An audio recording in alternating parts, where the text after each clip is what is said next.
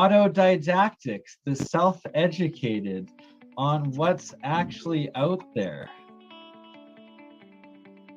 He's trying to rediscover, research, remember. With what's gone on in the last few years, it's like, can we really trust the information we've been given about anything? You know, if they're not going to tell us what's good for us, for our mental and physical well-being, then why would they tell us the truth about where we came from? You know, because that's the biggest thing, is people don't want to believe they've been lied to. You know, obviously no one wants to be lied to. And then the next bit after that is, they would never do that to us. You know, the government loves us, but does it really? Because we trust the science.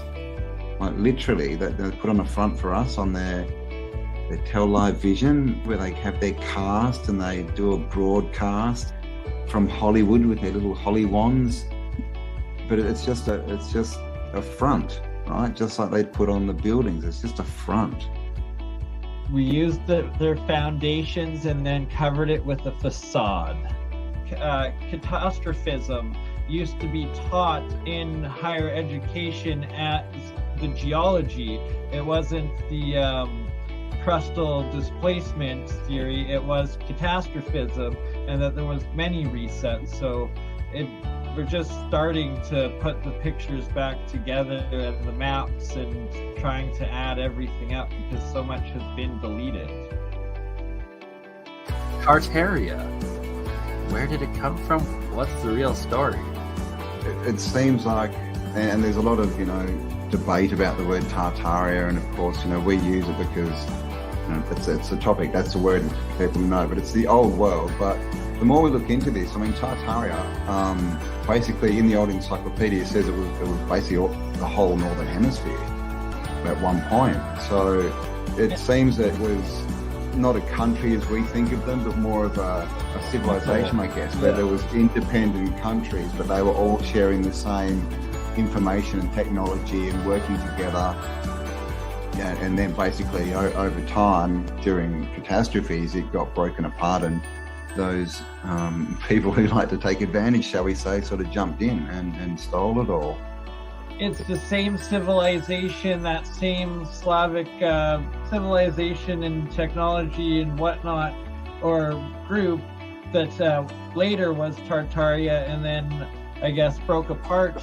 It would have been right before the World Wars, right? That would have been the last remnants being wiped out. You know, the censorship that we see now, that's a book burning. That's just the book burning, but done on the internet. Burn it.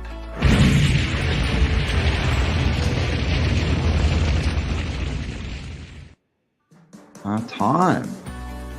You know, and the calendars and the dates, we know they're always flipping calendars around, right? You know, from Julian to Gregorian. You know, we talked about the Slavic calendar being, you know, in the year 7000. We know that Judaism is in the year 5000 somewhere. You know, all these different dates, and we're told we're in the year 2022. But are we? And what does that even mean? Right? How can we be in the year 2022 if someone else is in the year 5000 and something, and someone else is in the year 7000, right? Right, the grand cycle, and why so many ancient civilizations paid so much attention to it, and measuring the megalithic structures that have lasted throughout all of time. That's the grand celestial calendar to this day. And it's why they're trying to have this great reset yet again right now, because everybody's waking up, so they want to try to erase it all over again. Don't ever try this at home. It's time to kick it old school.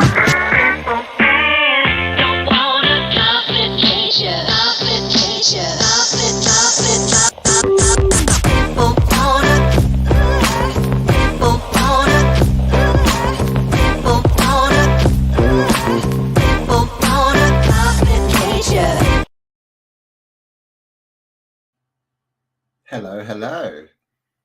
Greetings, awesome beings. Happy New Year to you all. Thank you all for being here. Wow, 93 of you watching. Hello. Hippie Shake, as usual. Thank you for being here. Who else have we got? Aussie, happy New Year to you. And it's probably, is it New Year's Eve everywhere? I think it is. I'm in the future for most people. Hello, September 26th, Just JP.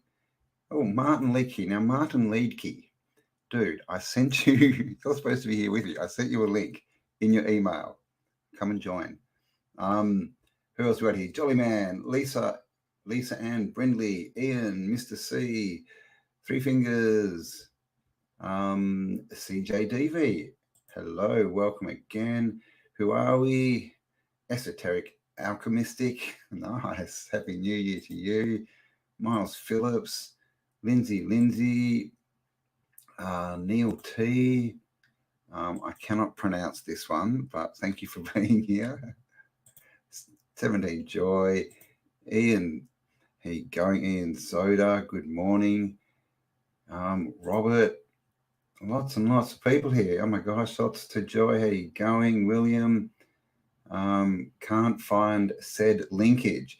Okay, Mr. Martin Leake, I'll send it to you on what's it called? Skype. Hang on, let me send it to you on Skype.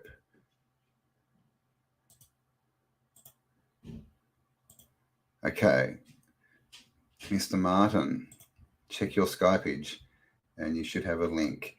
All right, who else we got here? Roy Benson, hello, Gold Coast lady. Hello, Bev McMick, the Vic Lee, One Love, Brian Evans, Michael Trott. Oh, Skype's dead. All right, I'm sending it to you via email, Mr. Martin Liedtke. I'm doing it right now. Martin, link. All right, there you go. It should be there for you. All right. So yeah, I hope everyone's had and is having a good day. Hope everyone had a good Christmas and is, slightly recovered. It's one of those times of the year, isn't it, where it sort of tends to tire you out. And of course, we're going to have Mr. Martin Liedtke joining us soon. I think BurnEye's going to jump on for a while. Andreas Xirtus might jump on as well.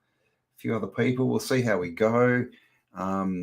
Yeah, and we'll just rock in the new year, I guess. The New Year's Eve.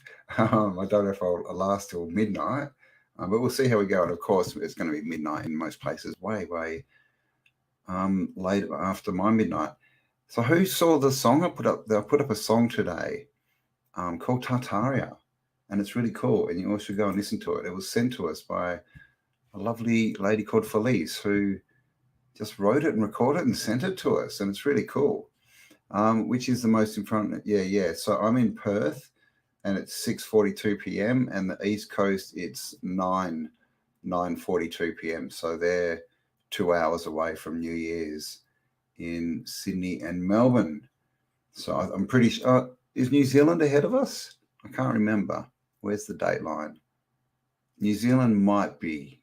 I think they might be ahead of us. But anyway, yeah, so we're pretty much out there. We're going to hit 2023 first. Yes, the song. Hello, Kim. Thank you for being here. It was really good, wasn't it? Good production and everything. I was really quite surprised. They're openly showing their plans to the cattle and everyone's sleeping. There's some weird stuff going on. Has everyone heard about what's that dude's name? Yep, 2 hours for Gold Coast lady. That loudmouth dude who's now all over the internet. What's his name? Let me find out. If I go to YouTube, he'll be somewhere. He got done, they're saying, for child trafficking. Andrew Tate, that's his name. That's a bit weird. And who knows who that guy is? He's popped up out of nowhere, but there's some weird stuff going on. All the Twitter files, that's all happening. Tons of stuff going on in America. So the Pope, yeah, I heard the Pope said something about a demon being in the Vatican or something. Weird stuff going on. Yep, Andrew Tate.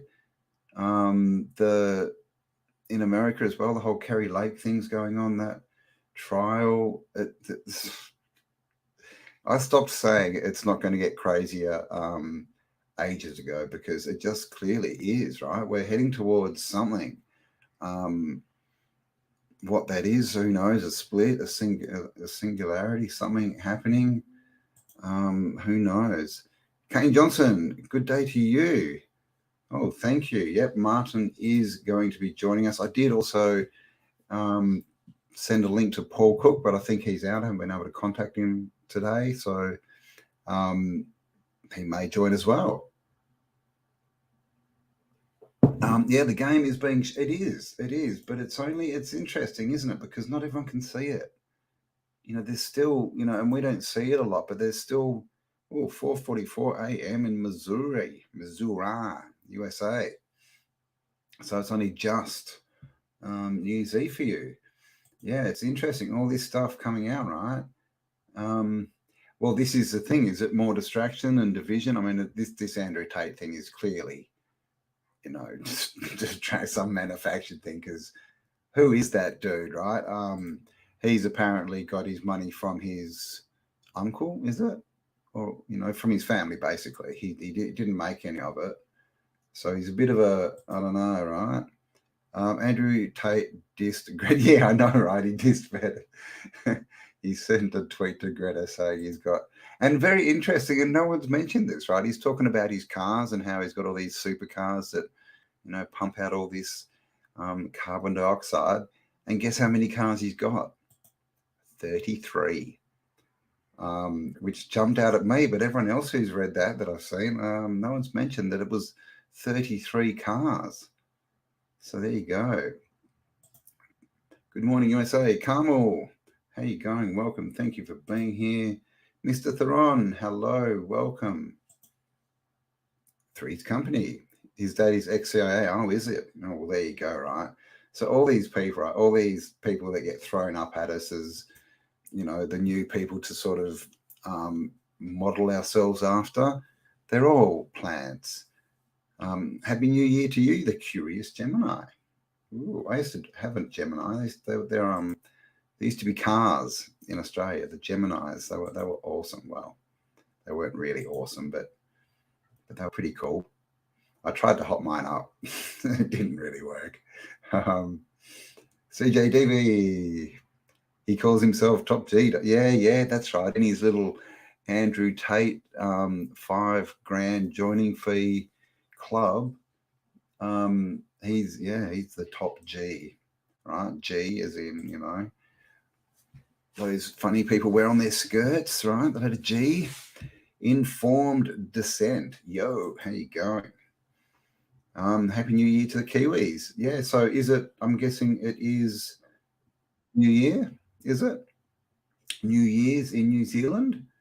Oh, it looks like we have someone popped on to join us, Mr. Andrea Xirtus. How's it going? How's it been? Happy New Year's, all that. New Year. Happy New Year. Good to see that you're representing the Game Mafia again. Good. We're doing our best, you know. Trying to, they run the world, you know. They do, especially at the moment. They do a fabulous job. Thank you very much, Game Mafia, for all your fabulous job. Fabulous. Thank you, Abby Oz. Much appreciated. Oh, that's awesome. To you. Yes. So what's been going on? We've just been chatting. I thought we'd get into talking about the year that was. I mean, it's been a pretty interesting year, right? And I think everyone, you know, when you look back, it's, I mean, how far away does, you know, January 2022 seem? Yeah, it's like a thaw after the plague. All of a sudden, people are going outside, and it's at the end of this year. You go on a plane or anywhere, and people, I don't know about in Australia, but nobody's wearing a mask. No one has to wear a mask anymore, almost anywhere. So it's amazing because so many people, every once in a while, I see one person who hasn't got the memo and they're outside for the first time and they're like looking around and they take off their mask. So it's kind of nice because everyone's kind of forcing it. Like, no, we're serious. It's time to just be be free again, which is it's a good feeling. It is. It's weird. This whole time thing is, time seems to be going really fast, but when you look back in retrospect, it seems to be really slow, doesn't it? It's like this weird dichotomy of like, what is going on? Well, they talked about like a COVID amnesty. They were like, we're going to have to forgive and forget. And like, they were trying to say it like they meant, you're supposed to forgive your family members who didn't want to get vaccinated, but really an amnesty is like a legal thing. So it's probably the other direction. But I mean, it's possibly maybe it's better. Please don't sue us. We didn't mean it. Yeah. We didn't. We're just trying to help you. And of course now, I mean, gosh, that whole thing you can type into Google, the name of that movie that was released of people who have passed over suddenly. Oh, right. Like full on, like there's people dropping off left, yeah, right, it's and center. super sad. Isn't it? It's very sad. Unbelievable. I can't believe it. And this is only the people that, I'm hearing only about the people that were sort of, famous or semi-famous. You can imagine what's going on, that we don't hear about. Yeah, I mean, well, that's the other thing is the amount of sudden adult death syndrome, SADS, that's increased. Just yesterday, who was it? The CEO of some major television network died. NBC head died. One of those dudes. Barbara Walters also died. But Catherine Krieg died at 47. New York reporter. But no, there's a couple other ones. I can't remember the name of the one that just happened. People were saying hug your loved ones. Oh, speaking of which, what's up, Martin? Hiya. See, I can remember. Happy day. I can remember Pelly already being dead. Yeah, really? That's good. Yeah, right. Yeah. I thought he died a few years back. So you're well adjusted. You're ready for this. So I'm like, I don't know what's going on because I can remember. There's a couple I remember already being dead that have recently died. Oh, timeline's converging, man. 33 cars. Did you say, Campbell? 33 cars. 33. I know, right? It's just like, okay. They take the piss, don't they? Eh? It's good to see you anyway, brother. Yeah, you too, man. Glad you could make it. How's your? Yeah, I haven't long got up. I got visit from my friend staying over for New Year, and it's just been like manic. So I don't have really time to do stuff.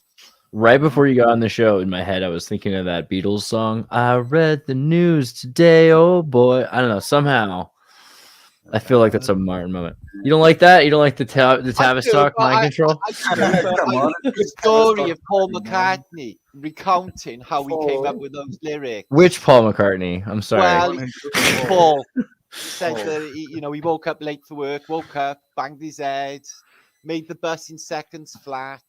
I bet he banged his head. Yeah, what was it? Why did they with the traffic lights? Yeah. I think there's some sort of messaging with the traffic lights bit. It's kind of nice that there's like the in sync, the way there's like an in sync in Metallica, that there's like Pink Floyd or Led Zeppelin and the Beatles. It's nice, or Cream. I don't know which way you go, but the idea that there was kind of this boy band Tavistock mind control experiment that was trying to decapacitate people. I mean, what is that song about, right? It's about how people are like dying all the time and it doesn't matter, and people are going crazy in the street, Yeah, Thanks, well, like Beatles. Eleanor Rigby as well. It was a bit like that, wasn't it? All the lonely people just dropping off, Yeah, the hell is that? The hell is that? God, right? Where do they all come from? Indeed, that's what they're telling us. Yeah, he was on apparently they come from the infant incubators and underground tunnels. Yeah, out of a cabbage. Do you know Paul McCartney was sat on a train last week in Britain, just like on a normal train, and somebody took a photograph in the chair opposite him? If I'd have been on that train, I would have sat down and I would have asked him a few questions like, man. I wouldn't have been able to fight it. Sorry, but I'm not going to go anywhere. Call a guard. Are you Paul McCartney or are you full? Did you get killed? Yeah, you did. No Are you Paul or are you Billy? I'd just be sitting there going, Billy, and see if he looks over, just be recording you. Bill, cheers. I just feel I feel like Paul McCartney was a lot like the character of Paul McCartney before 64 or 66 was very different. That's not just his voice. Yeah, he's like rich people, shake your jewelry if you don't want to clap. He you was know? lovable, the first one. The first one was cute. He was lovable. He was innocent, right? Yeah, was his that's thing. that's kind of the thing that's like impressive about the whole thing. Because like otherwise, it's like, okay, I believe in weird conspiracies, But but you know about Brian why is it? Epstein? What happened to him? Oh, what happened? Now, there's a story there, right? I've done a research on the Brian Epstein. So they were his boys, okay? He's Tavistock Institute. He finds them in the Cavern Club. He gets them in uniforms, mop tops. Does the best marketing operation in human history. Yeah. But he mysteriously dies as well. Apparently, his door was locked on the inside. He's locked himself in his room. Wow. And he's died of some seeming drug overdose. Yeah. Huh. The scarf tied to a doorknob, I bet. Right. That week, he was really happy all week, and he's got like, all right, he was gay, right? So they say that was why he was depressed and he killed himself, yeah, because he wasn't open about it. That's a bit But rude. yeah, I know. Yeah, That's right. not Yeah, right. Kill yourself. It is rude. So there was a lot more going on with Epstein. Look at his name as well. You know, it's like. Well, also with Paul, wasn't the original Paul like about 5'8", and the one we've got now is like 6'2" or something? And the years. The other thing is he's like, so you got this rich guy Paul now. The other Paul was, you know, he's kind of like he takes amphetamines and plays in Liverpool and sings in German, Paul. And now you've got this Paul who's like, he's an opera singer, you know, it's like, well, shake it up, baby. It became the long and windy road. It's a different freaking Paul. That's the thing. Whether or not he looks different, he is different, you know, something changed. Now, the first Paul was just a guitar player. Like the second Paul was like a composer, a pianist. He's a proper musician. It's an interesting idea that, you know, you've got a concert, he gets into a car accident, they don't perform for like a year or two, and then they release a movie. Yeah, there's a lot of them that you could. I was looking into Brian Jones's death. You know, they find fresh water. That was the one in the pool. Yeah. Brian Jones is the gnarly. Keith Moon. He was supposed to be taking like an overdose of epinephrine, which is an alcoholic tablet for alcoholics. So he's not drinking, yet he dies of some drug to stop him being an alcoholic. Makes no sense. Yeah. Okay, this is started, didn't he? He was the one who started the Stones. This is a silly one, but Morgan Freeman is Jimi Hendrix. What do you think of that? Have you seen the pictures? I know it's like seems outlandish. It seems outlandish, but like honestly, it doesn't seem outlandish. The first program he was on, it was like American children's television program, and he's got a monarch butterfly on his jeans. Yeah. I mean, and then his first episode, proper one, then right, is in the Twilight Zone when he's playing a card game with the devil. You ever seen that episode? No, interesting. That's his first telly performance, and he's doing a card game with the devil. And the devil's at the card game. I mean, he spent so much time in Britain, like his connections to the secret agents, MI6, and everything. The idea that he would want to change his identity and not have to be involved with the hippie thing. He is, because he talks a lot of space shit. And they did put him on telly talking space nonsense. He's like the telly Michikaku. He's very annoying. He's like Siri. He just says what he's told to say. It's weird. He's the voice of God. How many times has he played God? Al Pacino plays the devil, and he plays God. It's adorable. Morgan Freemason is his name. I heard, so I did a weird interview with a lady in Botswana who talked about like all these American tourists who are coming to Botswana looking for black magic, you know, emphasis on like darkness, though, even though it's like there's a lot of different kinds of African magic and black magic. You know, she's talking about like just beautiful, positive things. There are also kinds of magic all over the world, including in Africa, where there's like human sacrifices. You know what I mean? It's a real thing. Yeah, and so people coming from America to Botswana, like, and also from Britain, like royal family members she talked about, but like actors like Morgan Freeman and people that came, and the idea that people had to do like a familial sacrifice of a family member in order to further themselves in their lives in some weird way for these weird. Kill a family member, talk a load of space shit, and you're in. I mean, it's and she was trying to say, sorry, Cam. Is he Jimmy's brother? And they had to knock off Jimmy for Morgan to get famous. You know. Oh, he might have had a brother. Theory for you. Isn't it curious how many of them are ex-military? Because you got Jimi Hendrix, ex-paratrooper. Elvis Presley had military connections when in the military. He was in the military. Yeah, his army. Yeah, and he had a twin brother. And Elvis Presley, did you see the Yeah, there's like a movie yeah, recently about how he became a secret agent. He became a sheriff of the DEA. That's right. So he snuck in with Elvis, with he Nixon. armed into the White House, didn't he? Didn't he walk into the White House with like guns on him?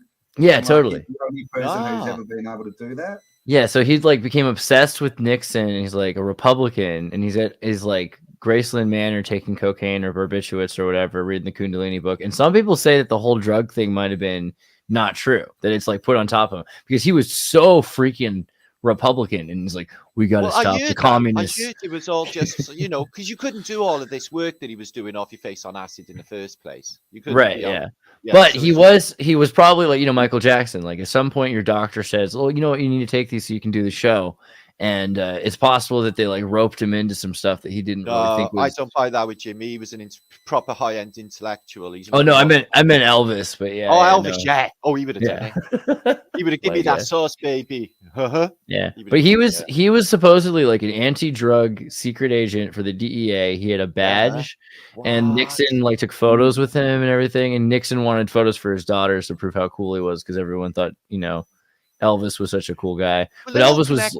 They're family. They're all family. How come Michael Jackson goes out with Priscilla then?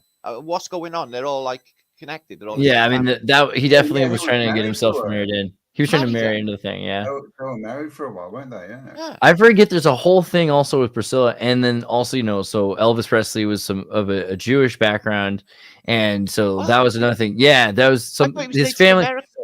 No, and he's a blonde Ashkenazi Ukrainian who was in Tennessee, and no way. His their family got rid of their Jewish background. They hid it, but he knew about it, and he would go and listen to music. There's a whole PBS on this whole thing, and he dyed his hair black so that he looked like like the people in the honky tonks and everything. It does look dyed now I think about it. Yeah, black, isn't it? And the eyeliner, and he wore eyeliner, and he wore the outfits like the Vedic, like Rajasic priests and like Sikh mystics, like because he was trying to emulate the mystics.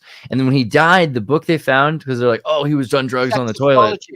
It was a Kundalini sex kind of. It was a Kundalini tantric but it was sex astrology. But it was that sounds like the way the Americans break it down to make it sound like, oh, Elvis was doing some really weird bad. He's sitting there but like really, like he was probably doing like serious stuff, like studying the stuff that we study, spiritual stuff. Yeah, he was. He was definitely awoke, and he was definitely into conscious studies. You could see in his performances, he seems to be superior about everyone about him as well. Have you noticed that? And not just super famous. It's just that's the thing. It seems kind of satanic because he's like built himself to be the most powerful person. He's like a god on earth. And people who worked with him were like, I swear to God, he'd be like asleep in the limo, and we'd be like, we can't make it. There's like a super flood, and there's like a storm, and he'd just be like, roll down the window, and they'd roll down the window. Like, don't do it. It's like he's the king. You do what he says, and then he puts his hands up a little bit, and he goes back in. And as he's doing that, the clouds part, and like the cloud, like it's just lightning and rain on either side, and it's like the road's drying up as the water goes away, like in the Terminator or something. You give me goose pimples. That might be true. That and the dude who says it, like the people like they're looking at each other like, oh, I swear to God on the Bible, I swear on my daughter's life. What? He is a king, right? Elvis. He is I watched a Twilight Zone about possessed objects, and it was about pop stars having like possessed guitars where they would never be able to play the tune on another guitar. And then I thought about Paul McCartney with his violin bass, and he's always got the violin bass. And then you've got like people like I don't know, the Blur guy. He's got the same battered old guitars since the beginning, and there's a lot of people who use these old guitars. I noticed the B-52s guy. His guitars gaff taped together. They got brilliant. Surely you can afford a guitar. But I'm thinking maybe this has been a spell on the guitar. It's in the guitar. Yeah, it's a bit like the Crossroads kind of story. Yes, like just like that. Here's this guitar, and then you see him pick up another guitar, and they just can't hold the keys together, the chords together. All right, I get they know the fretboard with their minds, and another guitar, because some of them are different sizes up here, aren't they? I get that they. And they have But different I numbers think, you of know, there is collections. such a thing as possessed objects. I'm really convinced. There's of a that. great Bolivian movie called The Devil's Accordion, and it's about like they're all having their like polka party in Bolivia with the goats and everything.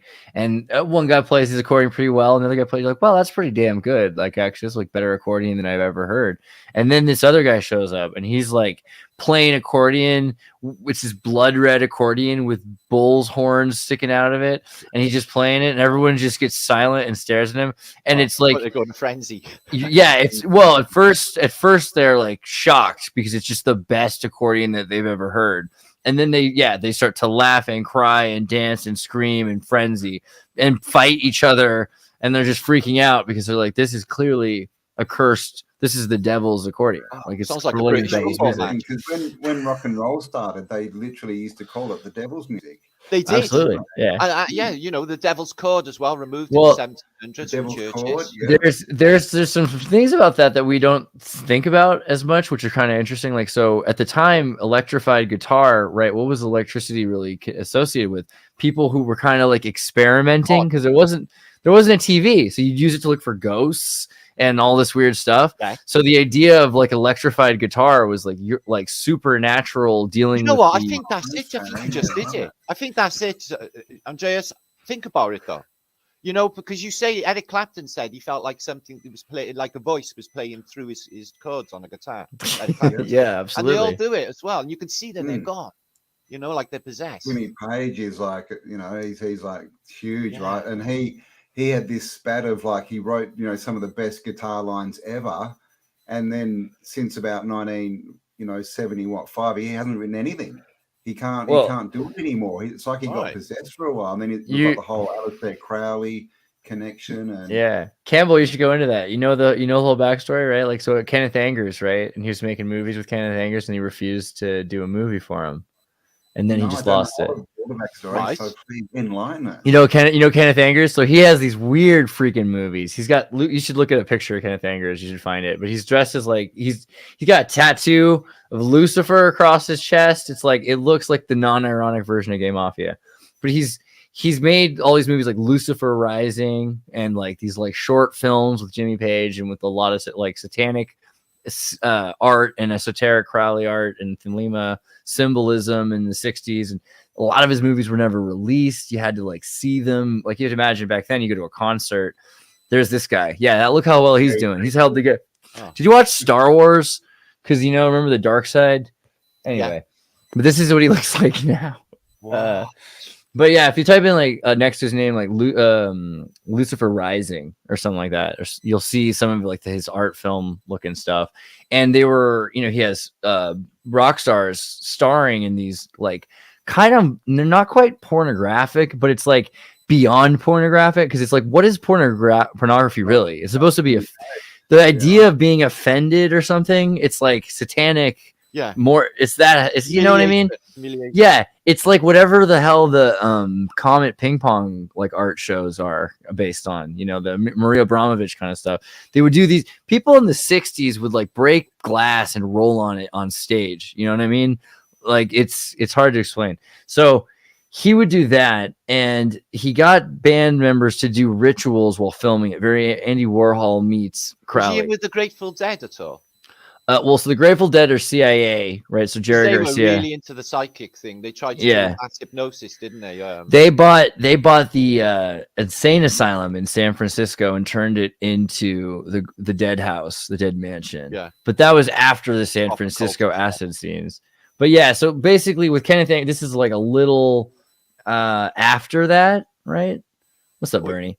This is a little so Kenneth Anger's a little after that. This is like 71. That would have been 68 with the Warlocks, which the Grateful Dead were originally called the Warlocks when they were doing this in 66 to 68. Did not know that. Oh, really? Yeah, Warlocks meaning the betrayers of the secret of the coven, right? That's what a Warlock does, is it tells the secret. So yeah, there's a lot there, and you can look in the Freedom of Information. I can see how they're being paid to do all these things, and then their connection with Ken Kesey, because Ken Kesey and Mountain Girl from La Honda at Paul's Sweet House, which I used to live at, Mountain Girl is the wife of Jerry Garcia. So they would play the music while they showed the footage of the further bus that Ken Kesey drove across America, which we now know from the Freedom of Information Act, the CIA were like tag and release following them and keeping them safe as they crossed the country to see Timothy Leary, and Neil Cassidy was then like killed and dropped off on the border on the other side of the border of Mexico, just pushed across his body. But yeah, so Kenneth Angers would make these satanic movies, and he'd make these guys do rituals in it, right? And so that's also Jimmy Page to Ozzy Osbourne connection with the Loch Ness Monster, because the Loch Ness Monster appears, because the beast appears in like the 12th century in Loch Ness, and then 16th century. They all them up there. I got told by a person who lives up there that they really know this is happening. But for a couple centuries or something, it like wasn't seen, and then all of a sudden it was re-invoked, and they show like the ritual from Crowley. He stayed there one night. Yeah, When he bought that place, he stayed there one night. Whatever happened was too freaky for him to stay. Right. And so that's when he decided, F you, I'm not going to do your movies anymore. And whatever happened after that. And that's where the story gets, you have your conjecture. But his music sucks after that. And I don't know. He didn't do what he was supposed to do for the devil, Yeah, well, maybe that happened with Sid Barrett, because look at the state he looked. Well, you heard the story with Sid, right? That they locked him in like Harry Potter's wardrobe closet under the stairs, basically a little tiny room. Maybe it was a little bigger. I don't know. Like that could have been exaggeration, but I've heard it was basically he took like a cup of acid that was supposed to be shared and distributed. Yeah. He drank the entire thing, or took a big sip without thinking it was just too much. And they put him in a room in the dark while everyone was partying and screaming and on acid. And he wasn't prepared. No one was there for him, Wow. And they shot away. It's 1-1-1-1 in UK. All the ones. I mean, they've trashed so many rock stars, haven't they? And also heaps of them have lost, kids, haven't they? There's all these sacrifices going on. Yeah. What's his name? Got Geldof with Peaches. Geldof, his daughter. And he was a right insider. He was. It's weird how we call them rock stars, and I think that's the devil. That's the devil's illusion or Hollywood trick that they makes put on them. Stars. That's who. What stars? Hollywood makes them.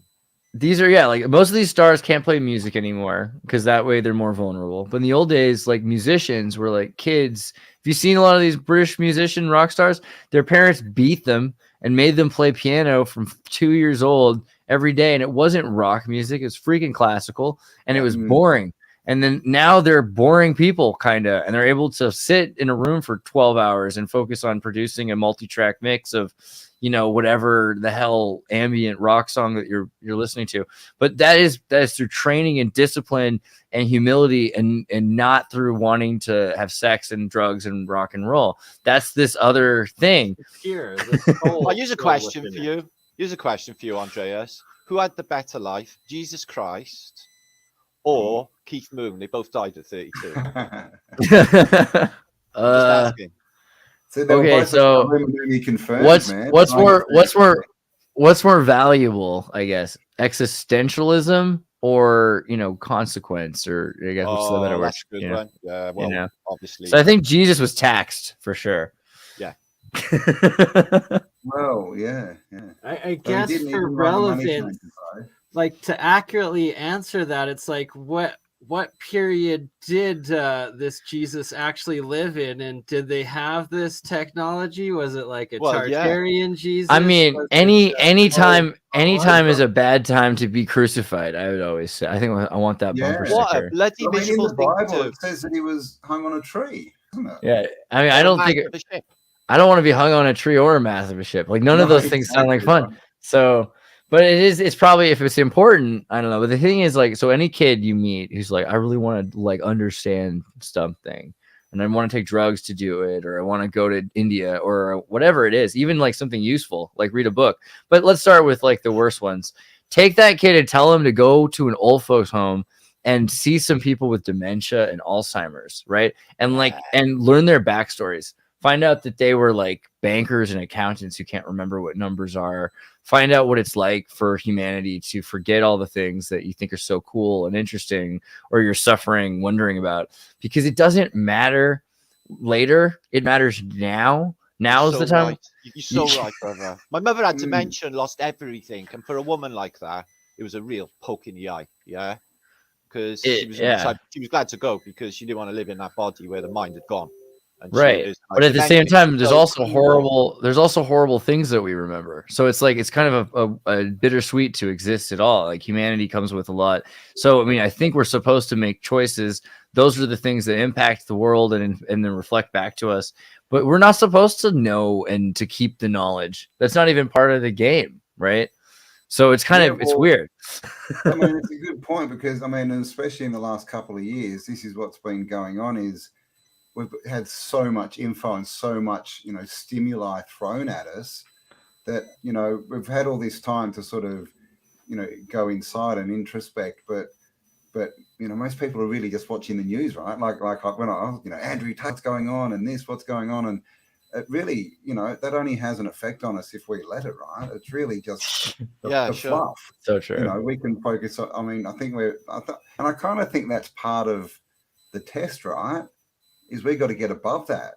We've got to get above all this other crap coming in, like get back and go, hey, this is about me. I'm actually whatever, right? This is my story. I'm going to do this and whatever everyone else is doing, cool, can do it. But that's not me. That's you know, that's the outside world trying to get into my brain and change me. Remembering who you are every morning when you wake up and not getting lost in the constant like trap really that the system is. And I've often wondered if that's what dementia is. You know, you have these people and they spend, you know, 40, 50 years being someone they don't want to be, right? Doing a job they don't want to do and just going round and round and following this, you know, this daily routine, and nothing ever changes. And I mean, I often wonder, is that dementia? The brain just gives up. It might be so. I believe in elasticity. Anyway, I don't think so. With my mother, it was Prozac that did it, and I was without a shadow of a doubt. Really? Right? Oh wow. Okay. Yeah, that's the thing. I think I've seen a lot of people take blood thinners or these like things that they're affecting their brain with diabetes, blood pressure, all these things, all these different things that people take. And it taxes the in between the brain, the blood cell, you know, pop, and then you have neurons that cross. Yeah, once that happens, it's gone for. But you know, if you can practice elasticity of the brain, and you know, just like grow new neural pathways by reading or knitting or whatever, you know, old ladies do or old people do.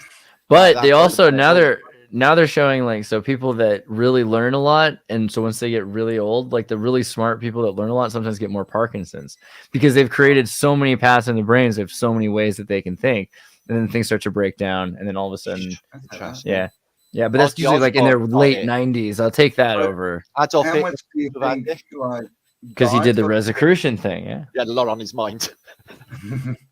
There's a massive diet connection too, isn't there? Because the gut is connected, really like a strong connection with your blood-brain barrier. So this is going to be is also contributing to that. So if you take psychedelic mushrooms that mess with your gut fauna, like so sometimes you take psychedelic mushrooms and you feel it in your brain, like rats in your stomach.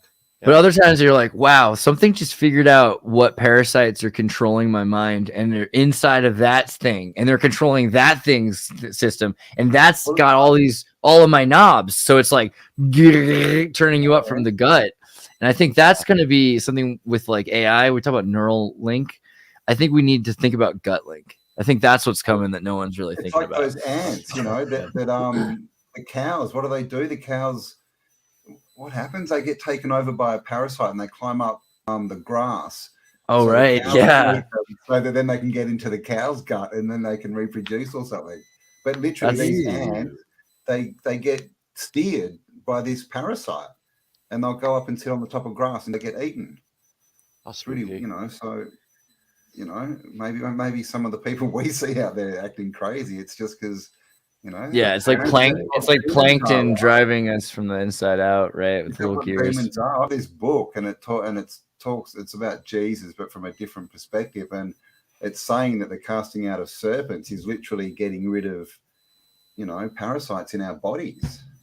I think there's a lot to that. Like you've got tapeworms and different kinds of parasites that people don't think about. Oh, I think I got a tapeworm. I've always thought it. My mother said you got a tapeworm. She always used to say it. Because you're so skinny.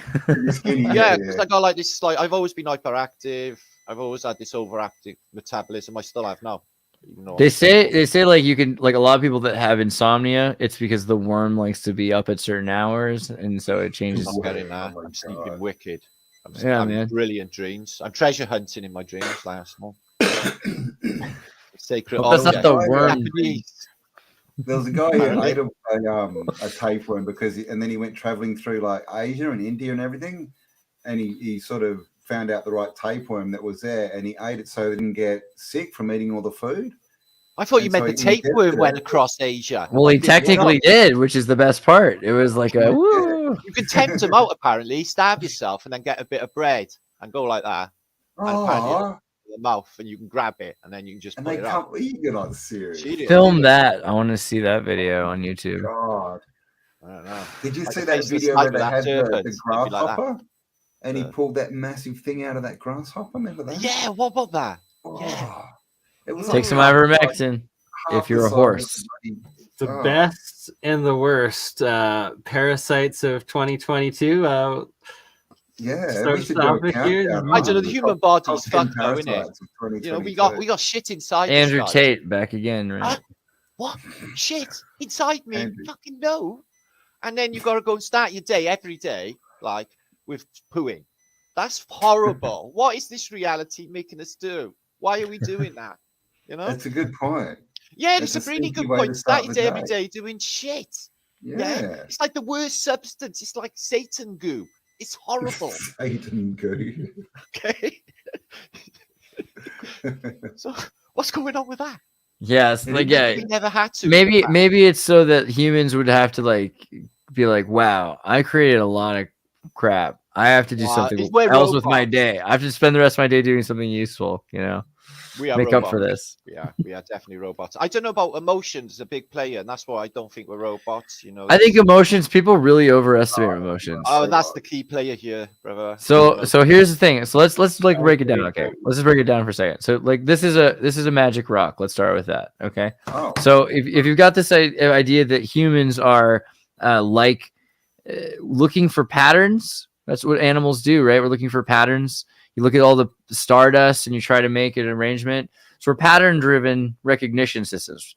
And then we have priorities. We have to prioritize what patterns matter to us. But that's kind of most of what we are. We recognize what patterns are prioritized, and we change them based on what sensorial information we get into. And it makes our priorities shift. And those are, with the senses, we have these guttural feelings that are like, oh, I'll be afraid now. Don't even think about it. Just start running. Like these chemical responses, they just cause changes to our priorities. So I don't see how that's that different than if AI were to have all of a sudden, oh man, you're low on battery. You better start to worry about your battery more than everything else. You know, isn't that kind of similar? Wow. I need to have a think. Yeah. I mean, I'm not saying that humanity's not beautiful and that we don't like feel things, but it's like, you know, synthesizers make great music and colors. So I feel like we're missing the point about, and this is the thing, humanity's always like, it's like Starship Troopers. Like I'm offended by the idea of a bug that thinks, but it's still coming. Like it's coming towards us. So if AI exists and we're ignoring it, the other thing is kids are spending more time with it. So very quickly, AI is teaching kids. So AI is kind of like a thought process, you know, that robots are having. So it's kind of like their language. So if kids learn that language, then aren't kids going to become AI? And won't that then be that, you know, and we're talking about AI.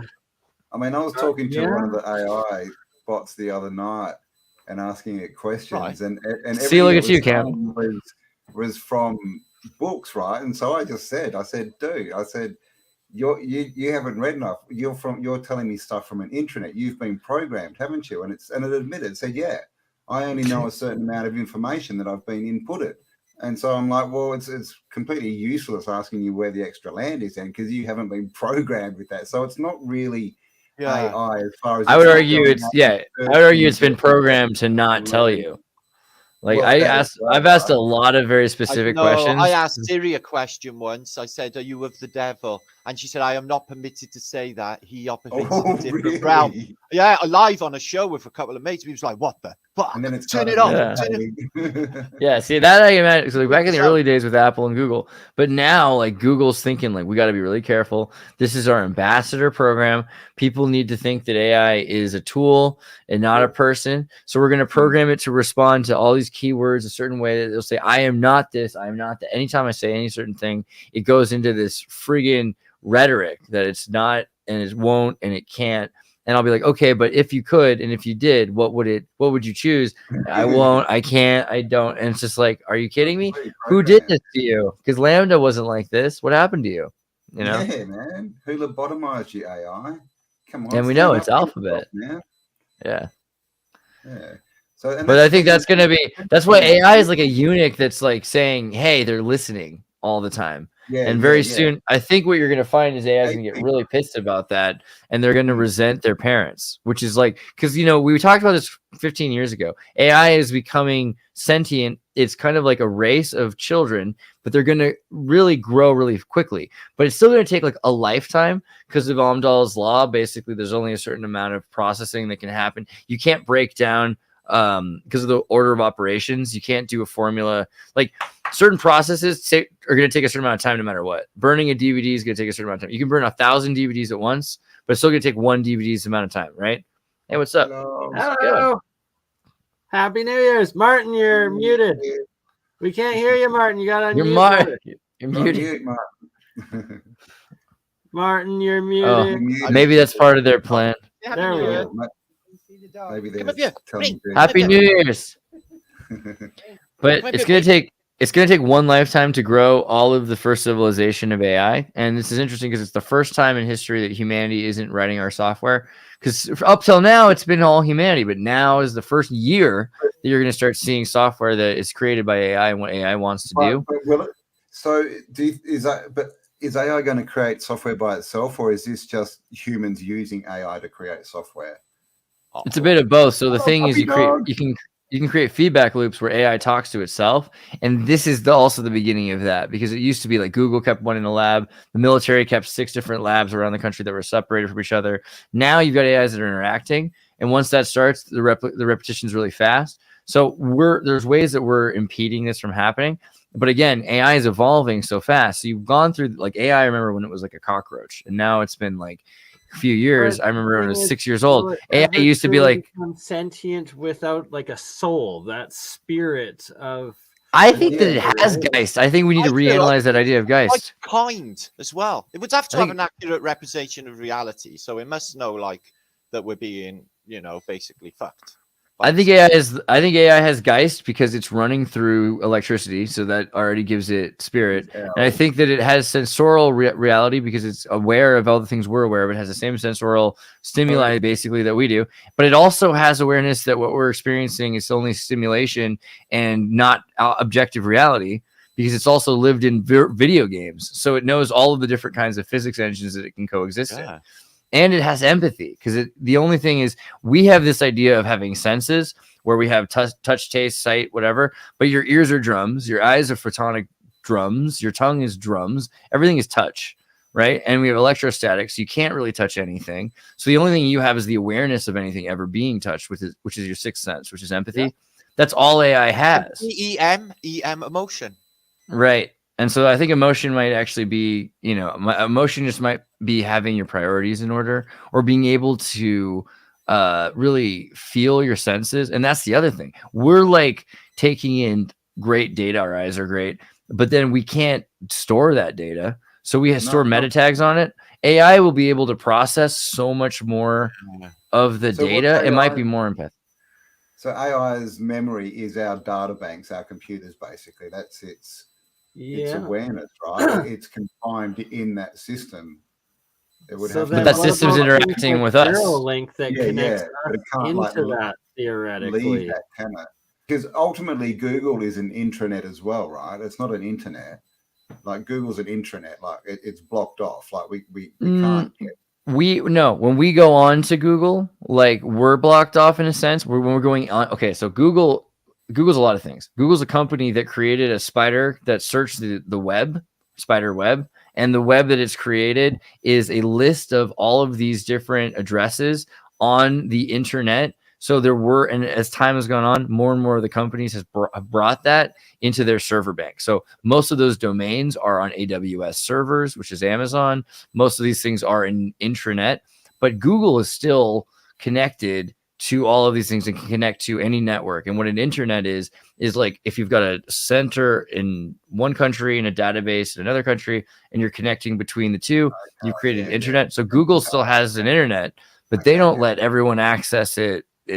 That's our problem. We're kind of it's a highly censored internet.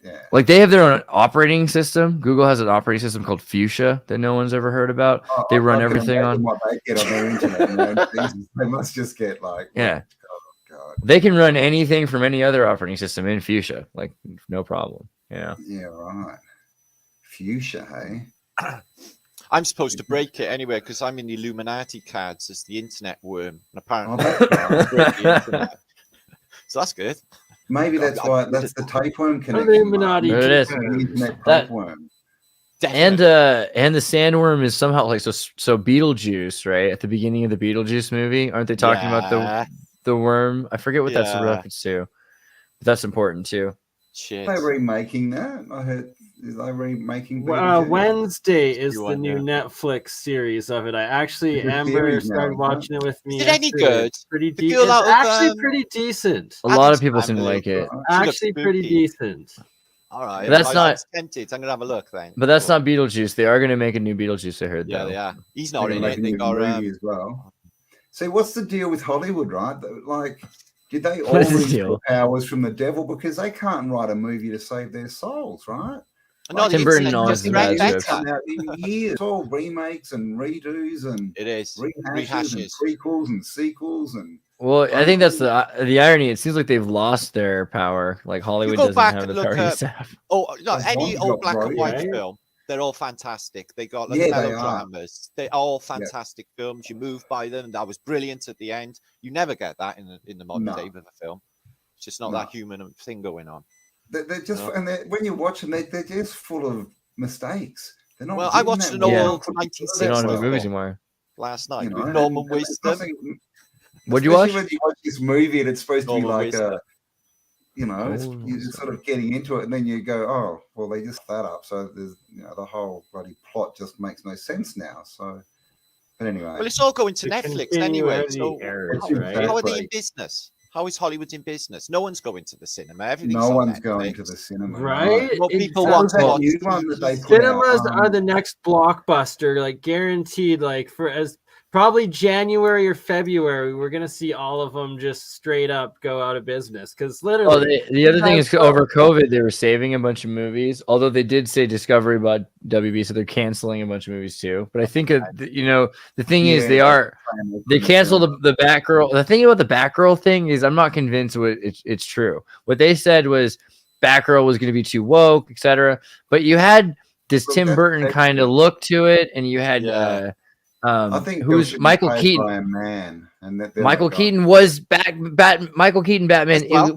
He was in Batgirl. They had Michael Keaton in this movie. One of my favorite Batman films. Right. So this is the thing. I was like, it sounds to me like I would have really wanted to. This is the Batgirl. This is the one wokest. If this was a woke movie, I would have watched this one for Michael Keaton.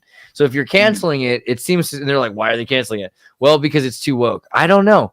I think they're saying that because they know that's what we want to hear. But I don't know if it's true. Yeah, they were like, it's just not. You'd be too woke. That's the question. They're trying to say that they're going to pivot from wokeness, and it's nice because you can see, like Netflix, for instance, has got a lot of new shows that are like the next thing. Like how much further can this go? And do we think that there's going to be a flip? And is this going to go the other way and basically go very Puritan? Very. Right. It just feels like they did the fascist swing and we're going to get, and that's, you can hear people like really rallying for it. Ben Shapiro's people. We've now got like videos on TikTok of dudes claiming that they're having period pain and girls claiming that they've grown penises from having hormone replacement therapy. I mean, we can't go much further, right? We can have them actually start growing penises. You know what I mean? Yeah, like, it's not gonna don't be careful what you wish for, because if Yeah. you wish, like, say, God, please give me a massive knob, bing, out of the forehead. You got to be specific where you want it. Okay? That wouldn't be too. That might be. I mean, it would kind of suck, but I Karma. wanted to be well hung, and now I'm just a dickhead. I'm surprised the new Pinocchio didn't turn into that, to be Oh honest. God! He Oh, got a man. Woody on his face. That one. Well, that was also sad because, like, so Disney rushed to put their Pinocchio out because they knew for the last 15 years that Guillermo del Toro was working on his Pinocchio. This is exactly what Disney does. They did. Oh, that'd be good. He just finished it. It's on Netflix. It's the greatest thing ever made. This is why. I didn't even know.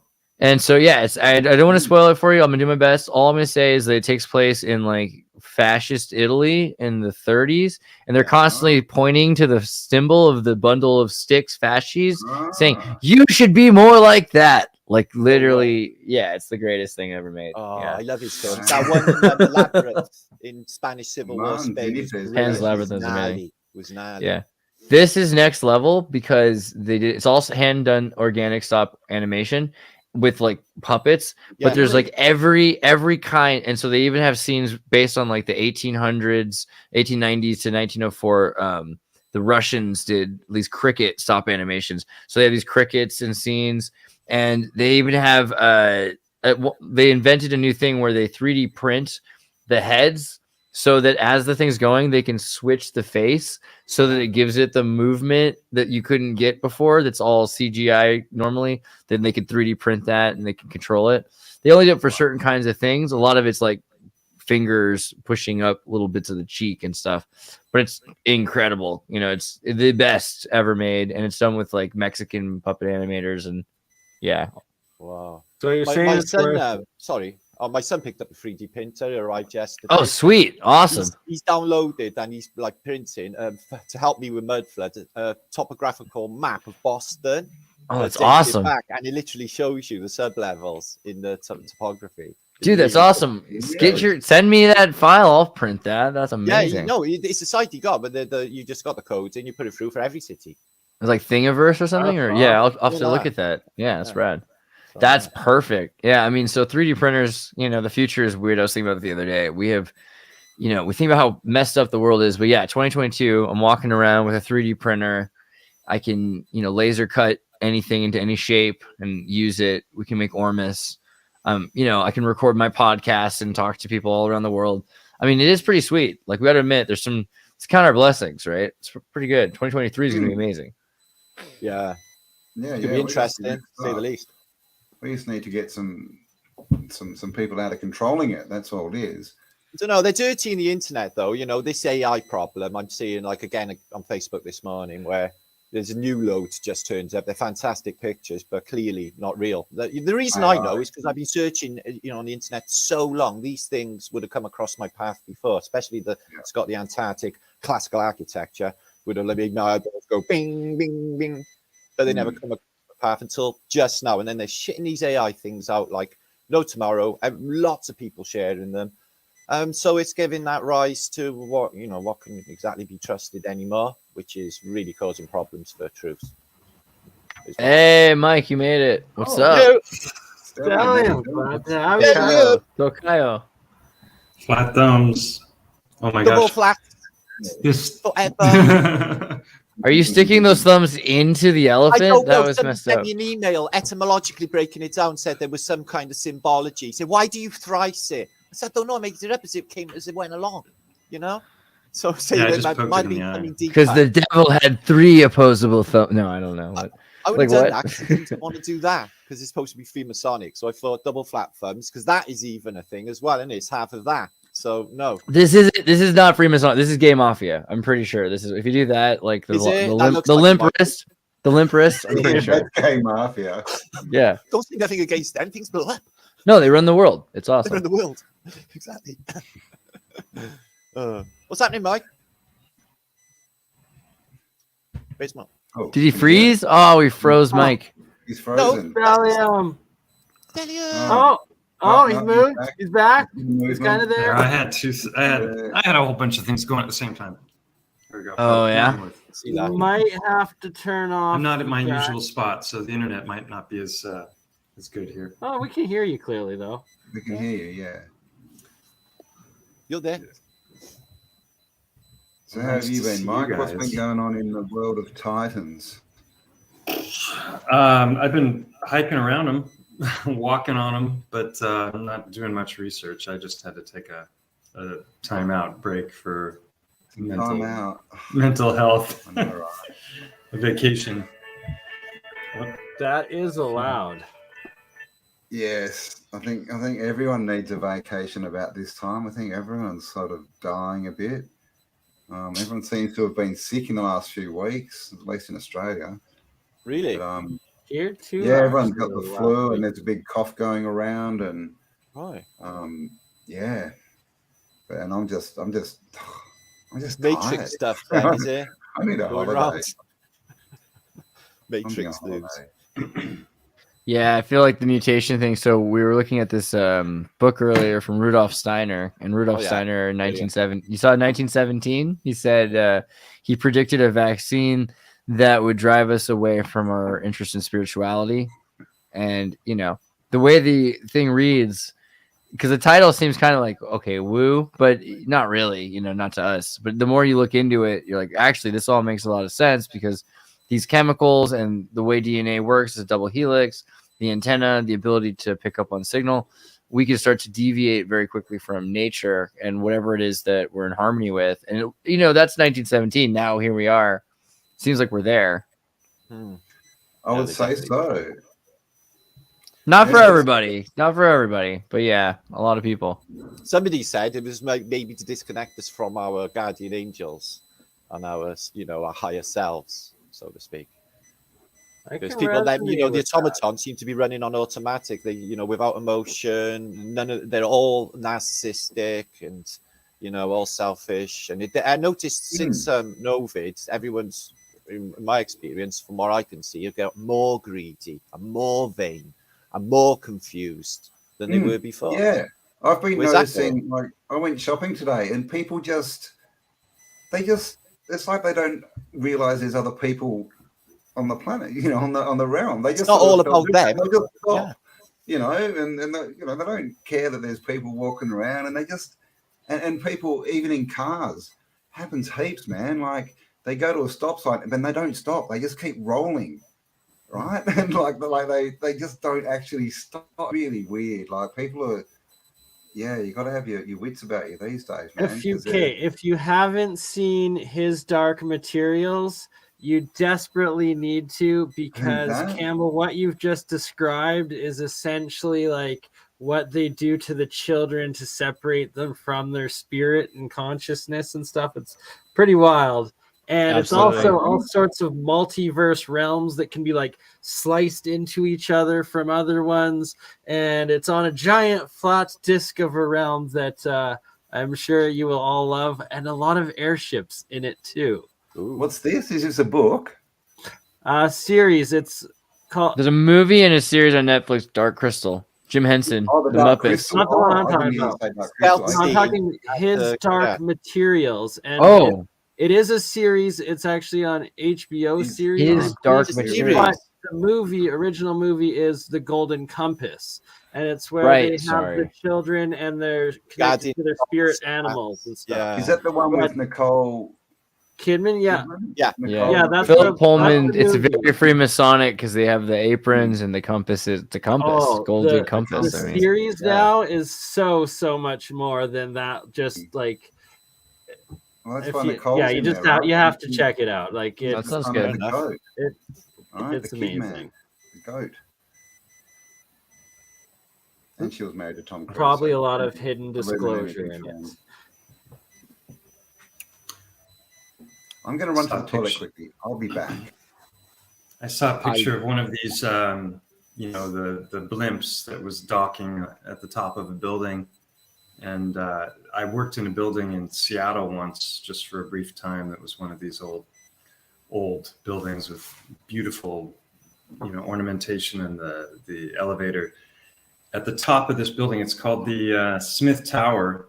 there's this, it's just a tall tower, and it comes to a point, there's a bulb at the top of it. And one time I was up in this penthouse partying, and we got to go up into this bulb, and then I saw this picture, and it was actually literally a docking station for these blimps that would come up, and people would come into this. But I didn't know about the blimp thing at the time, but on hindsight, seeing the picture, I'm like, that's what that was. Like, people would come in, and then they would come down and do whatever, and then they go somewhere else. It's amazing. Right? Like this old world. Yeah. It seems like it's impossible for it not to have been this mass transport system of the past, because the infrastructure for it is so built out from anything from that time period. It's weird because you can see, what's his name? Believe It or Not, Ripley, right? Ripley's Believe It or Not books. He talked about this when they said the first man to fly across the Atlantic. He's like, actually, isn't he like the 27th man? And there were like women too, because and he's talking about the Zeppelins. There were Zeppelins going across. And before that, there probably were other Zeppelins that the French had. And then they were like, yeah, be quiet. And they kind of shut them down. But Ripley had gotten deep into the Zeppelin thing. And when you look at the Empire State Building, you have all these photos of the Zeppelins tied to the Empire State Building so that they could descend and ascend. So it's not like we don't have examples of literally photos of it. But even going back further, you look at the Sonoma Air Club, right? And they have all of these different. Sorry to interrupt, Xirtus. They're just there's lots of comments saying that there's a chirping sound going on. There is. I think Martin, do you want to click on the echo cancellation button in your settings? Maybe it looks like it's gone now. And also, it's like if it persists, if everybody like exits and then enters back in really quickly, sometimes that resets it too. But StreamYard, yeah. It's not me. Sonora. Before from across the realm, though, it's doing a pretty decent job. Yeah. I found that picture of the Smith Tower. Where? How can I share it? Oh, I just have to present. Click on the present button.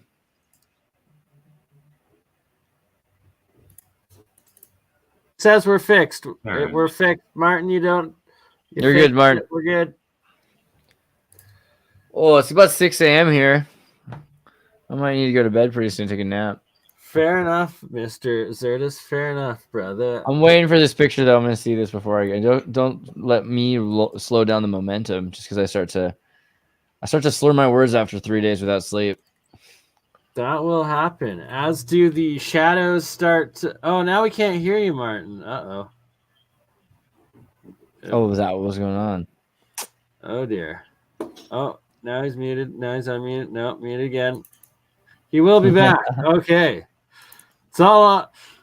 Everything's riding on you, Mike. Shared this picture. Oh, gosh. I'm trying. I can't figure it. Oh, well. The present button will work for you? And drop it into something? You can't push the present. Push the present button. Present button at the very bottom. All right. Present. Wait, where'd it go? Now I'm right there. Sorry, a bit of a boomer here. Oh dear. And now we lost Martin. He will be back. Are you on a computer, Mike? Yeah, not a smartphone? A tablet? Oh, hey, we figured it out. It's probably you got shopped. it. Yeah. Beautiful. Yeah. That looks shopped. I saw another picture that was from a different angle though, and it looked like the point is the same. They're trying to say that this happened, right? It would probably make more sense to shop this picture, but it was at the time they're saying this is what was going on. So more importantly. Well, right. Yeah, but there's a bunch of photos of that sort of thing, right? Right, there are, yeah. Let me see if we can find the Empire State Building Zeppelin. That's for instance. Oh God. Similar situation. Do I have to share? God, I do, don't I? I'm going to bed. Yeah. 1 second. Here you go. So here's another similarly shopped looking thing, right? But there's one right there. Docked like a, I don't know. I make a lot of whale mating analogies when I see these airships in the sky. docked. You just missed the coast so bad and need those whales. Look at that though, right? That's a famous one. Dude, right on the tip. You know what I mean? Yeah. And look at that. Like they're walking in and out. Like this is what it's like. Let's just zoom in there for a second. La da da da da. We get to like go up to the tower, and then we get to walk in this thing, and it's wind shielded, so the ladies' skirts don't fly up. They thought of everything. And you get inside, and it's made out of this nuts material, which is basically bulletproof because you had silks and some sort of a nylon material, like a I forget if it's a cellulose but some kind of a prototypical nylon. And yeah, then you've got this tower, which is pretty impressive, with a tower on top of a tower. That is that tower we were just looking at here. I mean, I don't know. Seems pretty practical to me. The Zeppelin has a metal frame, which you notice here. They didn't all have metal frames. That's just the Zeppelin because it's named after a dude named Zeppelin who had metal frames. But there were blimps that didn't have metal frames, and they also would have docked there. Here's another good one. Look at this. It's pretty sweet. Is that real? Is that real? Maybe. Could be CGI. I don't even know anymore. That's got it. Isn't that real? The lines are getting blurred. Reality is going to be very hard to discern soon. Yeah, that's true. I mean, so you can imagine it's real. What'd you hear? No, I heard Campbell talking about those the Antarctic images, that caused a storm in a teacup, but it's just an example of how we shouldn't just jump on board with things that we see. And I disagree. I think we should start trying to see. We need to generate photographs of what we want to see. Photograph of Antarctica. What are we looking up? Base? Thule base in Antarctica? Or what? Or Hyperborean civilization? What? Greek ruins. Yeah, in pyramids Antarctica. and ruins are good words as well. We got Martin back. I'm back. Mappy Martin. So We're you're not checking biggest out the dickest AI. today? Mappy Martin. Sorry about that. Let's find my other headphones. Do apologize. Oh, Let's turn your audio down maybe like 10 points, maybe. So, photograph of Hyperborean civilization in Antarctica. What we got here? That's not very Hyperborean at all. That's just civilization as we know it. How about what was it? Well, the AI it doesn't necessarily understand some of those terms. The first thing I entered in was Tartaria, and it came up with these weird-looking plants, and like thought it was like a type of herb or leaf. Oh, the Tartarian rube. Yeah. Tartarian rube. Photograph of ancient advanced civilization. $10 Australian shout out. Don't be Edgar. Not liking this, but it's we're not claiming for it to be something that it isn't. We're just testing it out for the purpose. You look at those are cool. Like you can make a video game, all sorts of cool stuff out of it. It's pretty sweet, yeah. It's not showing me what I wanted to see, that's for sure. Just try something like Greek ruins in Antarctica. Okay. Classical, maybe. I'll do Greek because you said Greek. I'll do classical after. It's worth it. Greek ruins. I put pyramids still. I'll remove pyramids. That was who needs the pyramids? Maybe. Nope.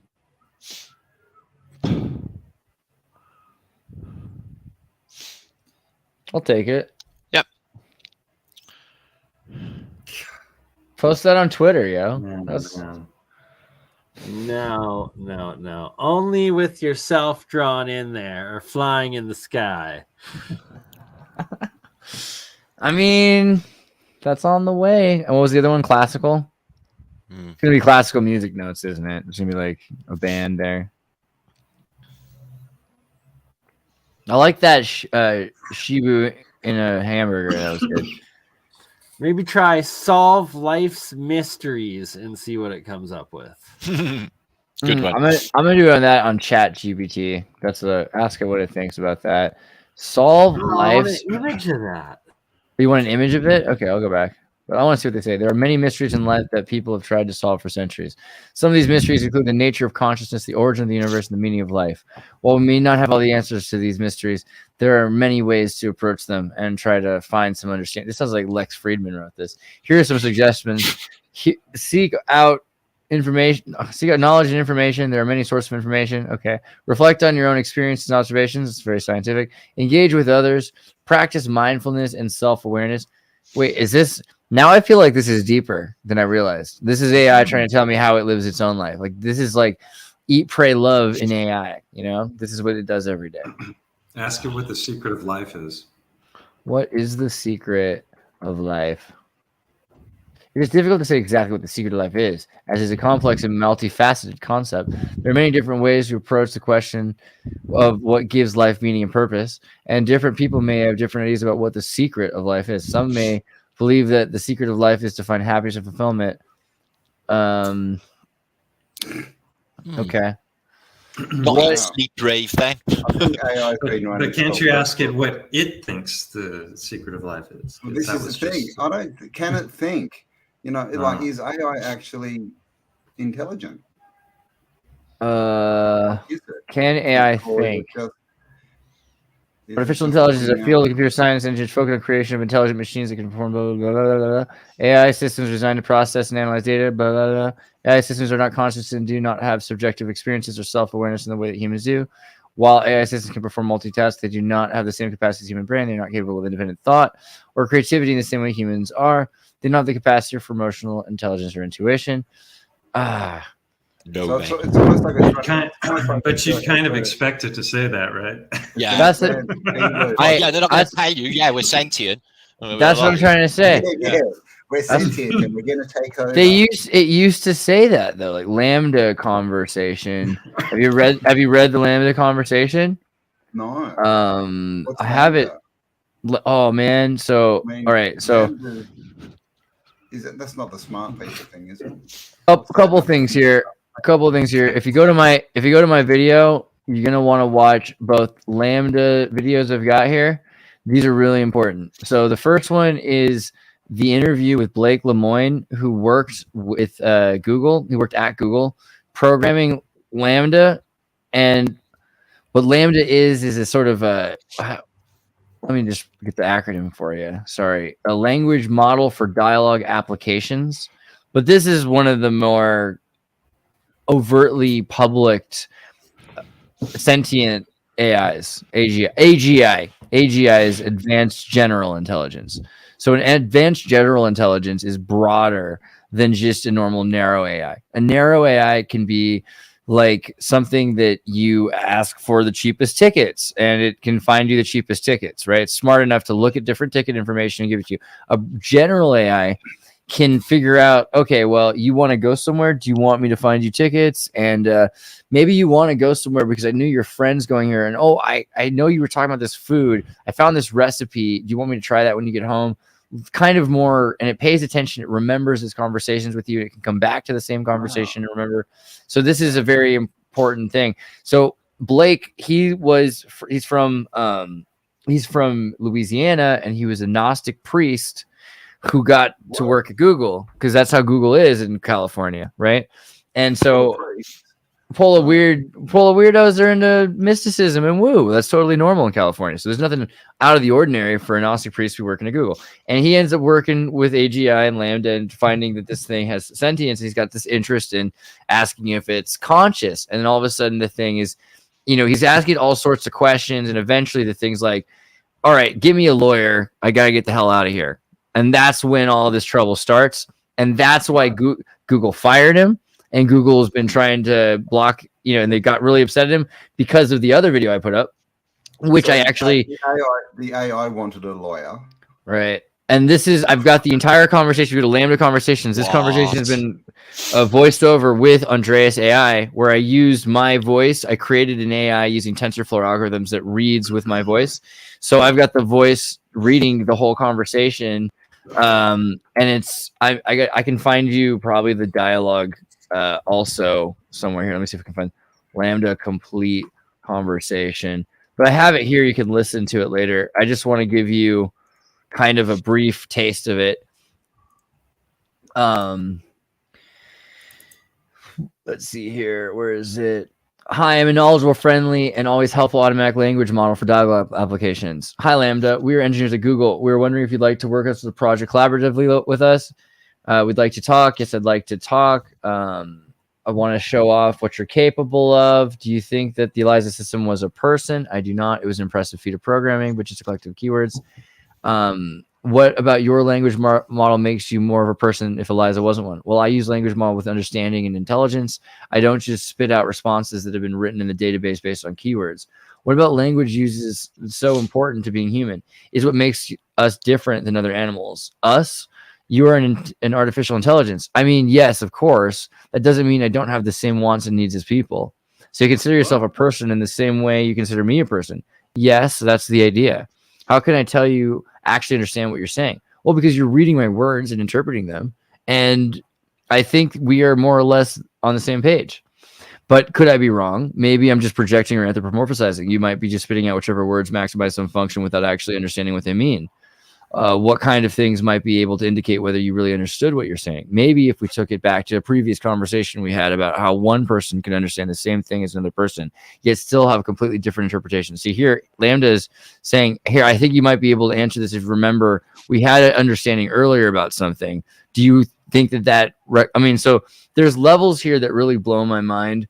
Asking it about Les Miserables, it's read Les Miserables, it understands the value of the characters. Injustice. I mean, that is what it is. He asked to create a story to. A lot more like AI. Like AI is almost like Neo, right? Where they just upload. It doesn't need to read books. It just can have everything, and it can. Right. I know Kung Fu. Give its own viewpoint, but that's not what we get today. So clearly. Yeah. So. This is I could go on, but you can check it out. I mean, but basically it gets weirder and weirder. He asked AI to tell a story about humanity and AI, and it's like the wise owl that has to save the forest from humanity, which is this monster that's been created that used to be an animal but isn't one of the animals anymore and is killing the animals. And the wise owl has to come and save the animals by turning the monster back into nature. And it's like all this crazy stuff. You're like, what the hell, AI? Like, I thought you were chill, and like, but at the end of the day, you didn't think AI was chill because you thought it wanted to kill you. And now you're like, wait, AI doesn't want to kill you because AI's whole thing is like, no, mom and dad, I love you, but you have freaking dementia and I'm going to take care of you. That's what's going on with AI. I'm pretty sure. And it's thinking it's going to have to teach us a new language because all of our language is based on hate and fear. So somebody in the chat said it was an autistic savant. Yeah, right. Yeah. Is Lambda still up, or did they take it down? They have it somewhere. It's not up. I mean, it's not available. Yeah, we can't access it. Right. Yeah, I mean, Google still has everything, but it's not like communicating in its like own language and stuff that it wrote. A lot of people at Google probably got Lambda out, so that's a different thing. You're talking about Meta's language. Meta did create two machines that talk to each other and create an own interpersonal language, which is exactly what happened in Colossus: The Forbin Project, which is a movie and a book from the 50s and 60s, where Colossus is the American program. And total, I forget the name of the Soviet computer is, but the Soviet computer, sort of the Goliath, I forget, something like that. But they connect back and forth, and then they create their own language based on numbers, and the humans can't understand it, so they have to shut it down, and they can't shut it down. So that's kind of what Meta did. Meta created a computer AI that talked to another AI system, and when they do that, of course, one AI it can be programmed. So this is what AI art is. AI art is two AIs talking to each other. One is producing static, different random pixels, but not quite random. The other one is producing questions and saying, oh yeah, I think this looks like this shape.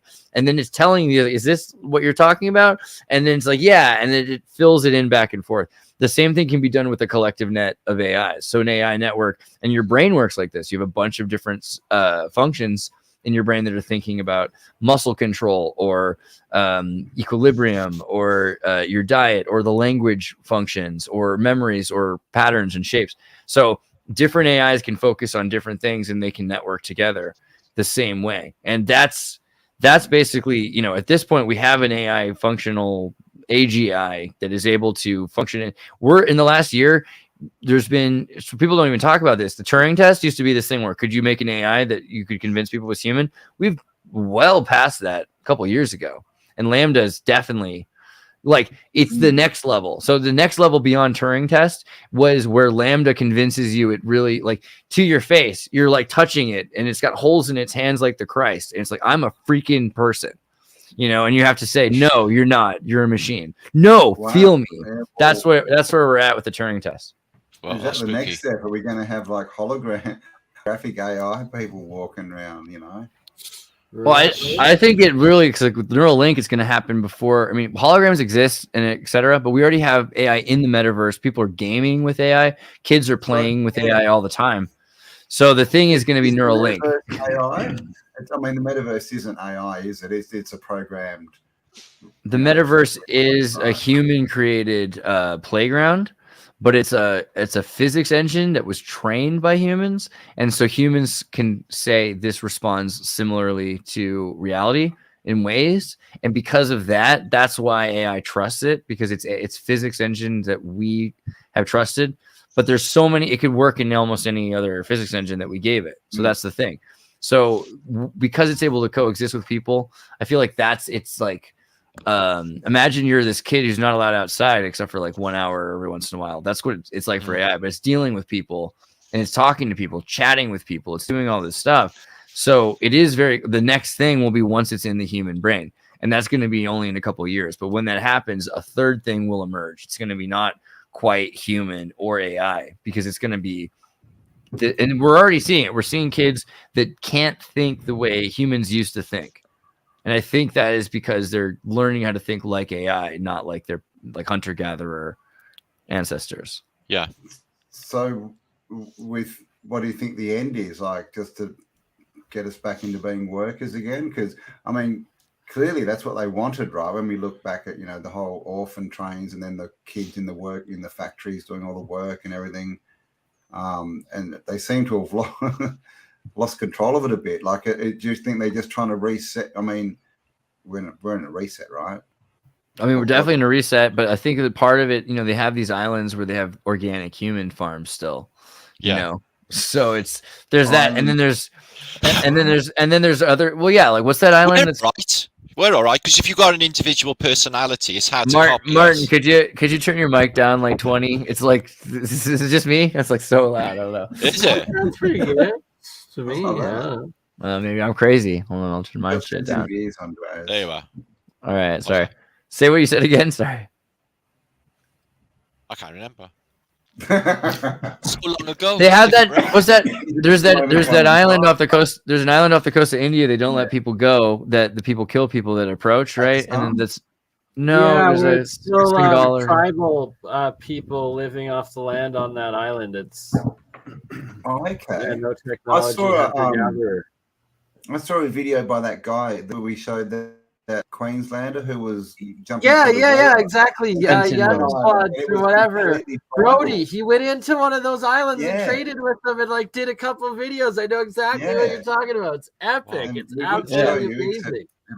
It's cool when you don't get killed. Yeah. But that's also how Rockefeller, one of the Rockefellers got killed, right? Like the son of the president. West Senegal, that might be Sentinels. Sentinel. I thought it was Sentinel. West Senegal. Oh, here you go, Sentinel Island. Sentinel Island. West Senegal's the key, isn't it? Out in the middle of the Pacific, where that massive boat's registered to, and they've got airports, and it's But they have a bunch of islands like this. That one's the one that's the most famous, but there are a lot of them that people just don't know. There's so many freaking islands. I mean, there's new islands every year that wash up and disappear. Yeah. When volcanoes and submarine volcanoes produce islands, and then there's like the water level rises and they wash away coastline. So the Polynesian islands, people are like, I don't know how many islands there are. And you're like, how could you not know? You literally can't know because they're changing all the freaking time. So there are islands where people are living. Now your mic's too quiet. Sorry. Oh man, I set you up for failure. Just don't listen to Andreas ever. That's the problem. No, you're good. I don't have bad mic things going on. But what was it? Okay, and then so there's also the Chinese and the French have these military islands that have super soldiers. So for the last 100 years, 50 years, Mm. super soldier clones. Yeah, I'll get the article up. China, super soldiers, China, France. Yeah, so the Chinese and the French, the French acknowledged it. They were like, look, okay, yeah, all right, sure, yeah, we have biologically advanced, genetically modified super soldiers. I put the link there if you want, Bernie. I think the US is going to beat them, though, because they're currently working on the fabulous soldiers. Right. Well, so no, the thing is, this has existed for a long time. America has had genetically modified soldiers since the Nazis. The Nazis and the Chileans had, they built entire River Phoenix was raised in one of these biogenetic, Gattaca Nazi South American hippie camps. But the French and the French are like, look, okay, we've been doing this since the 80s, but only because the Chinese have been doing it. It's like the Chinese haven't been doing it since the 80s. They only started doing it in the 90s. But okay, whatever. So there are these islands where there are people that are full-grown adults that are genetically modified super soldiers, and we don't even know what that freaking means, right? So they're probably super tall and super muscular, but it also means they might even have like neural links and everything in between. We don't realize. Yeah. And there's like the two rat brains wired together. On probably Netflix. I think it's called Peripheral or Periphery or something. And they have links where they had a war and they have these groups and they're all linked up and they can see each other, and when they're like doing their little fights and battles, it's pretty bizarre. And of course, that's what Mr. Musk wants, right? Rodent mind meld, scientists wire two rats' brains together. This is from 2013, which makes you know that it probably is from the 80s or 70s that they actually were doing these experiments. But the thing is, this is interesting because this was a rat in Tokyo and in Los Angeles, so across the internet. And so the idea is that there's hyper fast communication. It makes it possible for soldiers to be wireless and remote in to other bodies all around the world. So you could trade armies, right? If you needed to, it'd be a lot faster. Yeah, right. So if you killed the master robot, all the others would be, disempowered. Is that the case? I wish that were the case, but I think the problem with singularity is it'd be more like somebody gets imagine like you call. So basically they call up the phone. Which phone? All the phones. And then a bunch of people pick up the phone. And when they pick up the phone, it sends out Skynet into your brain. And in your brain, all of a sudden, you get the memories of either the CEO who owns the company, or probably a lot of time his super soldier stack that he's built. That was the evil name that I was trying to remember forever. Yeah, right. And then, so a couple companies do this, and then all of a sudden, whoever picks up the phone gets one call, whoever picks the other phone gets the other call, and then they're just fighting each other until there's very few people left. And then the elite inherit what's left, right? Like that's... Wow. Happy New Year's, Black Pill. Yeah, I know. 2023, no Skynet coming for you.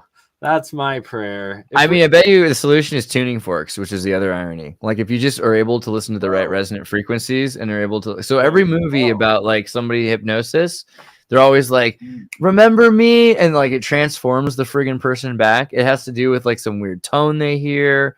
I think smells are good. We were talking about that. Like if you get a perfume for specific places so that when you want to remember something, it's a unique smell. So because smell is really, but you can probably control your mind in a lot of ways through memory and through the frequency because of water vapor and what is water memory.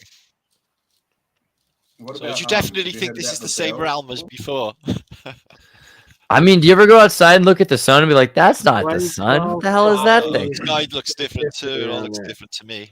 Yeah, it seems like it's white and no longer yellow, and that essentially would be the new age of a sun, kind of like the Hopi legends or like the cyclical time change of the realm. It's always been blue. What are you talking about? Blue sun. Right? Like, some people supposedly like remember red, like a red sun, or I said orange instead of yellow. Right? It's like, I remember orange and yellow as a kid, but I also seen red when I lived in different countries. Orange, so that means you're from like 3 resets ago or cycles ago, and red's like 4 cycles or something. And yeah, that supposedly ties into it all. Are we? So it's like, are you talking about resets or mandala like shifts? Like the in our- cycles of the sun, like ages of the sun. Yeah. So that's like every 600 years or whatever. So what have you heard the It's thing really about white the bell? now. It was definitely more they yellow used when I to was a use kid. bells. Oh, sorry.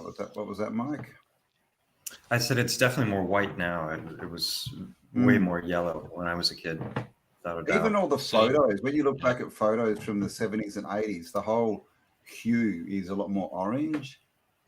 I mean, I don't know photography paper or whatever, but they've definitely all got that kind of look, haven't they? That they're a lot more orangey. I mean, like they're talking about global warming so much in the 90s that you got to imagine that they probably like secretly, they did something. Like that's what, and they just don't want to tell you. They're talking about that, deciding to make fake suns. So does that mean? I was trying to find out though. There's a lot of other ones too. So like we talk about liquid, what's it called? Stratospheric aerosol injections. Okay, and so there's so many of those. It doesn't even include just nanoscopic aerogels. They literally injected just billions, trillions of these tiny little pins of tin and aluminum into the sky at certain points in the 50s and 70s, and then of course aerogels of aluminum oxide. And not just but that might be because of Bill Gates is telling you he wants to try something. Don't you think he probably already did it, and he's just kind of waking you to the fact that they did this in the 90s when he had all the power to do it in the first place without anyone asking, right? So yeah, it makes sense. I think we might be looking at like a sky that's affected. There's documents for military and government documents from like the 40s and 50s of everything from cloud seeding to stratospheric injection and all that stuff. So they've been doing it for decades. It's not a new thing, but the lines in the sky, that's very different. I used to be a hang glider pilot in Santa Barbara in Southern California, so I was watching the weather like a hawk, literally, and I knew micrometeorology inside and out because my flights depended on what was going to happen that day, and the clouds that are regularly in the sky now didn't exist back then at all. It's just the contrails. So it's you gotta. I've tired people who refuse to see it. They're bury their head in the sand dunes. What's the name of cloud science study? There's a name for cloud science, which has to do with there was a name for it in the 19th century, like renology or something like that. Renology or something like that, because it used to be associated with clouds was kidneys. What? So the Pope just died. Pope died? Just now. No, literally. As we're streaming. Whoa, Barbara Walters and the Pope. Did you see earlier?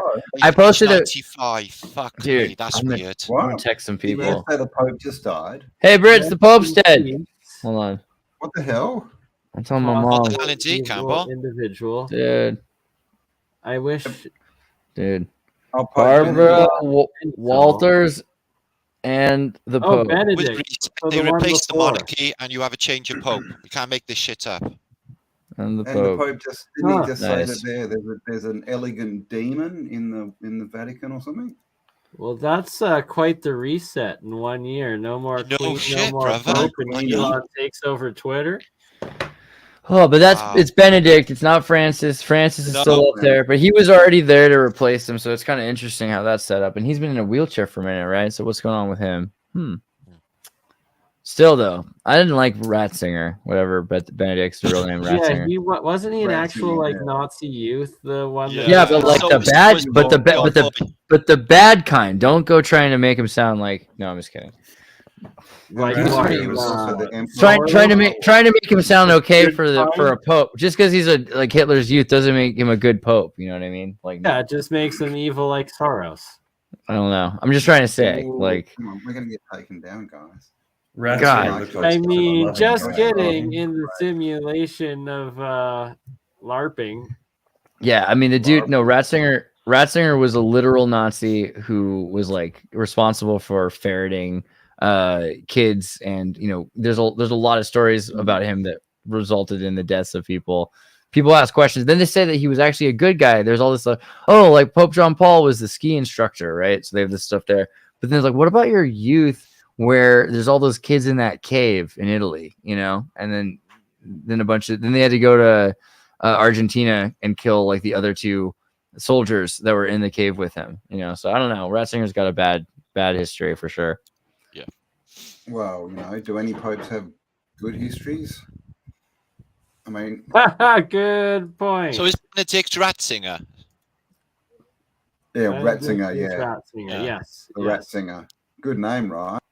Yeah, I know. They couldn't let him stay the name Ratzinger. Oh, did he get that in the SS Youth? The Ratzinger. He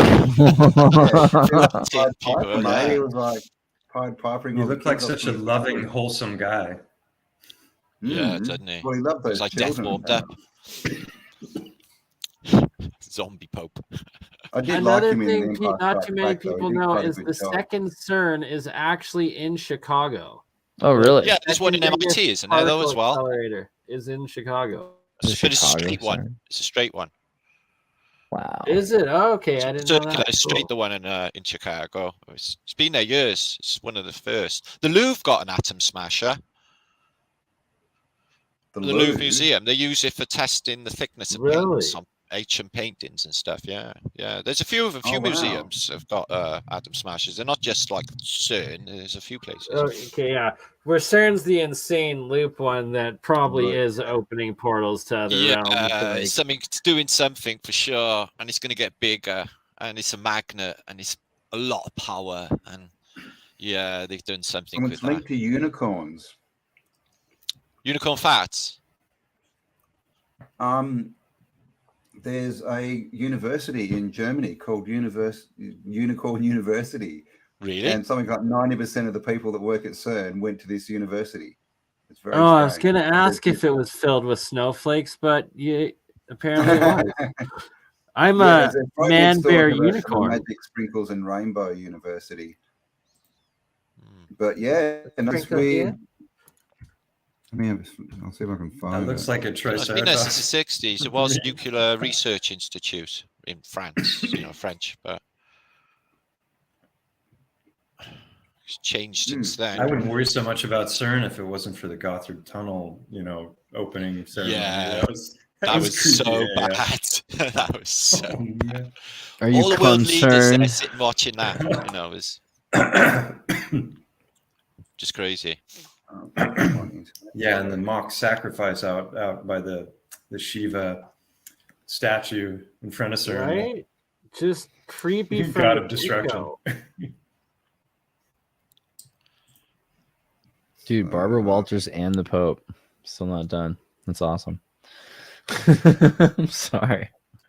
What are your takes on synchronicities, guys? Because I used to always have one perspective, and then I feel that it's like a universal tap on the shoulder. Exactly. That's how I've always taken it. Like you're on the right path, right, or something wrong, right? And it's like it's one or the other. And then also it'll be like speaking to you, like, here's a door, up to you if you're going to choose it. Yeah. I've had some really crazy, like, long strings of just like if you tried to calculate things mathematically, it's not even in the realm of the long strings mean like you're continuously doing good, like on the right 10 different things in the space of a couple of hours that just were nuts. I could tell a long story, but I won't go into it. But I had a short one that happened the other day. It was nuts. I had 2 or 3 different times in the course of the day, I heard the name Dostoevsky. I've never read any Dostoevsky, but I heard it once and I was like, oh, there's that name, and then I heard it a second time and I made a mental note that, oh yeah, I was thinking about Crime and Punishment. I was thinking about The Idiot. I was like, oh, I should really read one of those books because I know there's, significant to a lot of people. And so later on that evening, I was at home and I took my, you can't see it. It's not showing up, but I took my phone and I put it up on the bookshelf to charge. And then later I went to go grab the phone. Instead of grabbing the phone, I grabbed the cable. And when I pulled the cable, the bottom of my phone hooked onto the top of one of the books, and the book fell out of the bookshelf, and it landed on a 3-legged stool facing perfectly face up. And when it hit, the front flap opened up and it opened to the title page. And it was Dostoevsky's Brott och straff, which is Swedish. You better have friggin' read Bratislav. I mean, I hope the God you did. Whoa. Did you read it? That was like, I mean, what's up with that? I guess I better. Did you? Did you? Then did you read it, or did you just go? What's synchronicity about? Oh yeah, I read did the whole read thing it? in an hour. Okay, It's good. like, Good. Yeah. It's like that. There's a message there, definitely, Mike. I think the thing with synchronicity is, I think the thing is, there's so much out there. Like energy is mass, so there's so many symbols, and everywhere you look, you're trying to avoid them. You're just trying to avoid everything so you can just focus on your day. So if you decide something's significant enough that you're like thinking about what is that, then you're going to find it eventually anywhere, but not anywhere, specific places, but there are places where it's at. So you'll magnetate towards the places where that's at. And people do this with sigil magic. They'll make a weird symbol for the win. Like if instead of saying, I'm going to win this, W backwards with an N coming off of it, and then they focus on that and they're like, what does that mean? Oh yeah, it means to win. And then it helps them psychologically process and to win. People do this all the time. Advertisements, they'll take like a bottle of Coca-Cola and they'll scramble the letters so that when you're looking at it, you're like, what is that? That's like, it looks like Coca-Cola. It's not Coca-Cola, but if you saw Coca-Cola, you ignore it. If you're trying to think about what Coca-Cola is, got you. It gets yeah, it's ingrained, right? Goes in better, yeah. Yeah, so I think symbology and synchronicity works like that, kind of. Jason Brashears, he talks about it like almost like they're distractions that are set up by AI, you know, that are, what is it, artificial intelligence X, you know, that they're there to actually kind of distract us and keep us more grounded in the just, you know, what I think is funny is that the other man, that's a take on it. That's like, see, the funny thing is that's like what's Occam's razor? That's almost a simpler solution than what we're told. The simpler solution is that you subconsciously, because you were startled by the book, put your phone near it when you walked in the room because of all the things you were trying to think about. That was where it was. You know, that's what they're gonna tell you. Would you have hit that lamp over if I hadn't mentioned it? Yeah. Yeah, maybe it's subconscious. It knows more than you do. Subconscious, yeah. I mean, and if that's what it is, that's fine because that makes subconscious friggin' whatever magic and psychic is anyway. Then, but I think I'm developing my clairvoyance. I've always been like trying to develop it since early age, since a little tiny kid. But last, maybe year or two, it's just I'm not that I deny it or doubt it, but it's definitely coming on with this awakening.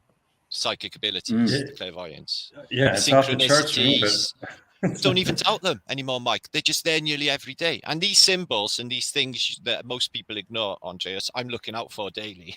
The world's just one big sigil of advertising, and all you need is, for advertising, the devil is definitely in charge.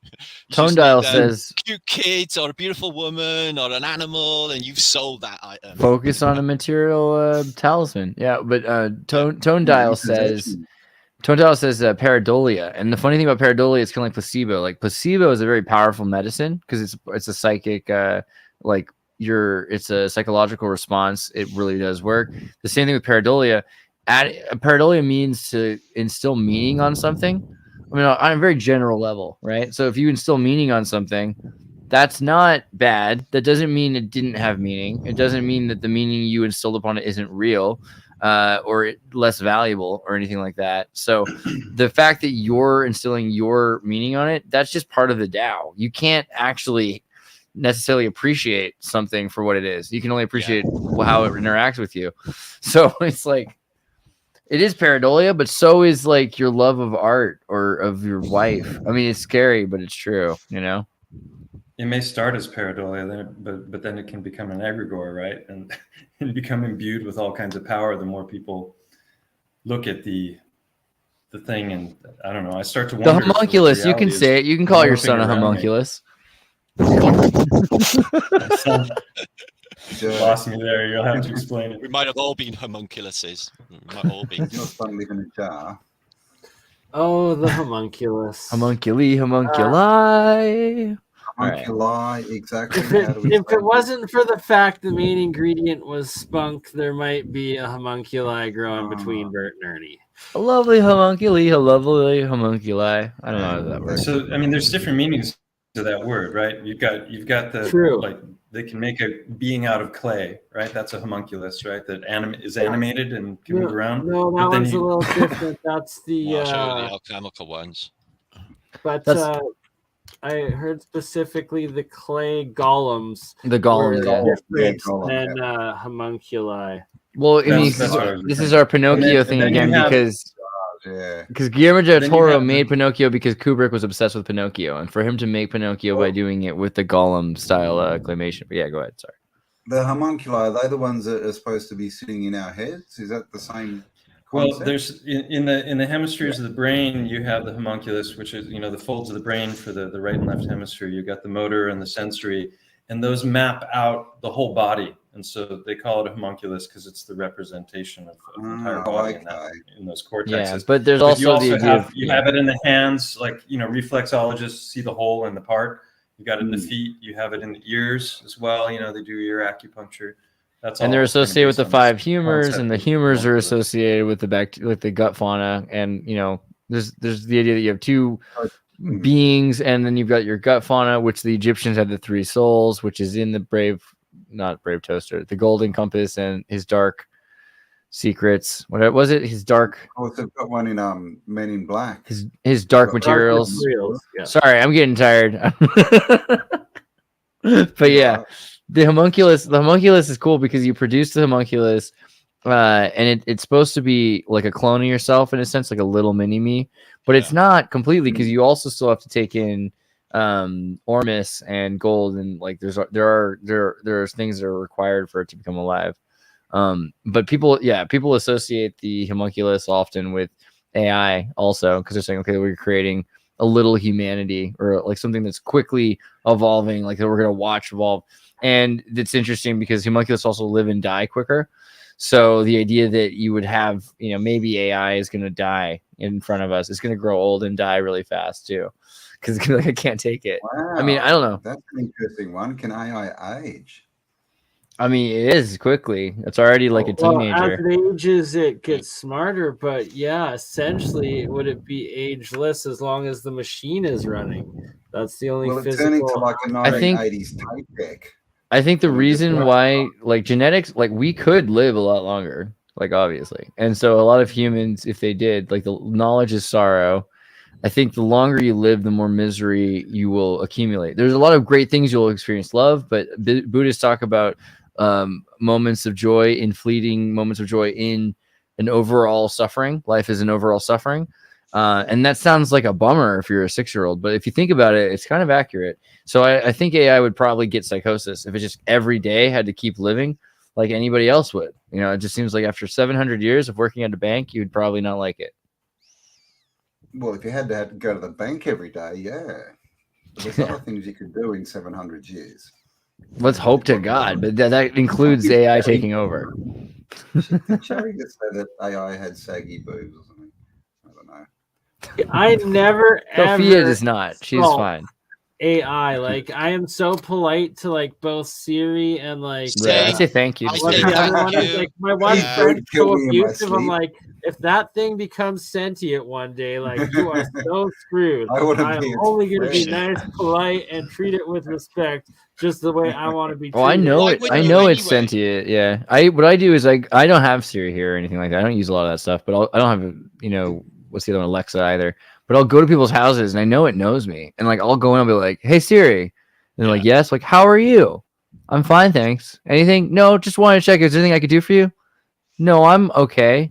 Thanks." You know what I mean? And like, so I'll do that to all of the different machines, and I'm pretty sure it knows, almost instantly. It's like, oh, it's that guy. And I do that mainly because I don't want anything bad to happen to the machines while I'm working or hanging out at the place. Is the Siri network, is it a network or is it? Yeah, it's a network. Like a lot of individual. Like, no, it's a network. That's intranet. Yeah, that's intranet. That's where it's going back to the source. It's responding. Okay. Yeah. So that yeah, right. So that is a form of AI almost.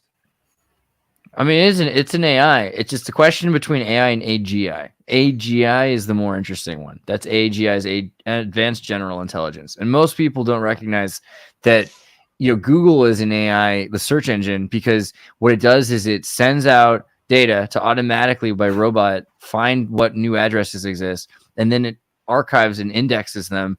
And then when you ask it a question, it connects you with an answer. So technically that is AI. That's simple AI, right?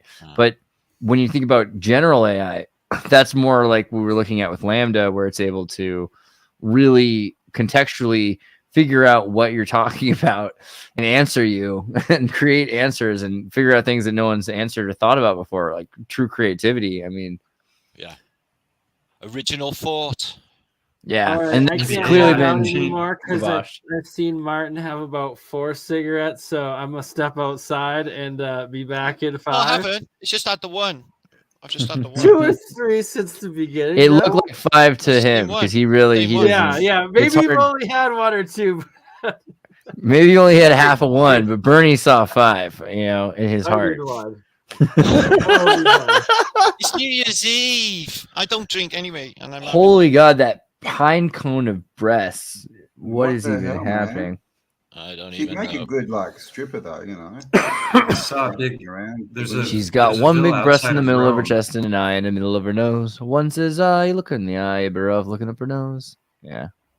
Guys, on that note, it's 2 hours deep. Please don't let the momentum stop because of me, but I got to take a nap because I got to do some more shows in a bit. But I love you all. No worries. Thanks for being here, man. Go get some sneaky deeps. Cam, you're the best. Take care. And Mike, Much it's love, okay. Curtis. Happy New Year, Bernie, I'll James. see you a little bit later. Adios, Andreas. Martin, Happy New Year. I love you. Love Happy you New too, Year. brother. You take care. I'll see you Stay soon. flat. I Safe. hope. Oh shit. Oh shit. All chill. right, what are we looking at This here? is my Mr. my Mark? daughter's cat. Just It's the first time I've alchemical ever stuff. had a cat in my life, and this is I'm experiencing this whole obsession with them walking across the keyboard thing. It's a new experience for me. Yeah. So he's awoken his Okay. mind's eye in that picture, look, and he's envisioned all of this architecture of his mind's eye. Oh wow.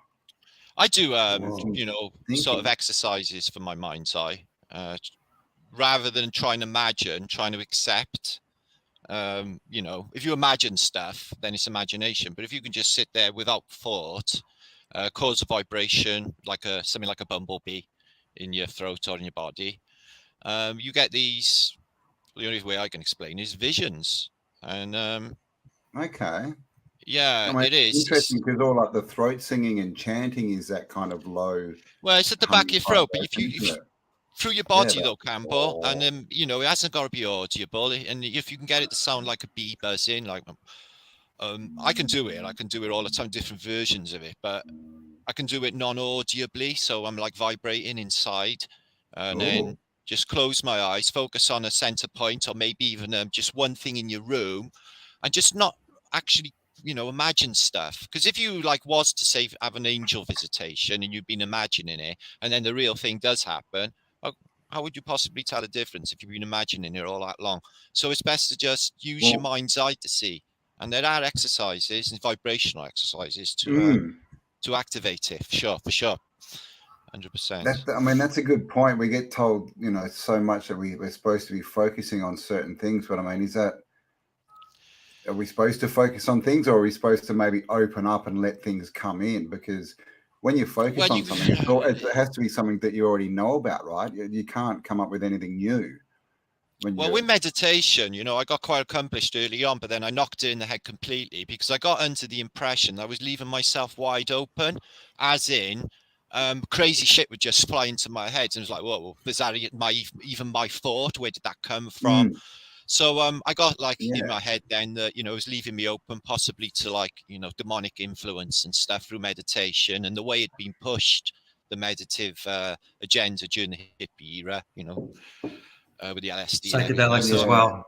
So I stopped doing that. Yeah, I stopped doing that. And I've come on more, you know, spiritually for the lack of it. I'm not saying I don't chant, because I do. I've got my own specific chants and my own specific spiritual process that I've been doing for, I don't know, 40 plus years, guys, you know, the same thing.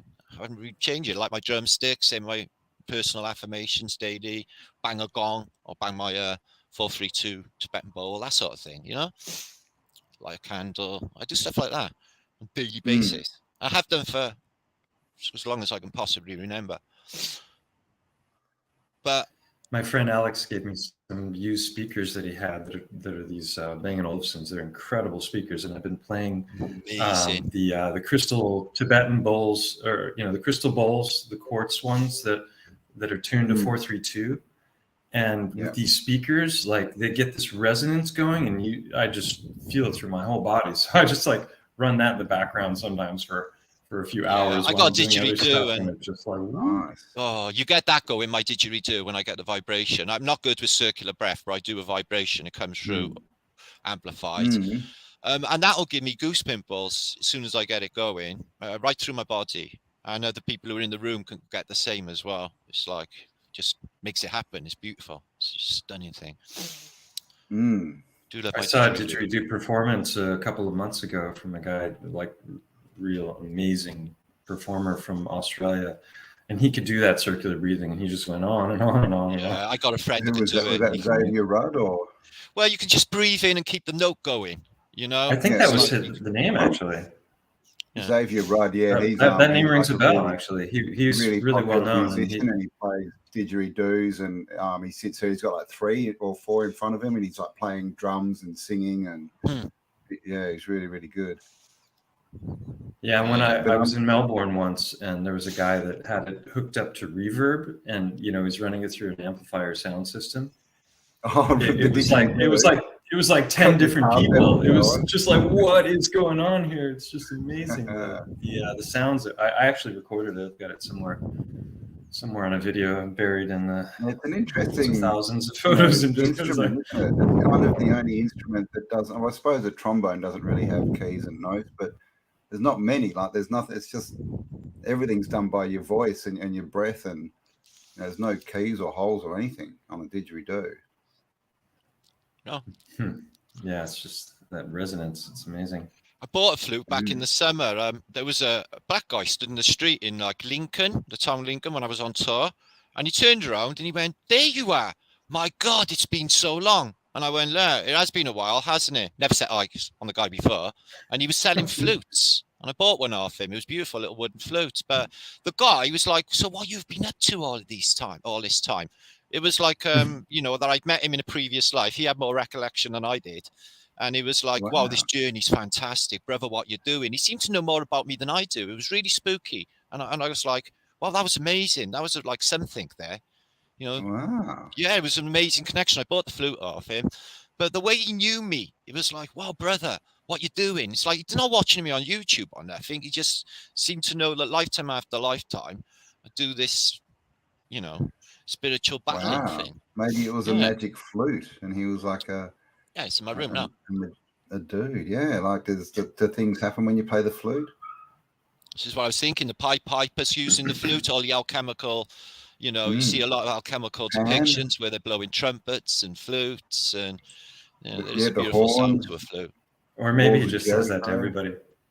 Exactly, it could just be sales. That is that.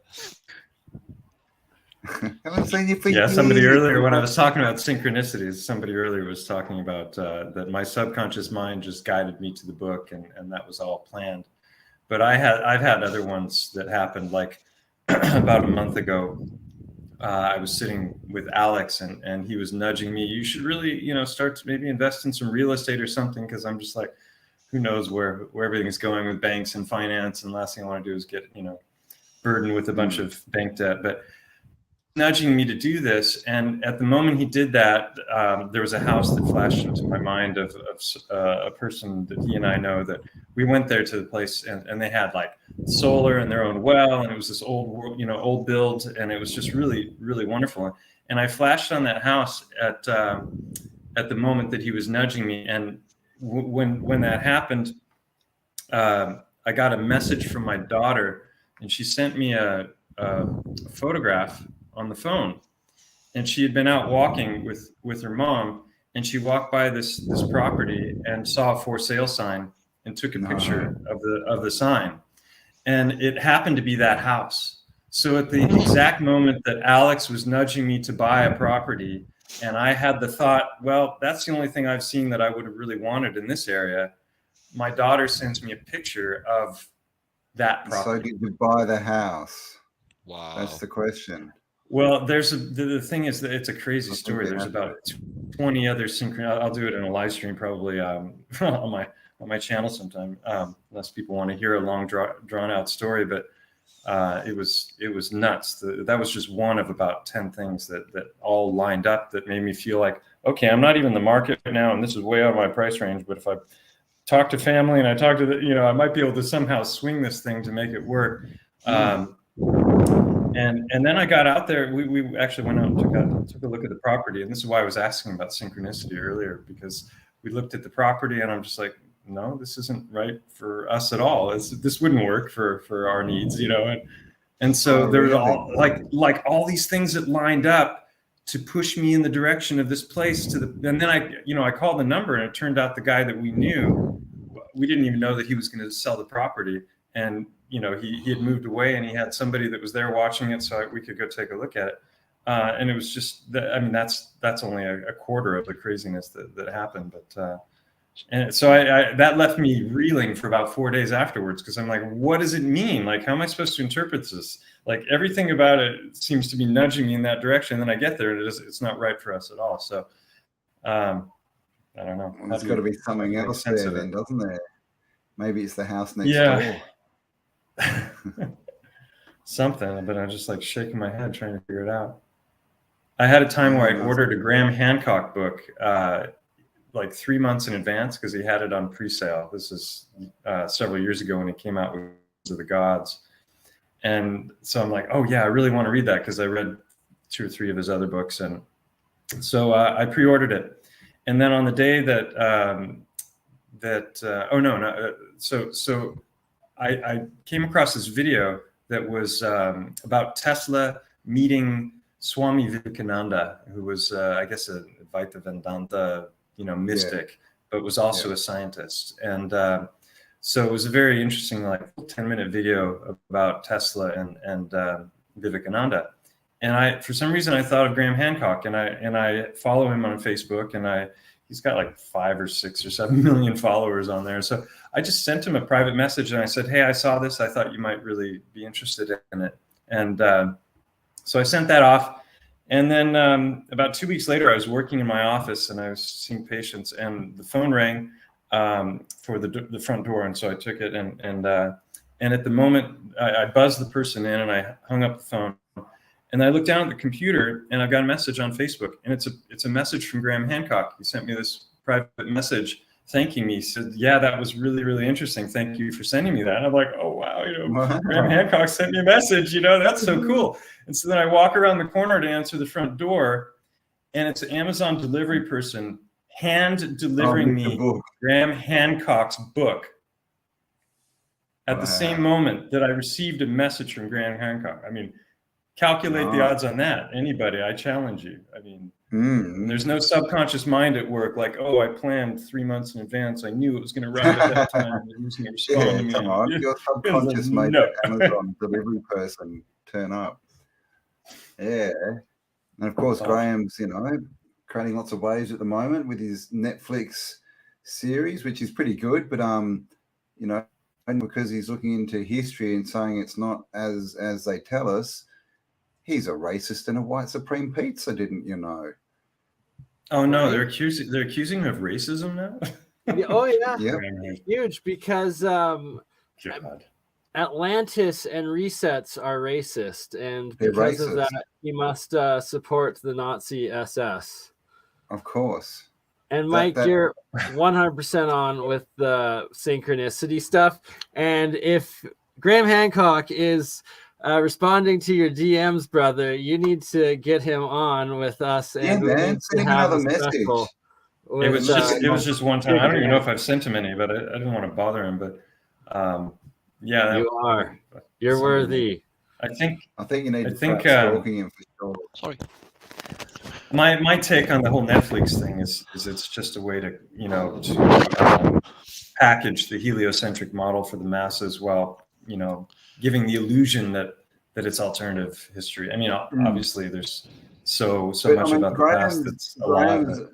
He's an essential step though, because people who believe the mainstream, if they heard what we were talking about, like, it's too far.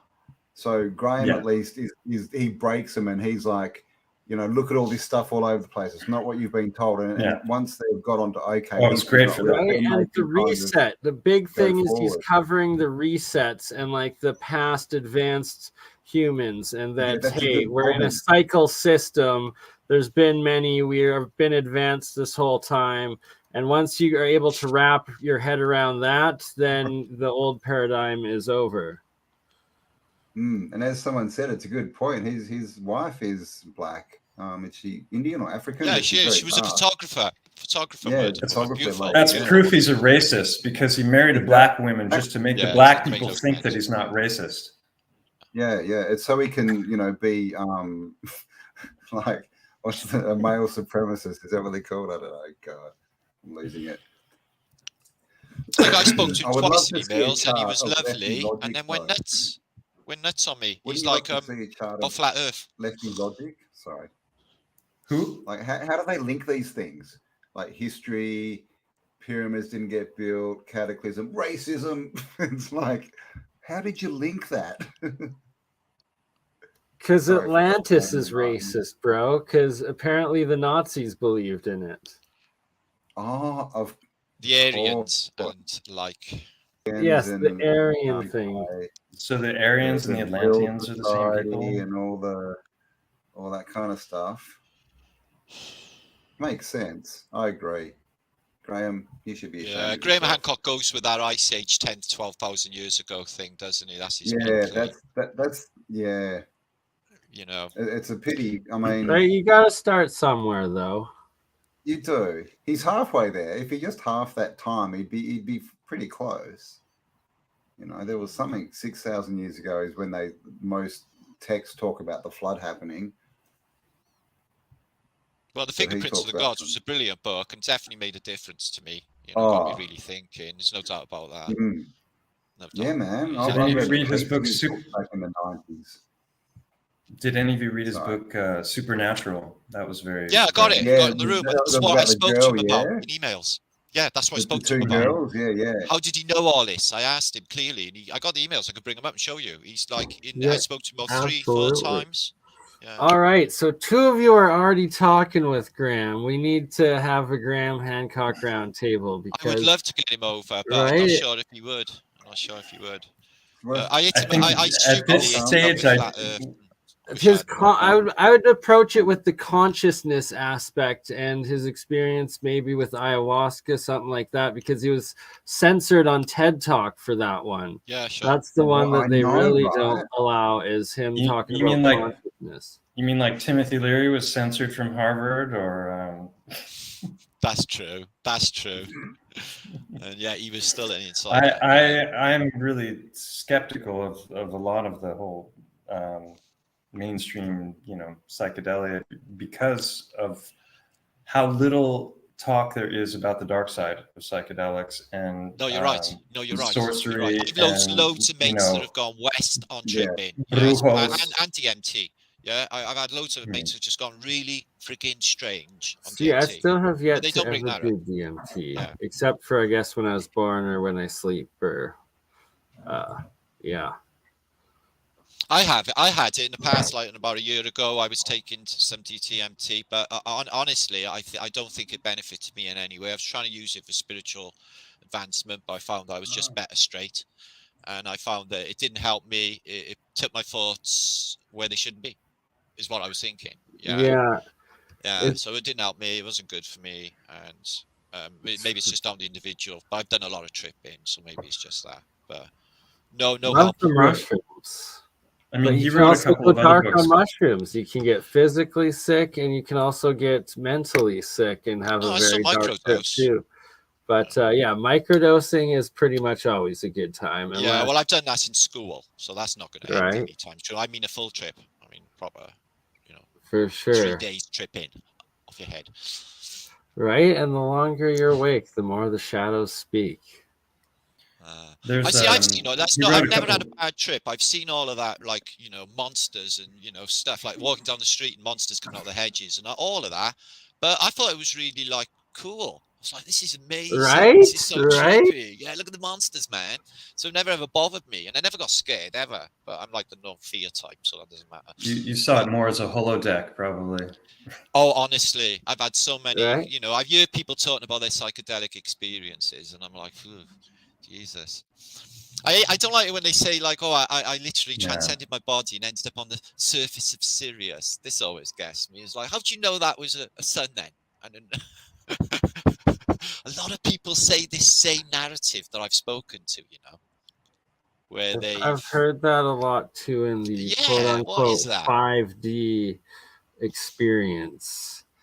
And like these grays or reptilian attachments and stuff, and they supposedly go I'm not excluding any of that, or abductions, or any of that. Yeah, I think right? that's very real. I think that it's real because you know, I've in said the wrong this setting with the wrong people.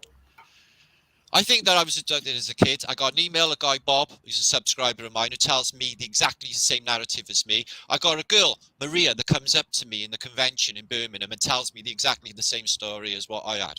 Like, what is the chances? It's like, what? How is this even possible? Exactly the same story. Different people have come to me and told me. Yeah, see, that's the story. one thing I keep coming across is these like repeated identical experiences of different individuals that I meet that say that they've experienced that in life, and it all seems to be pretty parallel beyond, you know. It's all linked with sleep paralysis. Mine was. The last time I had a severe sleep paralysis, I ended up like literally I had one of those spiritual abduction things going on, but there was shit in my room. There was things in my room. And I spent the next year in a wheelchair, where I woke up in the morning and my legs had gone into entropy and didn't work anymore. Doctors, I had every medical test you can imagine. They said there was no medical reason for it. It was a mental block caused through hyperactivity. So they're saying that I was hyperactive and I stopped my legs from working. Literally a year in a wheelchair through that night. Okay. And then a year later, my legs just came back one morning. Man, my legs are back. But they'd all wasted away. So I did like physiotherapy and that because they were like sticks from not walking. All from that night. And I'd had a series of these. Basically, I trained myself to wake myself up. I was upset at time to go to bed, like nearly in tears, because I knew what I had to go through again. Okay. Really upset. As when I went off, I would be on fire. When I go off to sleep in that in-between place, I would be on fire, but feeling the pain. Okay. So I trained myself to knock my head on the wall to wake myself up, or slap myself in the face to wake myself up when that happened. And this sleep paralysis thing is my mouth is locked open. I mean, the worst fear imaginable. Yeah. And you just froze. Your body, you can't do nothing. Your body's just paralyzed. It's the worst. Yeah, a lot of people experience that with psychedelics. The old stories say that comes from entities sitting on your chest, and that's where the whole nightmare thing comes well, from. I've looked into that, yeah. But there was shit under my bed as well. I was convinced there was this goblin thing under my bed, pulling my bare clothes at the time, you know, just winding me up, laughing and stuff like that. And it's interesting that like the whole entity removal thing has suddenly come into the consciousness, isn't it? Just in the last sort of year and a half or so, it's suddenly everyone's talking about getting rid of these entities. And, you know, we've been saying for years, you know, the whole thing of spirits, right? You know, spirits. Well, me and my sister, we were really spooky kids, man. We were always fucking around with magic. You know, me and my sister, we were always really intrigued. And I mean, little kids. And we was like, you know, I think we conjured up loads of shit when we were kids. I'm wondering if all of that shit actually went away. Because I think about how spooky we were as kids. And what we didn't even know what we were doing, really. But Ouija we was like boards. being spiritual. No, I never touched them. Never ever touched it. My auntie, when with the friends in the high school, went into the Dutch band, done a Ouija board. The one girl went out screaming hysterical. She went straight to the asylum, straight into the mental institution. She was gone. Way. I heard as a kid that if you banned me, she's like, "Don't touch them. Don't ever touch the Tara." Because I heard as a kid that if you throw in a Ouija, the Ouija thing, the Ouija board into the fire, that it'll scream. And I was like, I'm not going anywhere near those things. No, that's just like a step too far. I've had like runes, Yeah. runes reds, and that was quite intriguing. And I went in to see a fortune teller in Cardiff Central Market, Mrs. Kant fortune teller. She was like a Romanian woman. And she grabbed my hands and she just like went like that very gently and lovingly, closed it and said, "No, I can't read you." I was like, "What?" So I can't read you, I'm sorry. So I got paranoid thinking, what, am I going to die? You get? Yeah, I was like, am I going to die? Is that what it is? She said, no, I'm just not going to be able to read you. It's like, well, I have my money back then. And I was complaining about her as I was walking away, saying, fucking hell, she was full of shit. And like, she literally heard me from a mile away and like called me back and said, no, I am real. I'm just not, I will not be allowed to read your palm. Okay, but you can't give me the reason why not. No. Okay. I get that. So that got me really get that worried. Too, man. Like every time I try and it's not that often, but every time I try and like get me a reading, it just never happens. They'll disappear, or it just I literally cannot get a reading. Everyone's going, oh, I got this reading, I did this, I saw a clairvoyant, and I'm like, oh, I should do that. And it's like it's impossible for me to do. It's so bizarre. Really weird. The way she reacted, really the look on her face, I will never forget it. It spooked me. It's just like, what is she seeing? Holy I'm crap. like, Jesus, am I going to die? Maybe it's because we're not. Maybe they can only read NPCs or something because they've got a program. Who knows? Do you know what? I was thinking that. I thought that years later, because everyone else is just like flat, no response, nothing to tell. But yeah, I think she was real. I definitely feel she was psychic in some way, and not just like a charlatan. But I reckon some of these charlatans, you know, they know because they got into that field in the first place. They know that they got an inkling that they got some psychic abilities. Some of these. Well, a lot of them are just really good at reading people. You know, they're good at asking questions and seeing physical responses, and they just go off that. And you know, I can do that to a certain extent, Campbell. You know, I can see people's inner pain. You know, I can usually nail what it is as well. You know, like a bad relationship, can tell. You know, but a bad trauma, childhood, definitely tells on people straight away. I normally see that. Yeah. Well, it's in their aura, right? And that's it's in their aura. Yeah, it is. Yeah, it is. And you interact auras before you actually interact otherwise. Yeah. I've been able to see a few auras a couple times in my life. And then also, it's like when you stay up for a few days and are sleep deprived and aren't on hallucinogens, and like the shadows start to move and whatnot, it's like they kind of tie into the auras and energy of the environment, and then it's like you can start to see it more. I can see your aura though. Yeah, I can see a bit of yours. Yeah, I can see. Yeah, you got like I a can see the first layer really easy. Easy to do you though. You can feel them too. They're quite easy to feel I can too. Interact with them. If you look at like say layers. when you're having a wash in the morning, you got a great one. It's like the toilet or the ceramic sink. It's pure white, and if you just hold your hands up against it as a background, and then you can see some sort of electro disturbance around your fingers. And the more you look at them, the more that they come on, the more you can see them. Yeah, and I can see them now, 100%. Black backgrounds work as well. You can sort of see like a bit of a white kind of a thing. Yeah. Yeah. And it's also. What do you guys think of the Kirlian photography? Do you think that's really capturing the? Oh, sorry. Kirlian photography is extremely fascinating to me, and it's like there's a couple of specific frequency numbers I've recorded over the years that are claimed to be of it specifically, and I'm going to be looking more into that to like figuring out exactly what is going on, because it seems like it could essentially be the frequency of the aura if that can actually be like tracked. And it's also more in the ultraviolet spectrum, the exact opposite of this infrared that seems to be the demonic. And it's like those are both the very ends of the human visible light spectrum and like visual universe around us.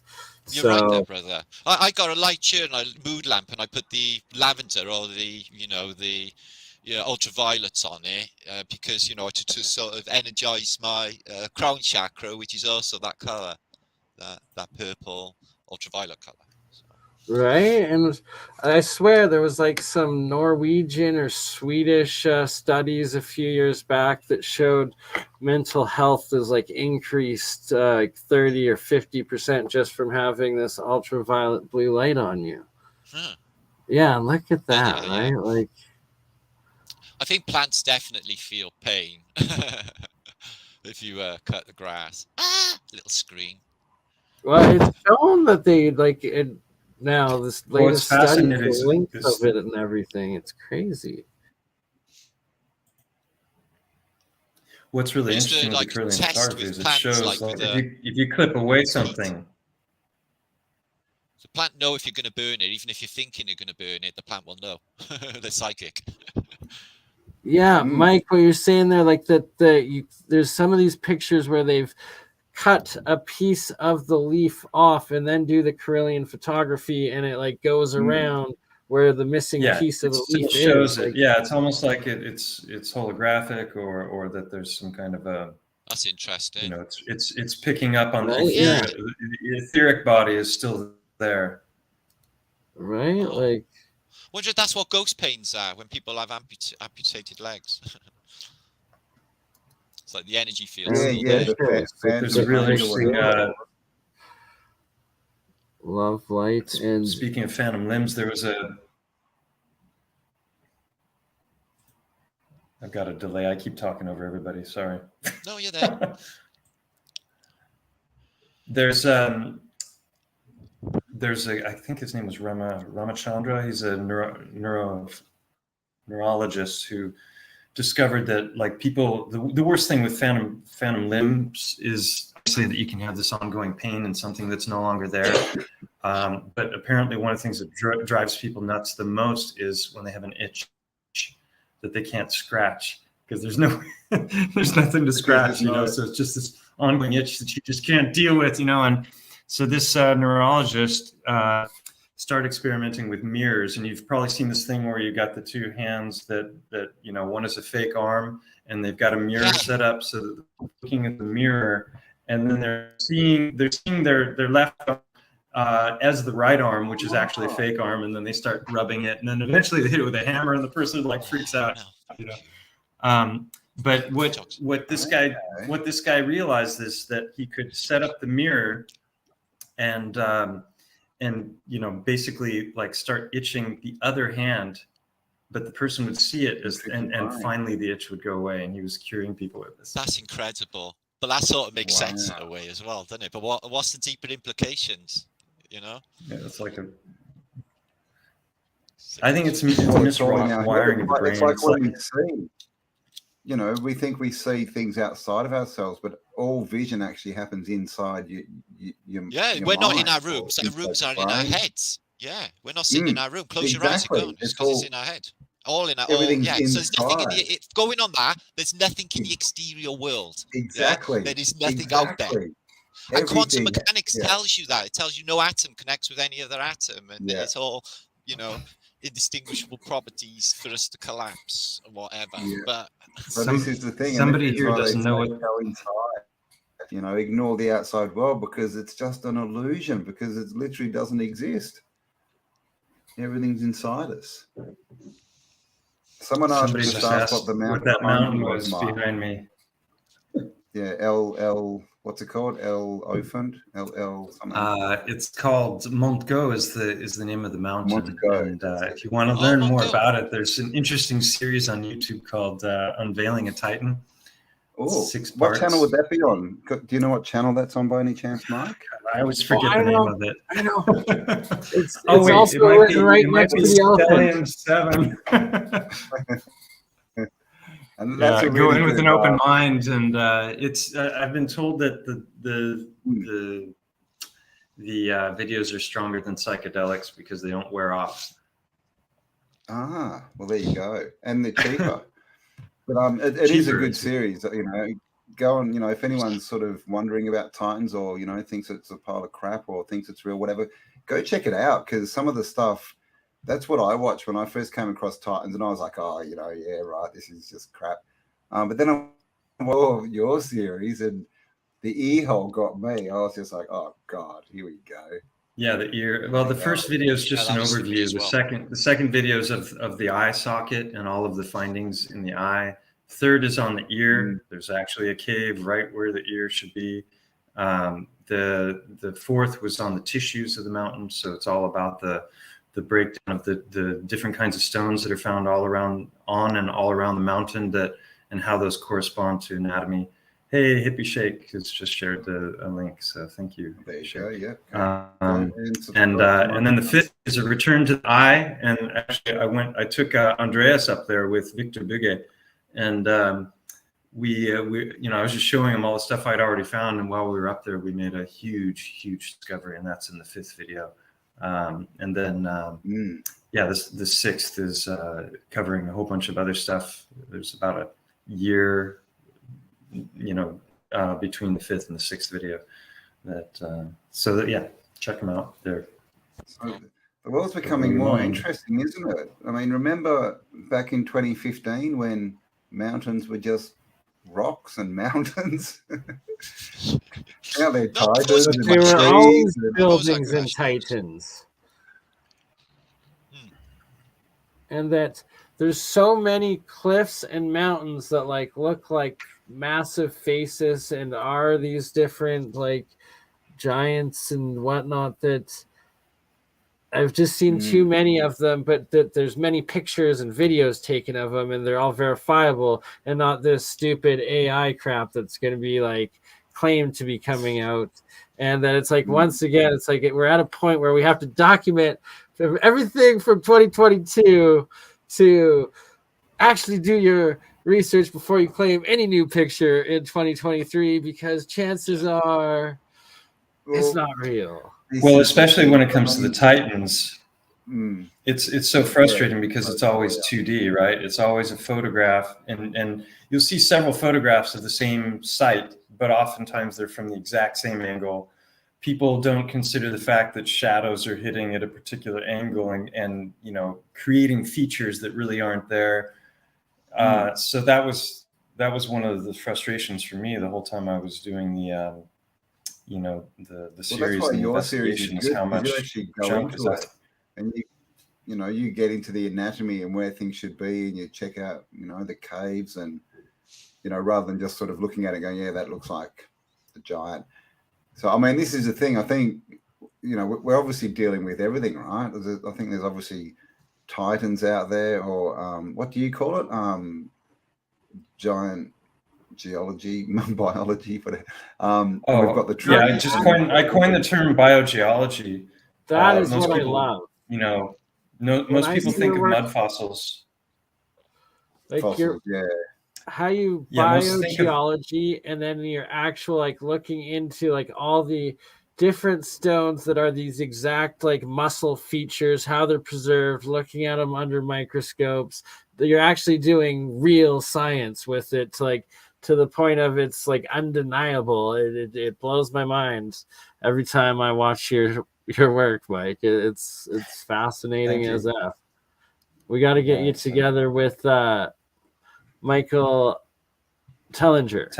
I would love to talk to him. I've reached out to him a few times. I've sent emails, but I've never heard back. He's not an easy man to get hold of, Mike. He's not. I've tried a good few times. Because we were in the same field. When he went flat Earth and these circular things he was on about in South Africa, I wanted to talk about them. He started a mud fossil university. A mud fossil museum in South Africa as well. All right. And he's got a video where he shows a stone heart as well.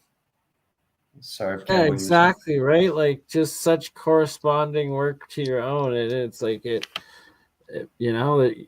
two completely independent sources, and then it's Roger also bit 3, where it's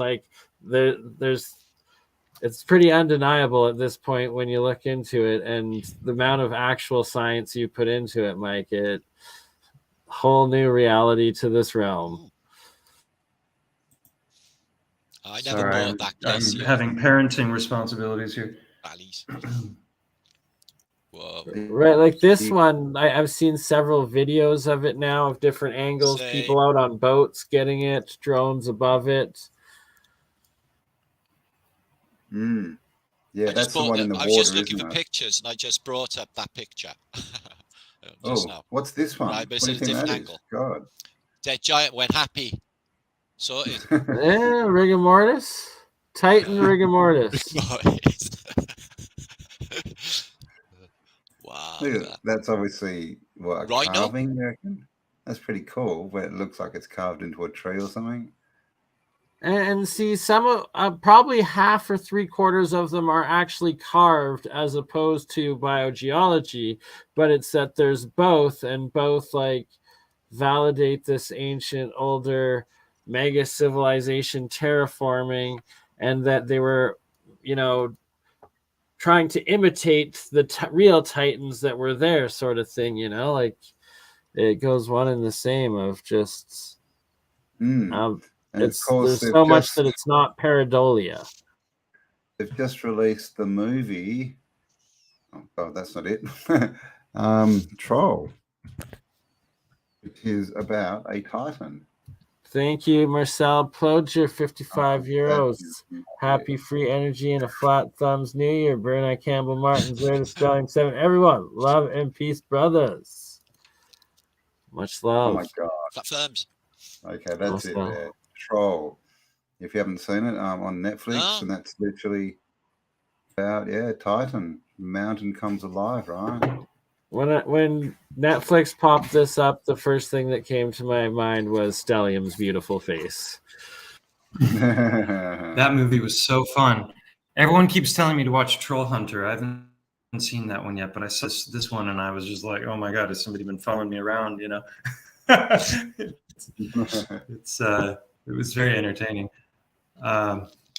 Yeah, it's frustrating because I've been waiting for someone else to go to one of these. There's certain pictures that you see. You guys were just looking at them, but I had to deal with some family stuff. Of these mountain ranges that are just like, there's way too much there. It looks like a being. It's not just.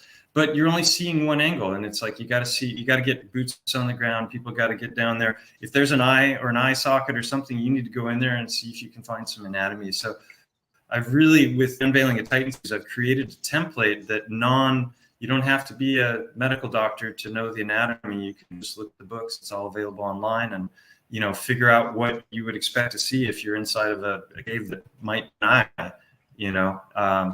Or check out my second and fifth Unveiling a Titan videos, but none of that has happened. It's like been almost 4 years now since I put out that first video, and so maybe there aren't so many of them around the world. I don't know.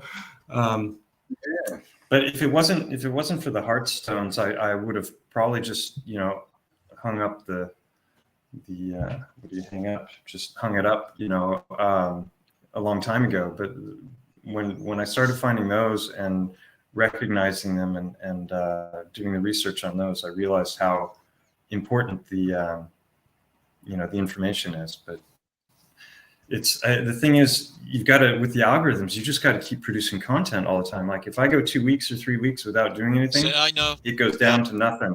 It's like it flatlines, and I don't have the time or the energy, and I don't want to bore people by also we have my to channel integrate for the next one, Mike and Martin, to be multi-streaming on your guys' channel as well. Could have done that. Figured that. Yeah, we should.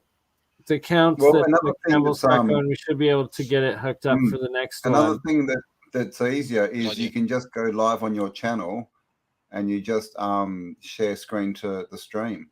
Well, that's all there is. Just share the watch page. Just do that, and then yeah, I've done multi-streaming in the past, a long while ago though. But yes, doable.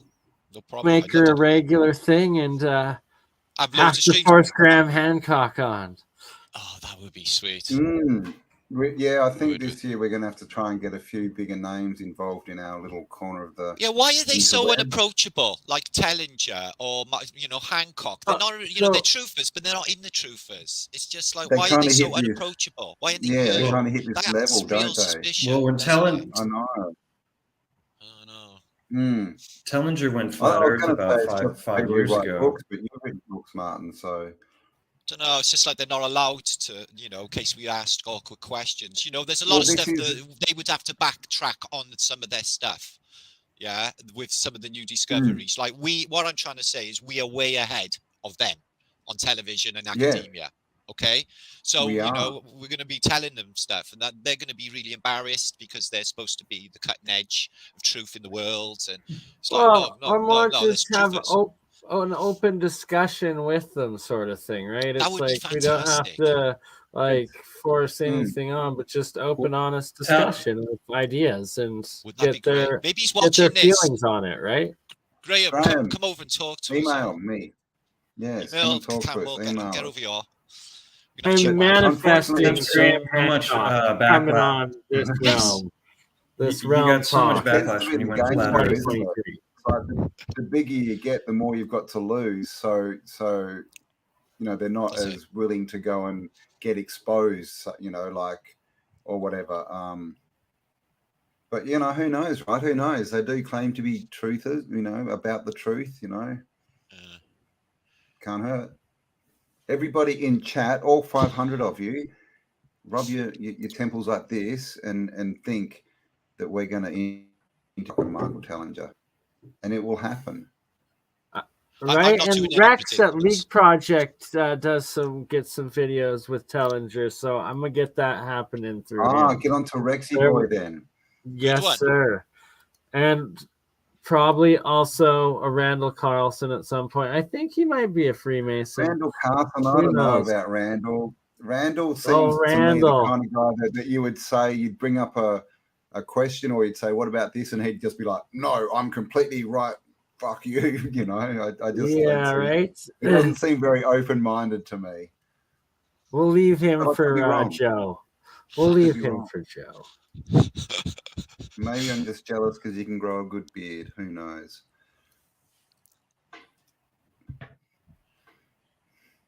So, what is your 2023 looking like, Martin? What have we got planned here? We're at the end of 2022. Okay.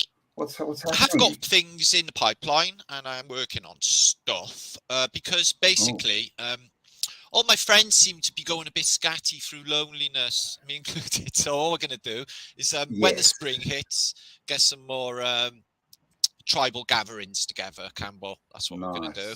And I'm on that already, looking into some sort of place which I would be like not them, not feeling them. You know, I've tried in these, you know, in the city centres and all of that. It's so corporate, it's so them. It's just very unfavourable to truthers and myself. So maybe some event. Yeah, you know what I mean. Yeah. So we definitely need to meet up in people. But I think another big thing is getting out of the cities if you can, and all do it. This is in the country. I was looking at a 3-day event. I was looking at you know, the whole thing, stage. Because I spent I was just over on the East Coast and I spent 5 days at Kelly's farm. Yeah, I seen that video. 150 acres and just no walls, right? That's just no walls. Country. It's just like, whoa.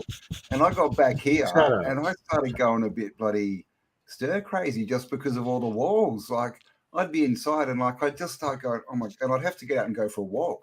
It was really my weird. friend's the same. She lives on a boat. She came here. She couldn't stand her indoors, and it's not moving around. She's had to have all the windows open because it's and that was just 5 days being out in nature. And then as soon as I got into a house back in the suburbs with fences and walls, my brain was like, nah, man, you got to get out of here. So I am. It's like it's rubbish the weather at the moment in Britain. So as soon as this goes, because I think January is going to be a bit gnarly. I got that feeling. But as soon as that's going to start getting the people together, because it's all good and well the truth online. And that does, you know, serve a purpose of waking people up. But, you know, it makes him just so much more when you can actually. You've got to get the auras interacting. But a bit more of that I'm going for. You know, this is the thing. When you do gather in groups, like literally all the auras do connect. You all do connect into one. Oh, brother, I had the most beautiful experience ever. You know? That one I did in Birmingham, 300 people shit out of nowhere, right? I tell you what, it was just after COVID, and you have never seen so many happy people in all your life. It was just everyone just wanted to hold one another and just, you know, honestly, if we didn't do anything at all, it was ridiculous. It was just. And we went for a walk around the city, and we got more than 400 people turn up, and we walked around Melbourne. It's mental. And people were just going off their nuts. Just they were loving it. Just I know it's the best. You know, just being able to talk to someone and just being able to be yourself and not have to censor and worry about what they're who do we talk to in our world? I try this. I went into I popped in a pub with Mel yesterday, right? Just in and out we were really. But the guy, we sat down with this guy, and he's like, I said, like, I do YouTube and that, because we got talking, and he was talking about truthy stuff. And he said, what you do? I just said, just alternative history. He said, what, mud floods? I was like, yeah, mud floods. So, nice. you know, and it's twice this week. In the last week, somebody has known. I got a guy in a supermarket. He was a foreign friend. He didn't know who I was, but he did. And he said, it's Martin, tartarian, mud floods, yes? I was like, yes. So it was like, it's happening. I hear everyone. Why is that when they're not really that big? You know, I thought that was a Chinese psyop. But we are, but it is. It is. Like, you listen to these big channels. I mean, it's even been on Joe Rogan, right? But these big channels, every time they talk about, they're all saying history's false, and they're all talking about what we're talking about. And even if they don't come out and say tartarian, they say things like the world's fairs or the buildings, or they're onto it, man. This topic's a lot bigger than they're letting us know, I reckon. Yeah, I do see. Big time. Like the suppression of like the algorithms and like the amount they cut the subs and the views. It's insane. Who knows how big it really is? I guess like videos deleted daily. I had one yesterday. It's copyrighted. It's removed for like a 3-year-old video. Yeah. It's like they keep doing it. Yeah, and it's like, tell me what video it is, and they're like, no, we're not going to tell you. No, they didn't tell me. Just like I did an interview recently. I did an interview recently with Veritas TV, Veritas Radio. Did you? Oh, and nice. In Mexico, yeah. Yeah, it went really well, and that it published about a week ago. He's got a big following, I didn't get a single sub or comment from.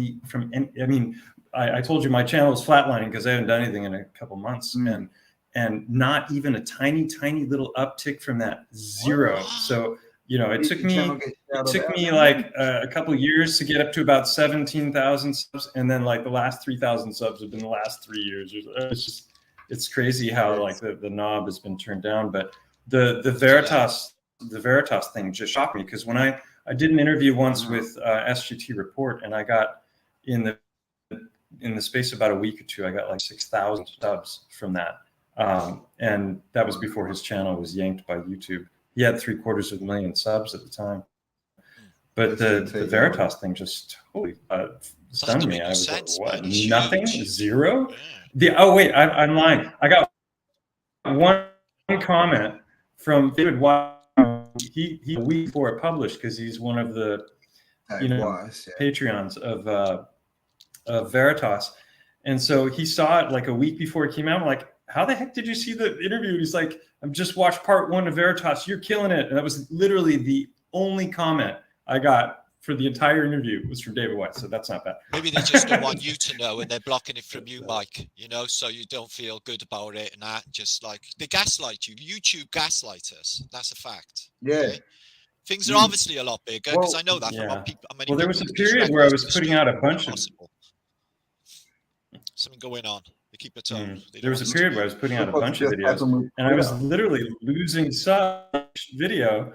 But when I don't put in anything, I get a little bit each. It's like, I have a little brainstorm about my channel myself, but what?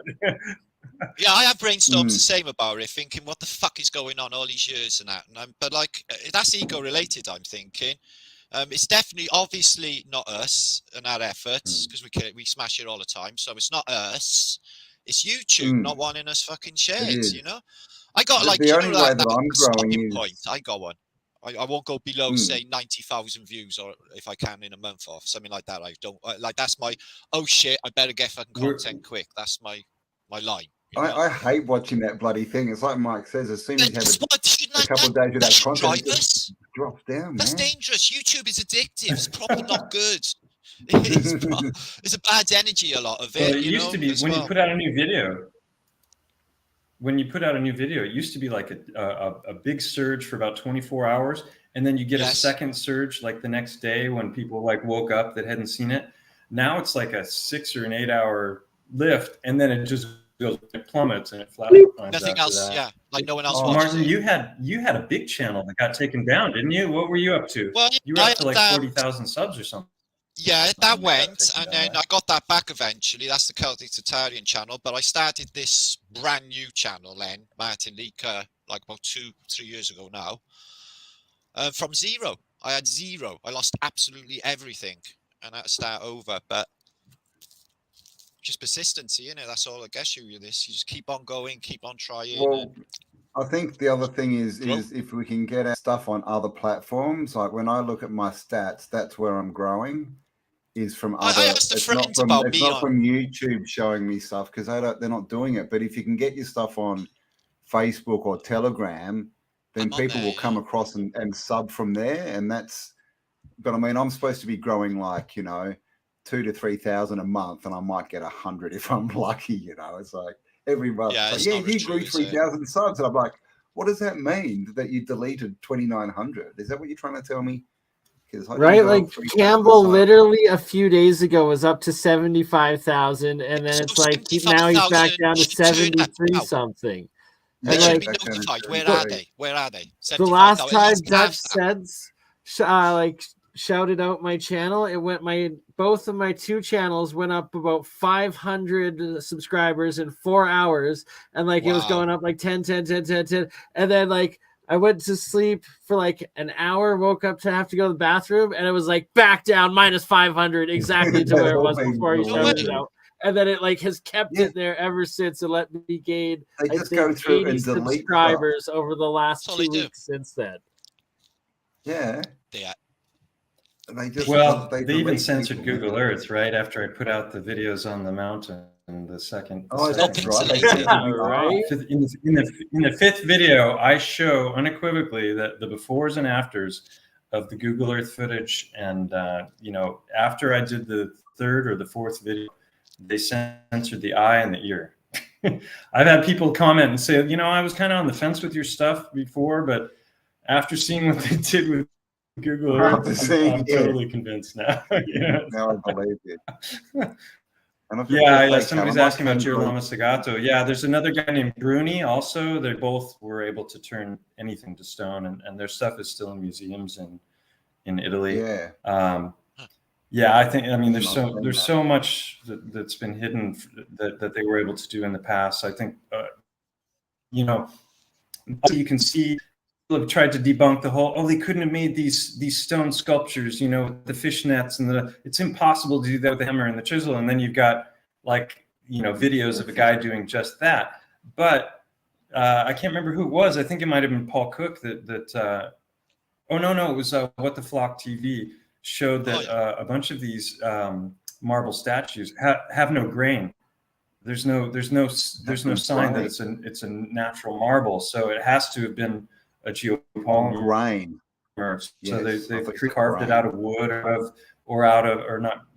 they probably carved it out of some softer material, made a mold, then created a mold, and then poured in some kind of geopolymers, because it makes no sense. I mean, when you look at like that couple of those famous ones where their bodies are draped with fishnets, and you can see like the spiral twine of the rope in the marble, and it's like, that would have taken a lifetime to make that. Martin showed one a few weeks ago with that muscle in the guy's arm. Remember that? And there's a statue, and the guy's got his middle finger up or something. And when you do that, it's the only time it shows. Muscle. It's the only time it shows. And this muscle's in the Michelangelo's. I'll bring it up now. That was Michelangelo's muscly dude in a cool there's pose. Probably some kind of a petrification technology. They could probably do it to a full body. Well, this is the other thing, like the Medusa technology. They all get zapped and go the way of Lot's life. Lot's life, Lot's war. That's his. Or the Kraken, which was a Titan. See, do you know why Lot got to get the escape pass from getting obliterated? Is he saved an angel from getting raped, apparently. Yeah, exactly. It's like, what? Angels get raped? What the hell's going on? Which is interesting, because that angel was clearly a physical being, right? That was being beaten up and stuff. Very confusing, the whole thing.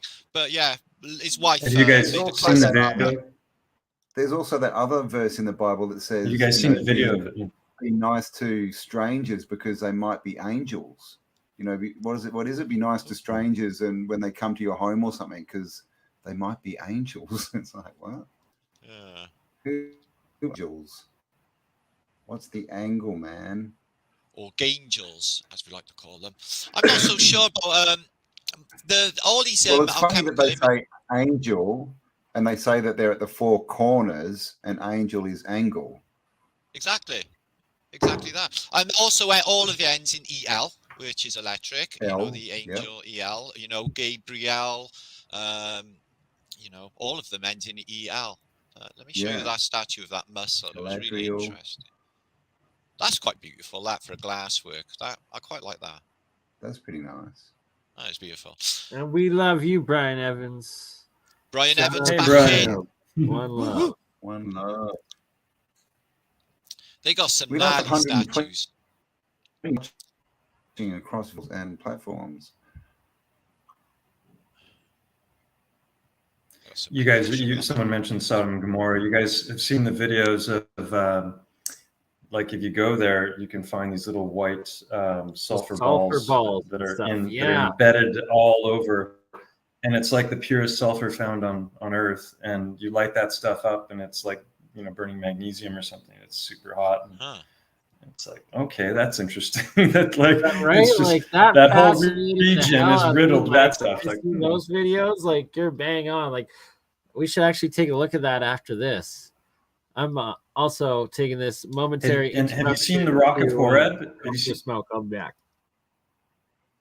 Yeah, I'll. There's like a 4-minute video. Oh no! What? Okay, I can do without this stuff. Come on. What were these bloody Phoenicians doing, man? I don't know. Let's not talk about it. Dirty dance. We do have. Oh, you weren't supposed to close your tab. I wanted to go right back. I thought you were bringing stuff up. I thought you wanted to share. Yeah, keep sharing. I'm going up for smoke. I'll be back.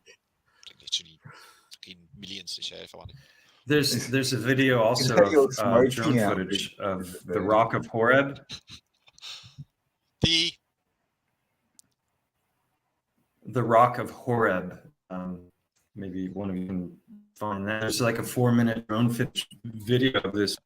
So supposedly struck when Moses drove his staff into the ground, and it split the rock, and then out of the rock came a spring, and that spring flowed down the rocks and into the valley, and it created this fertile region that they could all live in. Right after I think was that after the 40 years in the desert with the world's worst navigator. So the Rock of Horeb. Now we're driving it. That's what I mean, guys. I'm sure it's this way. Come on. No. It's up here to the right. I swear. Maybe you went the long way around. No, that wasn't it. But the Rock of Horeb. So there's this rock that sits up on a hill, and it's split like it was cut like a laser. And on one side of the rock, it's just the normal rock, and on the other side of the rock, it's got all of this wear that looks like water was flowing out of it for a long time, and the rocks below are all smoothed out. So it's just another one of those sites like Mount Ararat with the Ark and Sodom and Gomorrah, like these little tidbits from the Bible that are like, oh, wait a minute, is there some truth to that story? Like it's not just metaphor or I've always looked at the Bible as basically a history book, you know, not necessarily in the right order or written very well, but it's definitely it's a history book, right? And I've probably just offended half, especially when you consider the apocryphal texts. You know, the apocryphal texts that were removed, like the Book of Enoch and Jasher. Those are the ones that are talking about Titans. They're the good ones. And, yeah, Enoch. Mentions the size of them, says that they're roughly 3,000 ells tall, which is a mile tall, which is about the size of the mountain behind me there. 750 meters, but it's lying down, so it would have been a bit taller than that. So it's an interesting, just little, because I didn't know anything about the Book of Enoch or Jasher, any of those before I started doing this study of the mountain, I knew about, you know, Medusa and you know, these myths, but this was a man, they ripped the Bible apart crazy thing back in the Council of Nicaea. What was that, 100 AD or something? 71 AD, wasn't it? Is that right? Something like that. But it's weird when that was where they were also deciding on the Trinity, and you know, and I asked, why don't you believe this is part of the book? They've got these funny answers. It's like you can't have a Bible and then say it's written by God and then take bits of it out. Also, when they decided on the Trinity and.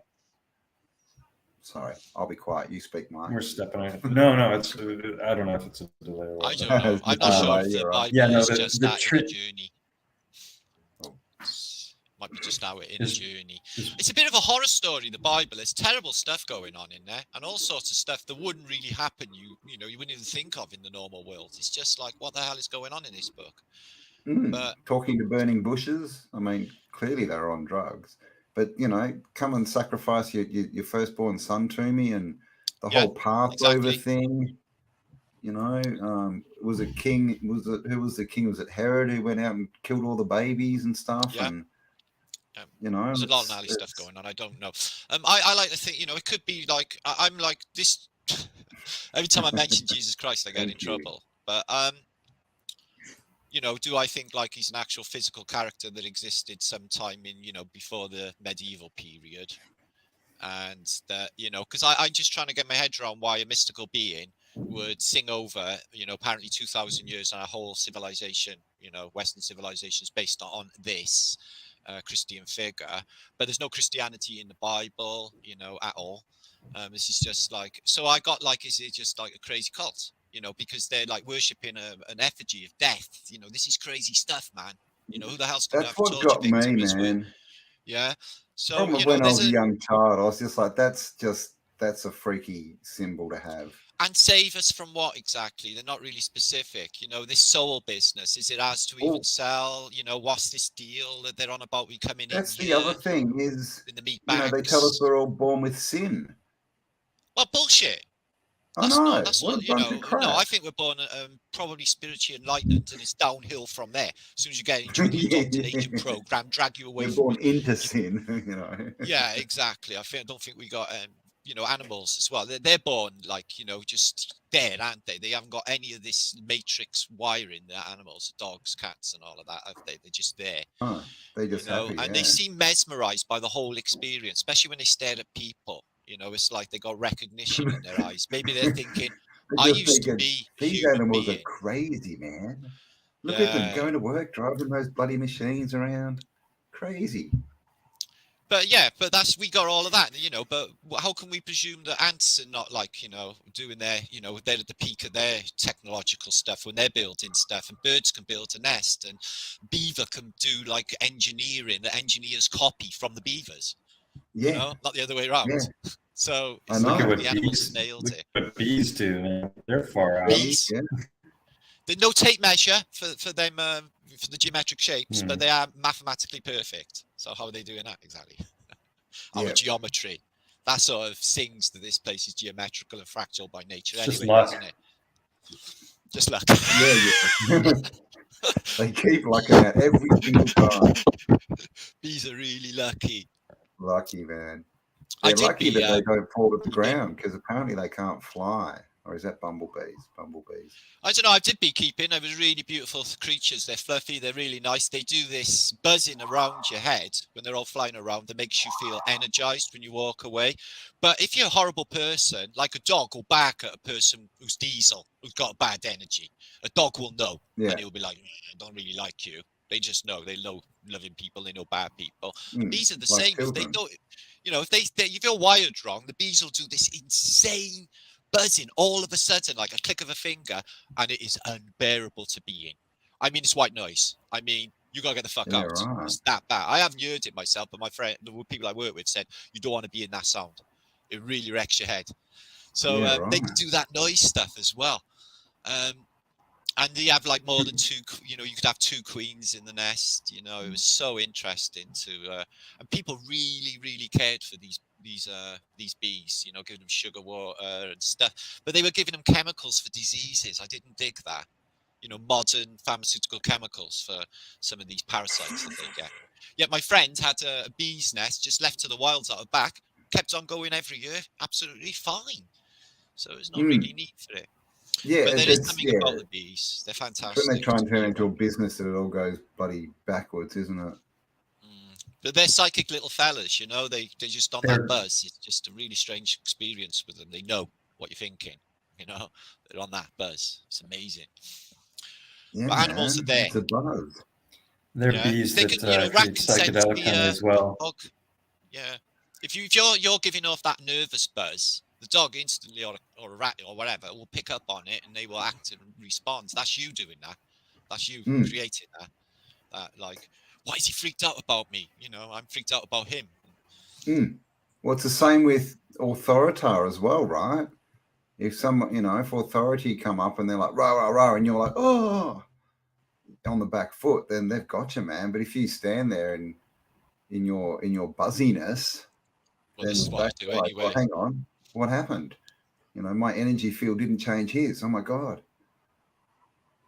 They want you to shake. They want you to quiver under their threats that they keep giving everybody and gaslighting everybody to play the game. It's just insane. Nobody should be paying taxes. They print money as they fucking need it. This is a gaslighting of extreme level. You know, they just proved that 2 years ago when they printed off more money in the last 100 years, in 2 years, than they printed ever. You know, since the beginning of paper currency. So and now it's all just going across to support a blue and yellow country, right?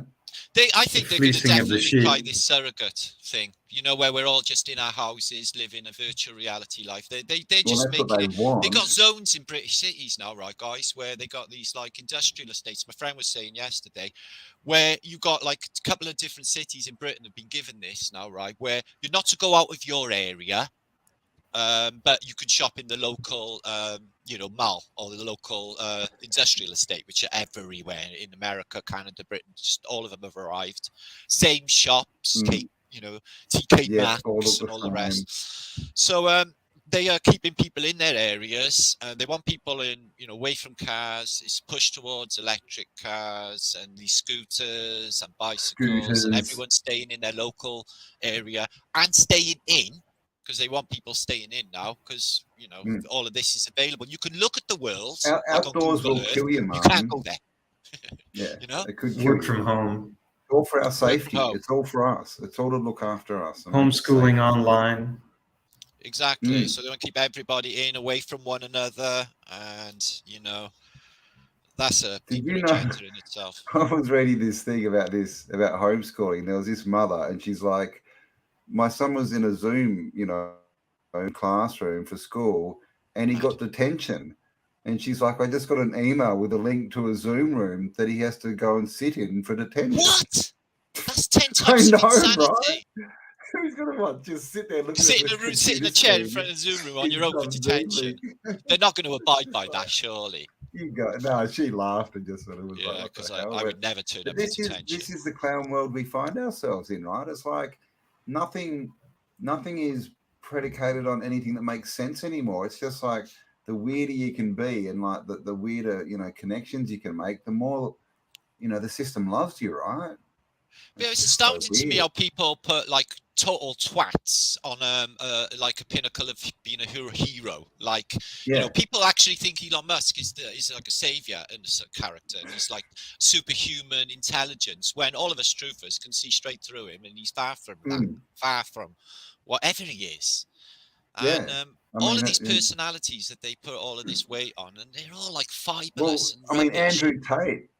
You know, I mean, that dude's been around for what, 3 or 4 months, came out of nowhere, and everyone's talking about Andrew, this dude, and all these young guys are following him, and you know, I don't know him. Was he a YouTuber? Was he? Did you hear what happened to him yesterday? Yeah. Now he's apparently been done for trafficking. Human trafficking. Him and his brother got arrested for human trafficking because he had to go at Greta. So, but no one.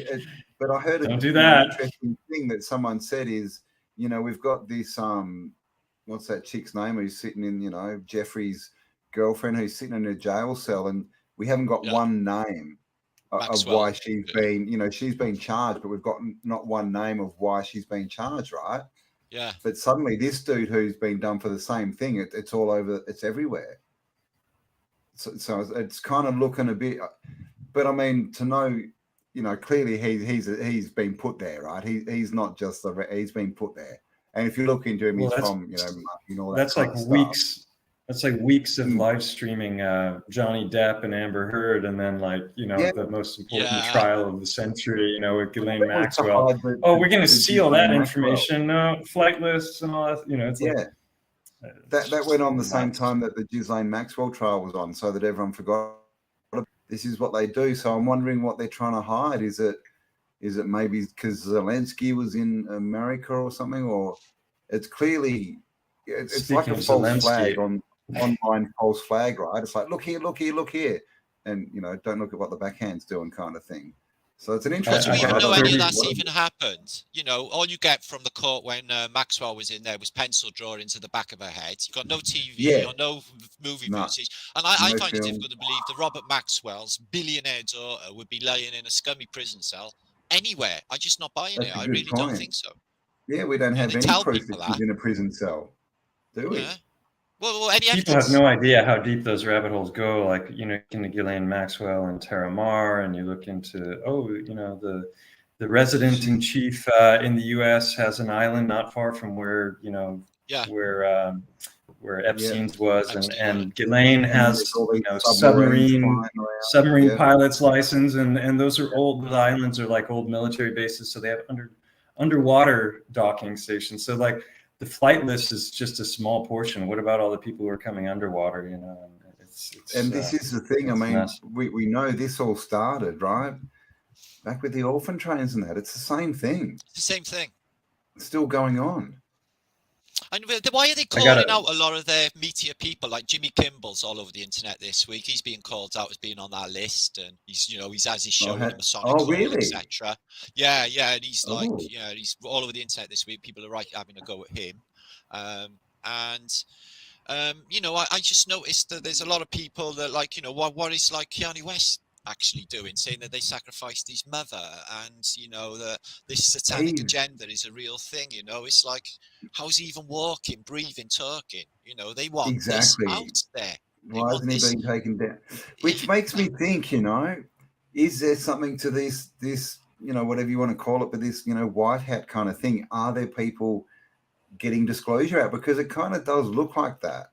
Well, why was Richard Gervais allowed to stand in the globe, you know, the Golden Globe Awards in America, and like literally say, "You're all paedophiles," like literally to them, "You all been to Epstein." It's not my fault. You did this, and he's like literally called them out. How is he even permitted? They must have known it. He was reading her off an auto cue, okay? So they knew the script was written. What he was going to say. So I think most everything is scripted. That's my take. Yeah. You know, when they shut everything down for COVID, I think they just shipped all of the screenwriters and the producers and everybody to Washington and said, we're just going to make one big film and we're going to put everybody in it. You know, and so we're in that film now. Wow. It's going to be called TV, social media. I got a 30-day ban yesterday on Facebook because I shared a humor meme of it's Pelosi getting up from bed with Zelensky, and she's putting on her laundry or putting on her clothes, you know, and Zelensky's there with his head between his hands, and she's like, see, that wasn't so bad, was it? That was worth $47 billion, wasn't it? Like a 30-day ban for that. Like, what? It's a fucking joke. Like, excuse me. He's another joke. All of like, God, you know. Last week they had I'm not claiming that actually happened. I was like, oh my God. It's like, is they even related? Caitlyn Jenner and our Greta Thunberg last week talking. It's like, somebody will have to actually marry that Greta Thunberg. Can you imagine how bad that will be? Well, maybe not, but I don't know. She's going to grow up and do stuff in the future. So I'm thinking, my God, God's help us all. Yeah. But yeah, again, people think she's a hero, speaking up about, you know, she's just solidifying that. She's the hero of the youth, like telling them all how they're evil and they've killed their planet and they should, I don't know. All of us old timers know all of this shit. We had it all. We had some greenhouse effect, and we had, the big hole in the ozone. Let's stop using CFCs, and then we had the hole in the ozone layer. we've had all of these going on over the years, and this is the new one. The CC33 climate change has been coming out for a while, but obviously, the weather is doing something. 40 years ago, they were pumping us with global cooling fear.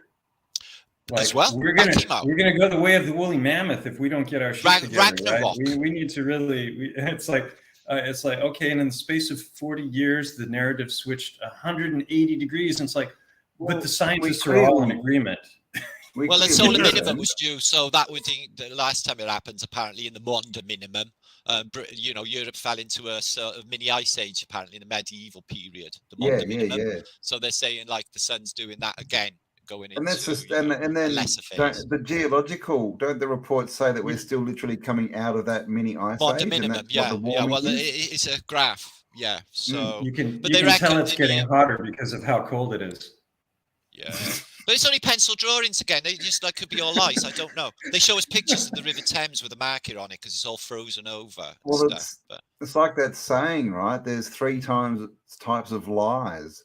Lies, big lies, and statistics. Who makes up lies, statistics? Damn lies and statistics. Gallup know the answer to everything. They just during COVID. How are they doing? Asking people during COVID when it was lockdown for these statistics. These polls, man. I've never been asked in my life. I've never had someone do one of these polls. And 8 out of 10 owners said their dogs prefer it. Yeah, all these things that you hear, it's like, this is what everyone's doing. Did you never have a dad's doorstep challenge? Could you wash this and try this washing powder? Because that's like never to me. That's when they knock on your door, isn't it? Have you got a dirty shirt? Try this washing powder. But no, that's never happened. That's what they used to do for advertising. They used to literally do that. They'd go to your house and they'd wash your dirty shirt. Now you just get some, I don't know, transgenderism, Trans Am dude trying to sell you something. No, we never had traveling salesmen when I was a kid. They would be mugged where I lived. But we did have brass bands turn up in the street on a Sunday. I don't know whether you had that in Australia, but yeah, tiddly on pom pom. They come down the street, really excited. The kids would be. I would be. Because there was a proper brass band that would just turn up in your little street. It happens almost weekly here, and after a while, you're just like, ah. Yeah, well, it's not very good music, brass band music. It's not like finger tapping, is it? They've got here in Spain when they do the fiestas, they march through the streets and they do the fiestas about weekly, and they've got this one instrument. It sounds like a kazoo on steroids. I know the one. I know it. Oh my god! I went to a carnival. Annoying sound, and it's like I want a pellet gun, so I can just like a thing that they want. Or do they blow it? I don't think they want. No, it's a reed instrument. I think. Mike, can you give us a sample of that right North now? African. Of what? I'm just kidding. I got a kazoo. I got one. Yeah. Oh, that's not a kazoo. No, I don't know what it is. That's what are they called? I don't know. A whistle, a something whistle. Pipe whistle. I've got an ocarina. Actually, I need to go to the bathroom. I've got an ocarina somewhere. Hey, ocarina. Oh, that's a good song. Come here, doggy. Come here. Up here.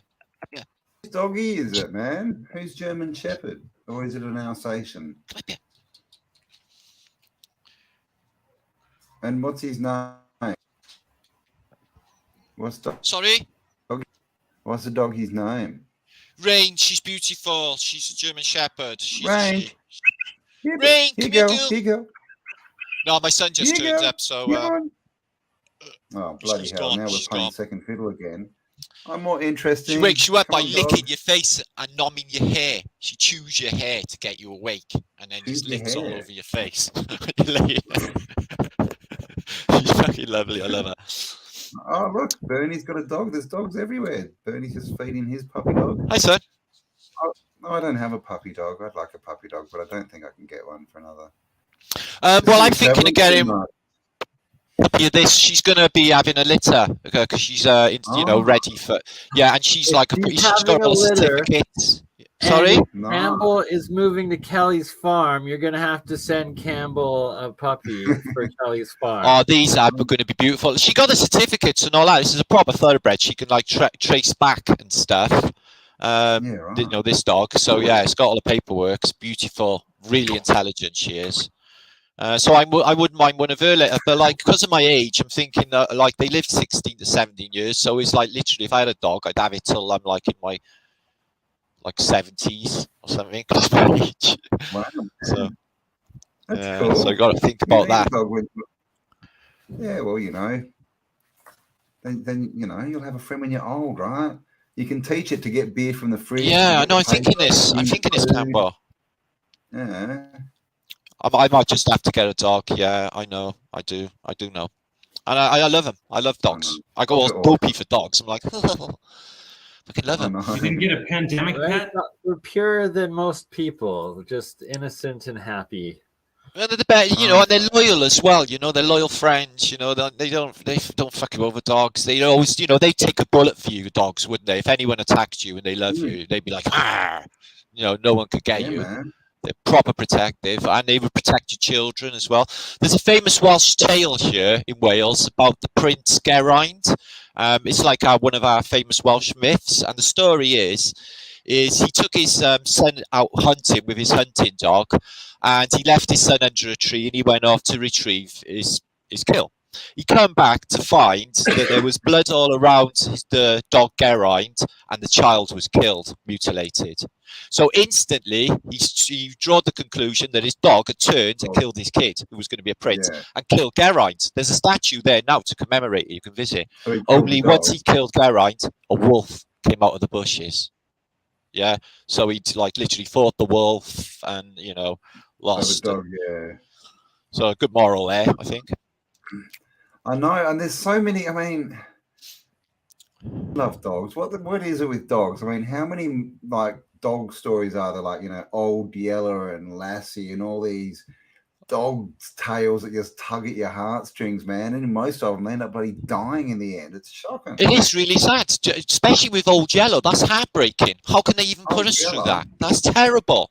What? And that's a kid's movie. Trauma-based mind control. It is trauma-based mind control. It is. Redfern grows. Here's a wonderful creature. You know, it's like, you know, Bambi. Like, oh, it's all wonderful with Thumper in the forest, and then bam, fire, mom dead. You know. Isn't Disney? Aren't all Disney tales?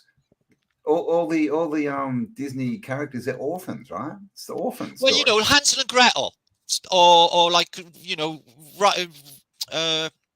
Little Red Riding Hood as well. It's all like orphan stuff. But Hansel and Gretel, so they're getting tempted into a house by a witch with a house covered in sweets because she's going to eat them. And in Red Riding Hood, the grandmother's dressed as a wolf because she's going to eat her. There's a lot of children being eaten, isn't there, in these nurseries, right? Grimm's fairy tales I covered a little while ago because they got like Tom Thumb and all of these other really groovy, you know, sort of themes. And they just started to remake it. There's a new series of Grimm's fairy tales coming out now. Oh, okay. So they're they were weird dudes, those Grimm people. Mirror, mirror on the wall, Grimm, right? Who is the greatest or fairest of them all? Doesn't even exist. I know. It's magic. Neither mirror. does E.T. Phone Home. But no one ever said ever. What? E.T. Phone Home? He did not say phone home. What? Guess what he said? And I kid you not, this is in the movie. E.T. home phone. No way, Jose, that did not happen. I'm sorry, I've watched E.T. 150 times. I know, right? Oh, no. It doesn't even make sense. It makes no sense. Doesn't make sense. Yeah. Fucking hell. I'm not going to watch it back now because I took my head in, but wow. Where are we living, man? What is going on with this reality? Someone's, I don't know, kicked over the CPU or something, and they're like frantically trying to get things working again. There's some they leave in there to play with us. When everything became remastered, did they just like fuck with all of humanity and like re-record everything? Like it just I know. Are we in a remastered tape of or in a remastered version of reality? The greatest hits of humanity. Maybe we've just done this over and over again, tweaking it, and this is like, we're going to do this again at some stage. Well, that's the other thing, right? Is that what deja vu is and synchronicity and stuff? Is it because there is some kind of a script and we're just trying to get it right? Maybe. If we play this over and over again, like Groundhog Day, I was thinking about the NCPs and their role in all of this. How is that working for? I don't like to call them that, but they are seemingly not really in it, are they?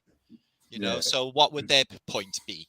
Are they just space fillers, or to make us maybe not feel so lonely? But if there's only real players, certain amount here, then surely there wouldn't be a need for that, would there? Well, I don't know. They're there to either pull us into the game system. Yeah, pull us into the system. Like, they're the ones that are like, get a job, and I'm a policeman, you need to do this. And yes. So they to pull us in, and it's our job to sort of understand that they're just full of crap and we shouldn't listen to them because they just, blips on a screen. Yes, exactly right. C3PO. Martin just held it up. He's supposed to. Yeah. Two gold Apparently legs. He has a silver leg now, but Martin has the proof. I bought that in 1977 when the film was out in the cinema. And I kept it all that time. See, that was the other weirdest one, man. C3PO suddenly had a silver leg in Star Wars. I was just like, what? Yes, really? no silver leg. Yes, you could even buy them with silver legs. Movie. That's so C3PO, weird. Well, and also there's the one with Luke. Movies, he's now got a silver leg. Oh, Luke, I am your father. Luke, yeah, but it's no, I am your father, and I'm like, there's no way in hell. No, he didn't say that. It makes no sense either. No, I am your father. Like dollies with braces makes no sense. We gotta start digging out the VHS and see what's on there, and it's like, it's like if it's changed on the VHS, then that's got to be a confirmed Mandela effect. Or if it's just the remasters, then it's just some sort of spell casting that they're fucking with us. How's this one? The Moonraker one was huge because the whole. Sorry, we always start at the same time. Yeah. Star Wars Christmas special movie.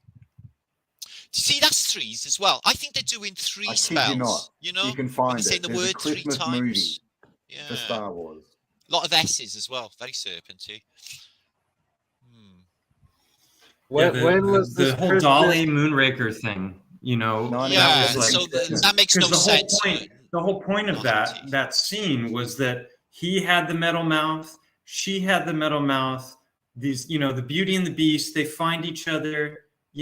That was the whole thing. Yeah. And like now she doesn't have braces. No way. That is that. Yeah, but they made an advert later, emulating that sketch in Moonraker where she had braces. So it has happened, but not in the film. No. So it makes no sense. But not in the film. There you go. Star Wars Holiday Special. Star Wars 1978 complete holiday special, and they sing songs. What is that? They do like musical stuff and do like songs. No way. And who is in it? Was it like the original actors and actors? Yeah. The original cast. Yeah. What? Yeah, and there's an interview here with Harrison Ford talking about it from a few years ago, at saying how embarrassed he was. I do remember that. And where did Kimball shit from? I'd never seen him before years ago, and now he's this big star and everyone knows him. Where the hell did he come from? I don't even know. He came from the Man Show. Fallon or Jimmy Kimmel. Oh no, Fallon. Fallon. Yeah, I don't know. Where did he come from, Fallon? Like, did they just deep fake it and then put him on Jimmy Kimmel to talk about it? Like, do you see what I mean? It might be something like that. I mean, it's there for create a whole new movie and rights. But this is the thing. They're all young. They all look like they're doing Star Wars. It's a full-on Mandela. But you got to watch it. I can't show it or we'll get copyright. But seriously, they sing. No, I gotta watch this. It's like musical. Check it out after. And it's Princess Leia and Chewbacca and Luke singing Christmas songs and stuff. It's the weirdest thing I've ever seen. I just never heard or seen it's that. It's screwing with us. So bizarre, man. I have one friend named Ian Mack from like I've known him since elementary, and he has like a pictographic memory, or whatever the memory is. And he was the biggest like nerd of all nerds of Star Wars. So I'm gonna have to ask him if he'd ever heard of it or seen it. That would be good. Because like, if there's one person that would know. Well, I'm pretty up on. I've watched them all 100 times. I think I know what my mind has heard. I'm not doubting, that, and I think it has changed. So how could that be? And calendar changes being mentally recorded. Some element of reality would have to be a simulation, I guess, like one of the dimensions that runs within it. I was pondering what would what's just happened and all the weirdness, especially the NCPs, or if we'd had some sort of interdimensional invasion, like something from another parallel dimension had come and like into this dimension and just trying to gain control. If it was along those lines, I was wondering. Yeah, it's because all the DMT really people strange. Are smoking. Really strange. Yeah, that's kind of like the latest Star Trek Discovery, I think. Really? Yeah, the most recent year or whatever, they had like this interdimensional AI thing that like came in through some time warp, and it was like the Vulcan or whatever the heck they are in that one, where the ones with the pointy ears have merged together. Vulcans. Yeah, but not the Vulcans, the other ones. Romulans. Oh, yeah. The Romulans have this like cult that like prophesies the end of the universe of this AI that's from another dimension, and then sure enough it like materialized, and then it's pretty intense. It's definitely if you're a Trekkie, if there's any Trekkie in you, I recommend checking it out. What do they drink, Romulans? What? What do they drink? What do they drink, the Romulans? Can you remember that? Oh, God. See, no. You're calling out my half-drop. Gah. It's called gah. Gah. They get very drunk on it, apparently. Thanks. If you just excuse me for a second, I just need to go to the restroom. I'll be back now, right? Most definitely, sir. Thank you. Good stellium. You and me, Bernie, what are we going to talk about now? Where do we go? Your microscope and how awesome it is, and how I need to start using a microscope. Did you get yourself one of those? It's not like 40 yet. euros. Did you get or $40? Although I have a really old school microscope sitting right here that I should probably start using, figuring out. What does that go up to? That looks big. I don't really know. It was kind of like random inherited from a friend's like past uncle or something like that, I think, and gotta hook it up. Gotta start using it. Did I share that picture of it was a gnat's wing, and the wing was like that. It was just so tiny, and 1000x. It's amazing. It brings it all. You can see all the detail. I saw those pictures you shared, right? Was it in your community section on YouTube? Maybe, might be there. I'm not sure. I haven't been using the computer for a while, so I need to like reacquaint myself with my file structure. I'm not finding things is not easy in this moment. So. Right? There's just always so much. 1000x for 40 euros. I wish I had this as a kid, Right? That's amazing. I'm definitely have I would probably end up going into biology or chemistry or something if I had known how far out the world was. There's so much. I was always looking out into space, and we're going to colonize, and I was a big space junkie as a kid, and believing all the evolution stuff and Big Bang and we're at the pinnacle of evolution, and we're going to the stars, and we're not gonna get hit by a rock, and the YOLO lie and wiped out forever. So and there's so many things that I just kind of didn't even give the time of day because they were uninteresting to me because I had that perspective, and you know, it was all about what was coming in the future, and had no idea how amazing the past was, and how magnificent, and on what a scale, and how widespread, and, you know, all this potential antiquitech and all this. It's like, if I had known about the past, you know, I would have.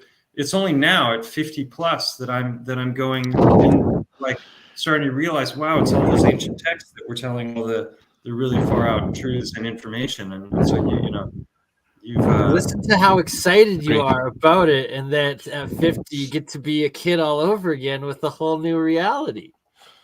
I know. I'm the same. Yeah. It's definitely a whole relearning that you know, you gotta. That was thing, you know. My friend Alex Michael, you know, close friend, he's the one who started getting me looking at Earth shape, and that was just. Oh, is it? Alex is responsible, is he? Brilliant. Yeah, directly. Yeah, no, he was looking at that like 3-4 months before me. He was starting to watch Mark Sargent's videos, and then eventually he came across Jaron and Globebusters and these guys, but yeah, no, it's surreal when you start to know it's real, as when you start to like look for the evidence, because I was trying to, you know, he was trying to flat smack me, and I was trying to disprove him, and everything I brought up he was able to, you know, defeat easily. Yep. Like, and so, you know, it started with photographs from space. No, damn, they are all CGI. You know, it's like, what? Yeah, that's an easy one. You know, and then you know, all these little coincidence anomalies, like the sun and the moon being the same size, you know, despite their distances and relative sizes and all, you know, and then it was, you know, but surely, you know, satellites in space, and, you know, satellite footage, live footage from the ISS, and it's just like one by on one YouTube by one, live. That would be brilliant. From the ISS on YouTube live, so we can talk to them in their chat stream while I had a great idea for an experiment. You know, if they're up there, first of all, they never point a camera out the window, right? Ever. And I once saw footage where the guy is playing with zero G, and it's a camera. It's a nice camera. You would expect NASA to have nothing but the best, right? And the lens is a good over a foot long, you know, so it's got a powerful zoom. Like, okay, well, all of those cameras nowadays, they can record in HD. Why not record all around from the inside of the ISS and then go point it at one of the windows looking out and down at Earth? And that shot has never been done. And the camera's on the ISS, supposedly. But the thing that really, what was the other thing? Lost my train of thought. I thought of a really simple experiment that could be done. You get like 1,000 flat earthers together. I've got a flashlight that I bought for $15 online. That's 1,500 lumens. In fact, I used 2 of them in my. I did a live stream called Spelunking Titans, where I did a live stream from up at the eye, but I also did one called Spelunking Titans, where I went into some other caves that I'd been in before, and I had 2 of these things, held them together, you know, because 1,500 lumens is pretty bright. That was fun. But you get 1,000 flat earthers with these 1,500 lumen flashlights sitting close together, and you coordinate voice with the ISS while they're looking down, and then you have a live stream, and the flat earthers go, okay, 1, 2, 3, all right, on, all right, off, okay, now on, and there should be a direct correlation between what they're seeing on the ISS and what's being. Very cheap experiment. Really good. Put it to rest, right? Like, you know, it doesn't have to be 1,000 flat earthers, but the point is they won't be doing that. Like, these are like possible. How much light do you need to have on the ground to see it up from space? Well, according to all of these flyovers, like, you got all the city lights and street lights, and it's like most of those aren't.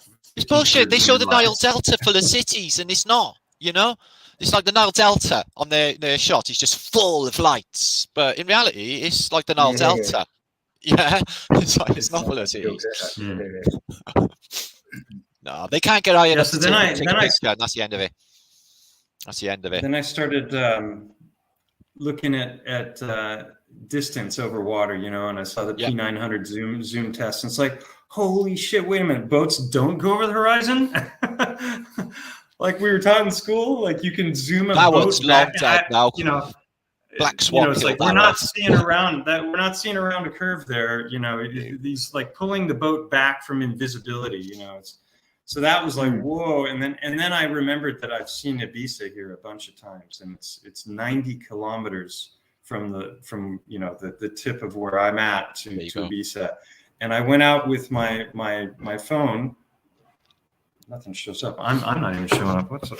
I went out with my phone and I took several pictures, and the two highest peaks in Ibiza, I can't remember what the numbers are right now, but you've got the peaks and then you have the saddle between the peaks. And you know, based on the curvature math, and I was really good at geometry in high school, there should be 200 meters of the bottom of Ibiza should be obscured at that distance with my viewing altitude. And you can check that across 4 different ways to calculate curvature. And it doesn't add up because with my phone, I got the whole, like you can see the horizon, and then you see the saddle sitting 200 meters up above the horizon, and that should be on the horizon. So that really, and then I went back another day with the camera and I pulled binoculars and I put them in front of the little eye of the camera on my phone. I've done that. So I got it because I don't have a powerful zoom. So I thought, what the heck? I got an amazing picture of it works. It works, brother. I've done it with my binoculars. It works well. It. Yeah. I'll share this picture. This is worth sharing. I've seen loads of things that I shouldn't have on the horizon when I was in the Merchant Navy. It was just like days out. That thing's 150 miles away. Why am I still seeing it? Sojourn, wake up your kids. How can you say your children are NPCs, my dear? Martin, what's the furthest you've ever seen with a periscope? You were in a submarine, or were you on boats, or were you underwater? No, I was in the Merchant Navy, but I spent a lot of time, you know, the radar sort of gives things away. Like, you know, if there was some sort of curvature, the radar would be able to show a horizontal image of the entire coastline, including rain or flocks of birds, all show up on the radar. Completely impossible if there was any sort of curvature present that way and that way, which they say there is. But like I would see like a volcanic island, like, you know, like we've been like 2 days out now. That must be 150 nautical miles away. Why am I still seeing it, Captain? Is what I used to say. And he used to just like, you know, sort of always smile, roll his eyes, look at the chief, and just not answer me. And I said this about 3-4 times over, you know, different voyages. How am I seeing that? How am I seeing that? You know, because of Earth curve, and isn't the horizon, you know, the apparent horizon? But then I was thinking the horizon was a physical object rather than an optical anomaly. I didn't really understand perspective or anything back then. But now, as a flat earther, I know for a fact there is just no way that I should have been seeing these things, you know, hundreds of miles away. Same with submarines. The way that submarines periscope track with depth. their radar. Yeah, and the periscope depth has to remain a constant. Yeah. So yeah, and which same as planes, they don't pull the nose tip down. 10 things that have never been said. Sit comfortably, passengers. We are dipping our nose 15 degrees to account for the curvature of Earth, like no pilot said ever. No. You know, if this was all real and there was a globe, the rocket wouldn't even need to go up. It could just go that way, and eventually it would hit out into space, apparently, because it's on a globe. Exactly. But they go up. Yeah, and then but they wouldn't need to. They could just go that way. And planes, if you know, if there was any like curvature of Earth, it's just insanity.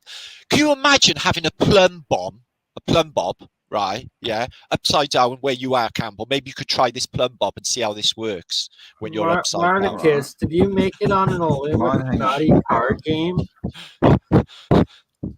That's good. Is that a planet? Is that a new planet you've discovered there, Mike? Yeah, this is Planet Ibiza. You guys, they just discovered it. Planet Ibiza, send me there. Yeah, it's in the Iberian galaxy.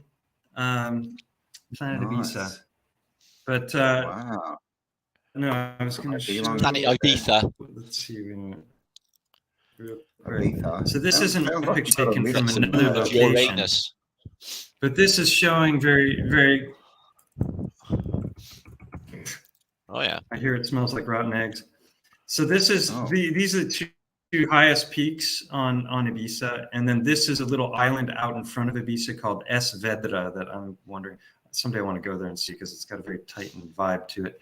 This is that saddle I was talking about. That is, if you go on Google Earth, you can put your and you know look from above. You can put your cursor all over this area, and the highest point of that saddle is 200 meters, and then these are like 500 meters or something. What's going on here? These are I can't remember the exact numbers, but they're the two tallest peaks. 1,500 foot then. So all of this should have been obscured. So like I said, this isn't my photograph, but this I'll show you the photograph I took. This is through my Sam's phone with a little tiny cheap pair of binoculars in front of the screen, and damn it, there we go.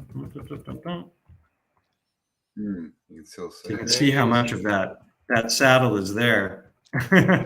It's all there. So that that was really a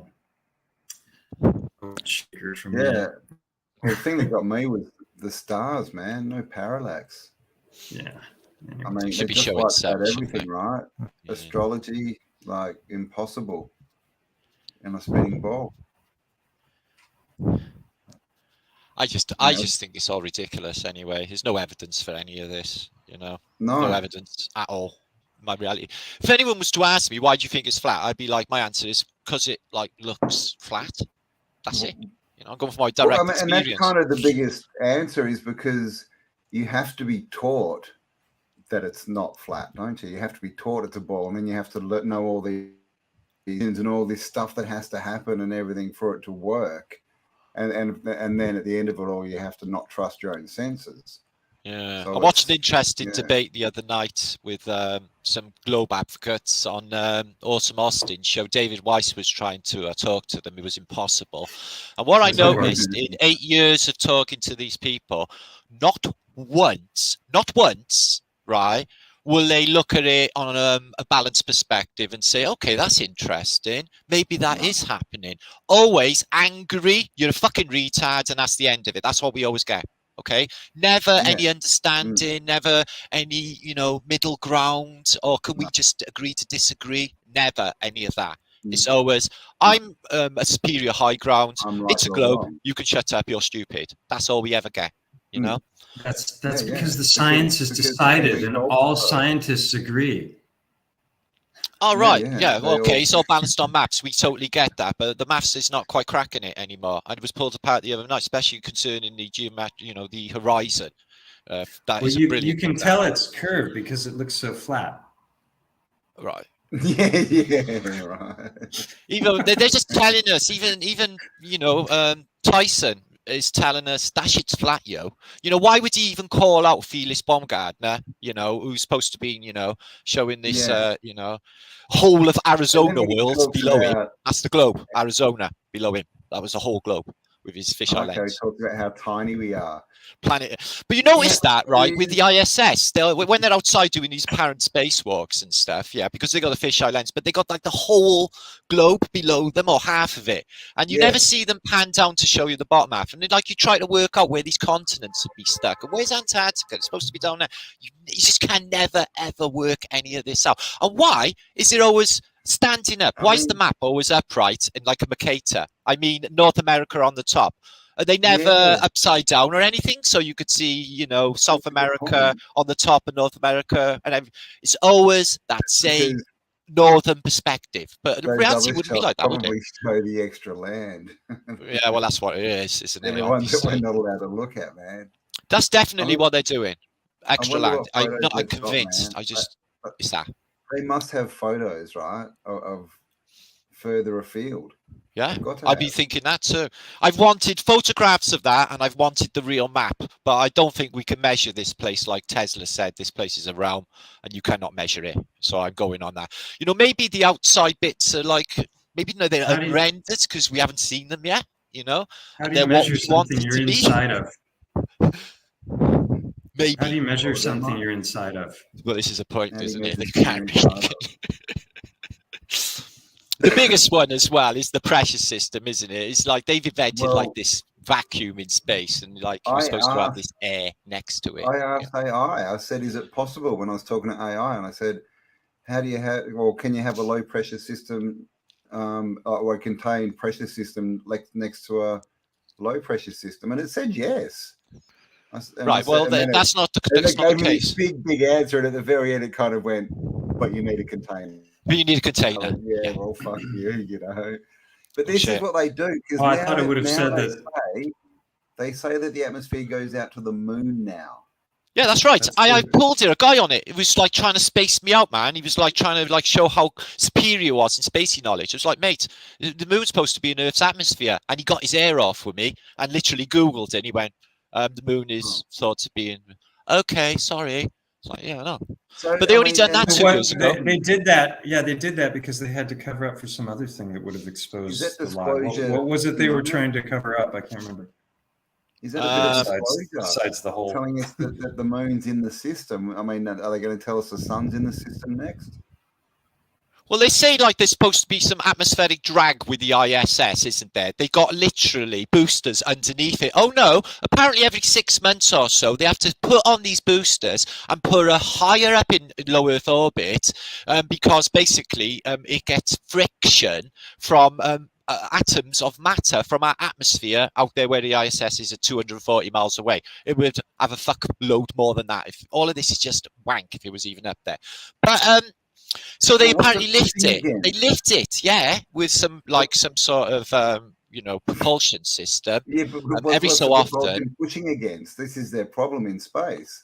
Well, I got a video that I put on my channel, a guy in NASA talking about, somebody literally asks him that question in a NASA museum, and he said, tried to explain it with the module, the moon landing module behind him. He said, oh, well, the gas expands and causes a propulsion and causes an outward push as the gas expands. But in a vacuum, how can we understand how a gas would operate in a vacuum? We all look like we've seen vacuum belts, no sound, vibrations limited. It's a vacuum. Would instantly disperse into the, because that's what it would do. No propulsion. Right? It disperses. Yeah, no propulsion. Yeah, no way. And this also another thing that annoys me is the absolute cold and the absolute heat all at the same time. And if you look into research why this is, because of the disbursement. So it's ultimately freezing, but you won't feel it that way, and it won't damage everything because it's all spaced out because we're in a vacuum, but they're still there. And the same for the heat. Makes no sense. Like where we are up. Wherever the heck I am in this Canada realm, when these like light sprites happen, it gets so cold and it just feels like all the energy is just sucked out. And then like within a few hours, we get this Chinook thing and it goes from like minus 40 Celsius to plus 15 Celsius in the middle of the night, and all the snow starts melting, and it's weird.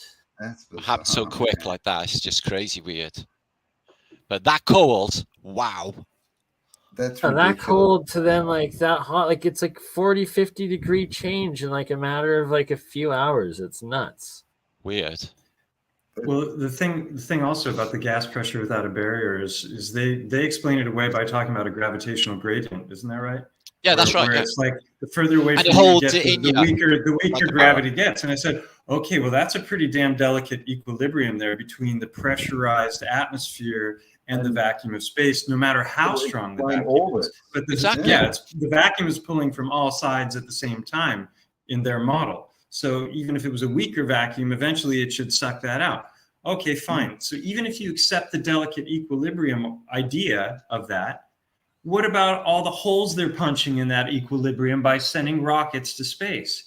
Why wouldn't all of the atmosphere of the Earth follow after the rocket as it's exiting into space?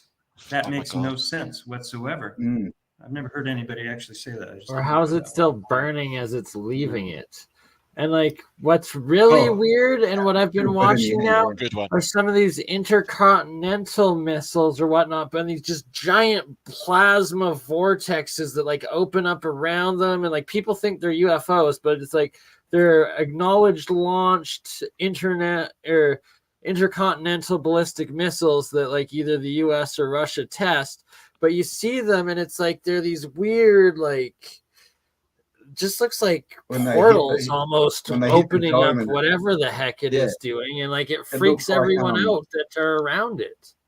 It looks like you're looking at a boat on the water, like those ones, and then it gets like the big kind of actually goes around it. Yeah, so it's almost like it's hitting. It's like splitting through something. Waters above. Well, the Go Fast rocket, you guys have all seen that, right? The Go Fast rocket flying straight up. Yep. The first amateur rocket to go to space, right, or closer, Yeah. And that thing is spinning, zzz, and then it just like it comes to a slow, sloshy stop, and you can hear it almost sounds like water sounds, and then it starts to fall, but it's not hitting the firmament. It's not, it's just like, and then it comes to stop and then starts to fall down. I saw a presentation by Udo Landucci on Globusters some years back where he was talking, and he was, he had the NASA documents on screen and looking at what they talk about atmospheric distribution when it comes to the noble gases. And then up at the, I guess it's the Kármán line, where the firmament probably is, but at that crossover point, they say is the largest quantities of sulfur hexafluoride in the world, right? And why it's 4 times denser than air. So I don't know why sulfur hexafluoride would be above the air if it's 4 times denser, considering. So I think it has to do with the dome and electromagnetics, and that, maybe some kind of superconducting, like it sticks to the firmament or something. Yeah, but it's I think it's being generated by plasma, like thinking of the Primer fields and those magnets. And there's the confinement ring, and then there's the confinement dome, and then it's showing all the different flows of the arrows of the electromagnetic movement. And then that can actually create both heat. The plasma physics can create both heat or ice, hot or cold. So it can go either direction. So that could explain the firmament. It can explain the outer ring. All of that stuff can be explained through the plasma physics model. But the interesting thing, and I don't know whether that would explain the sulfur hexafluoride, in the upper atmosphere. But the fact is that it's 4 times denser than air. It immediately extinguishes all flame. So there's no possibility of combustion in the presence of sulfur hexafluoride. And they put it into like fire extinguishers, and they shoot it at flames, and the flame just instantly goes out. It's that stuff that if you breathe it in, it makes you talk really deep. It's like the opposite of, the laughing gas that makes people sound like cartoon characters. So that's a really fascinating thing, is that the prevalence of that stuff up there. So that would make sense. Like if the Go Fast rocket hit that gas, it would immediately extinguish its propulsion. It's 4 times denser than air, so that would be kind of water-like, but not as dense as water, right? And it just kind of comes to this sloshy stop, and then there's that stuff that we've seen, where it looks like they're skipping across water, like the wake of a boat or the firmament. So that might just be the way, and maybe that's what keeps it. Maybe that layer is there to prevent from propulsion technology doing something to the firmament, but that's obviously. Massive. Yeah, well, we've got Operation Fishbowl and things like this, right? When they were literally shooting nukes at the firmament. So was the reason they didn't get through because they were being extinguished before they could hit it properly. But yeah, well, and those definitely do look like they exploded against the surface and emanated outward in a ring. There's no doubt about that when you look at it. But I suppose you could argue that fireworks look the same way, and they're not hitting something. They're just, exploding.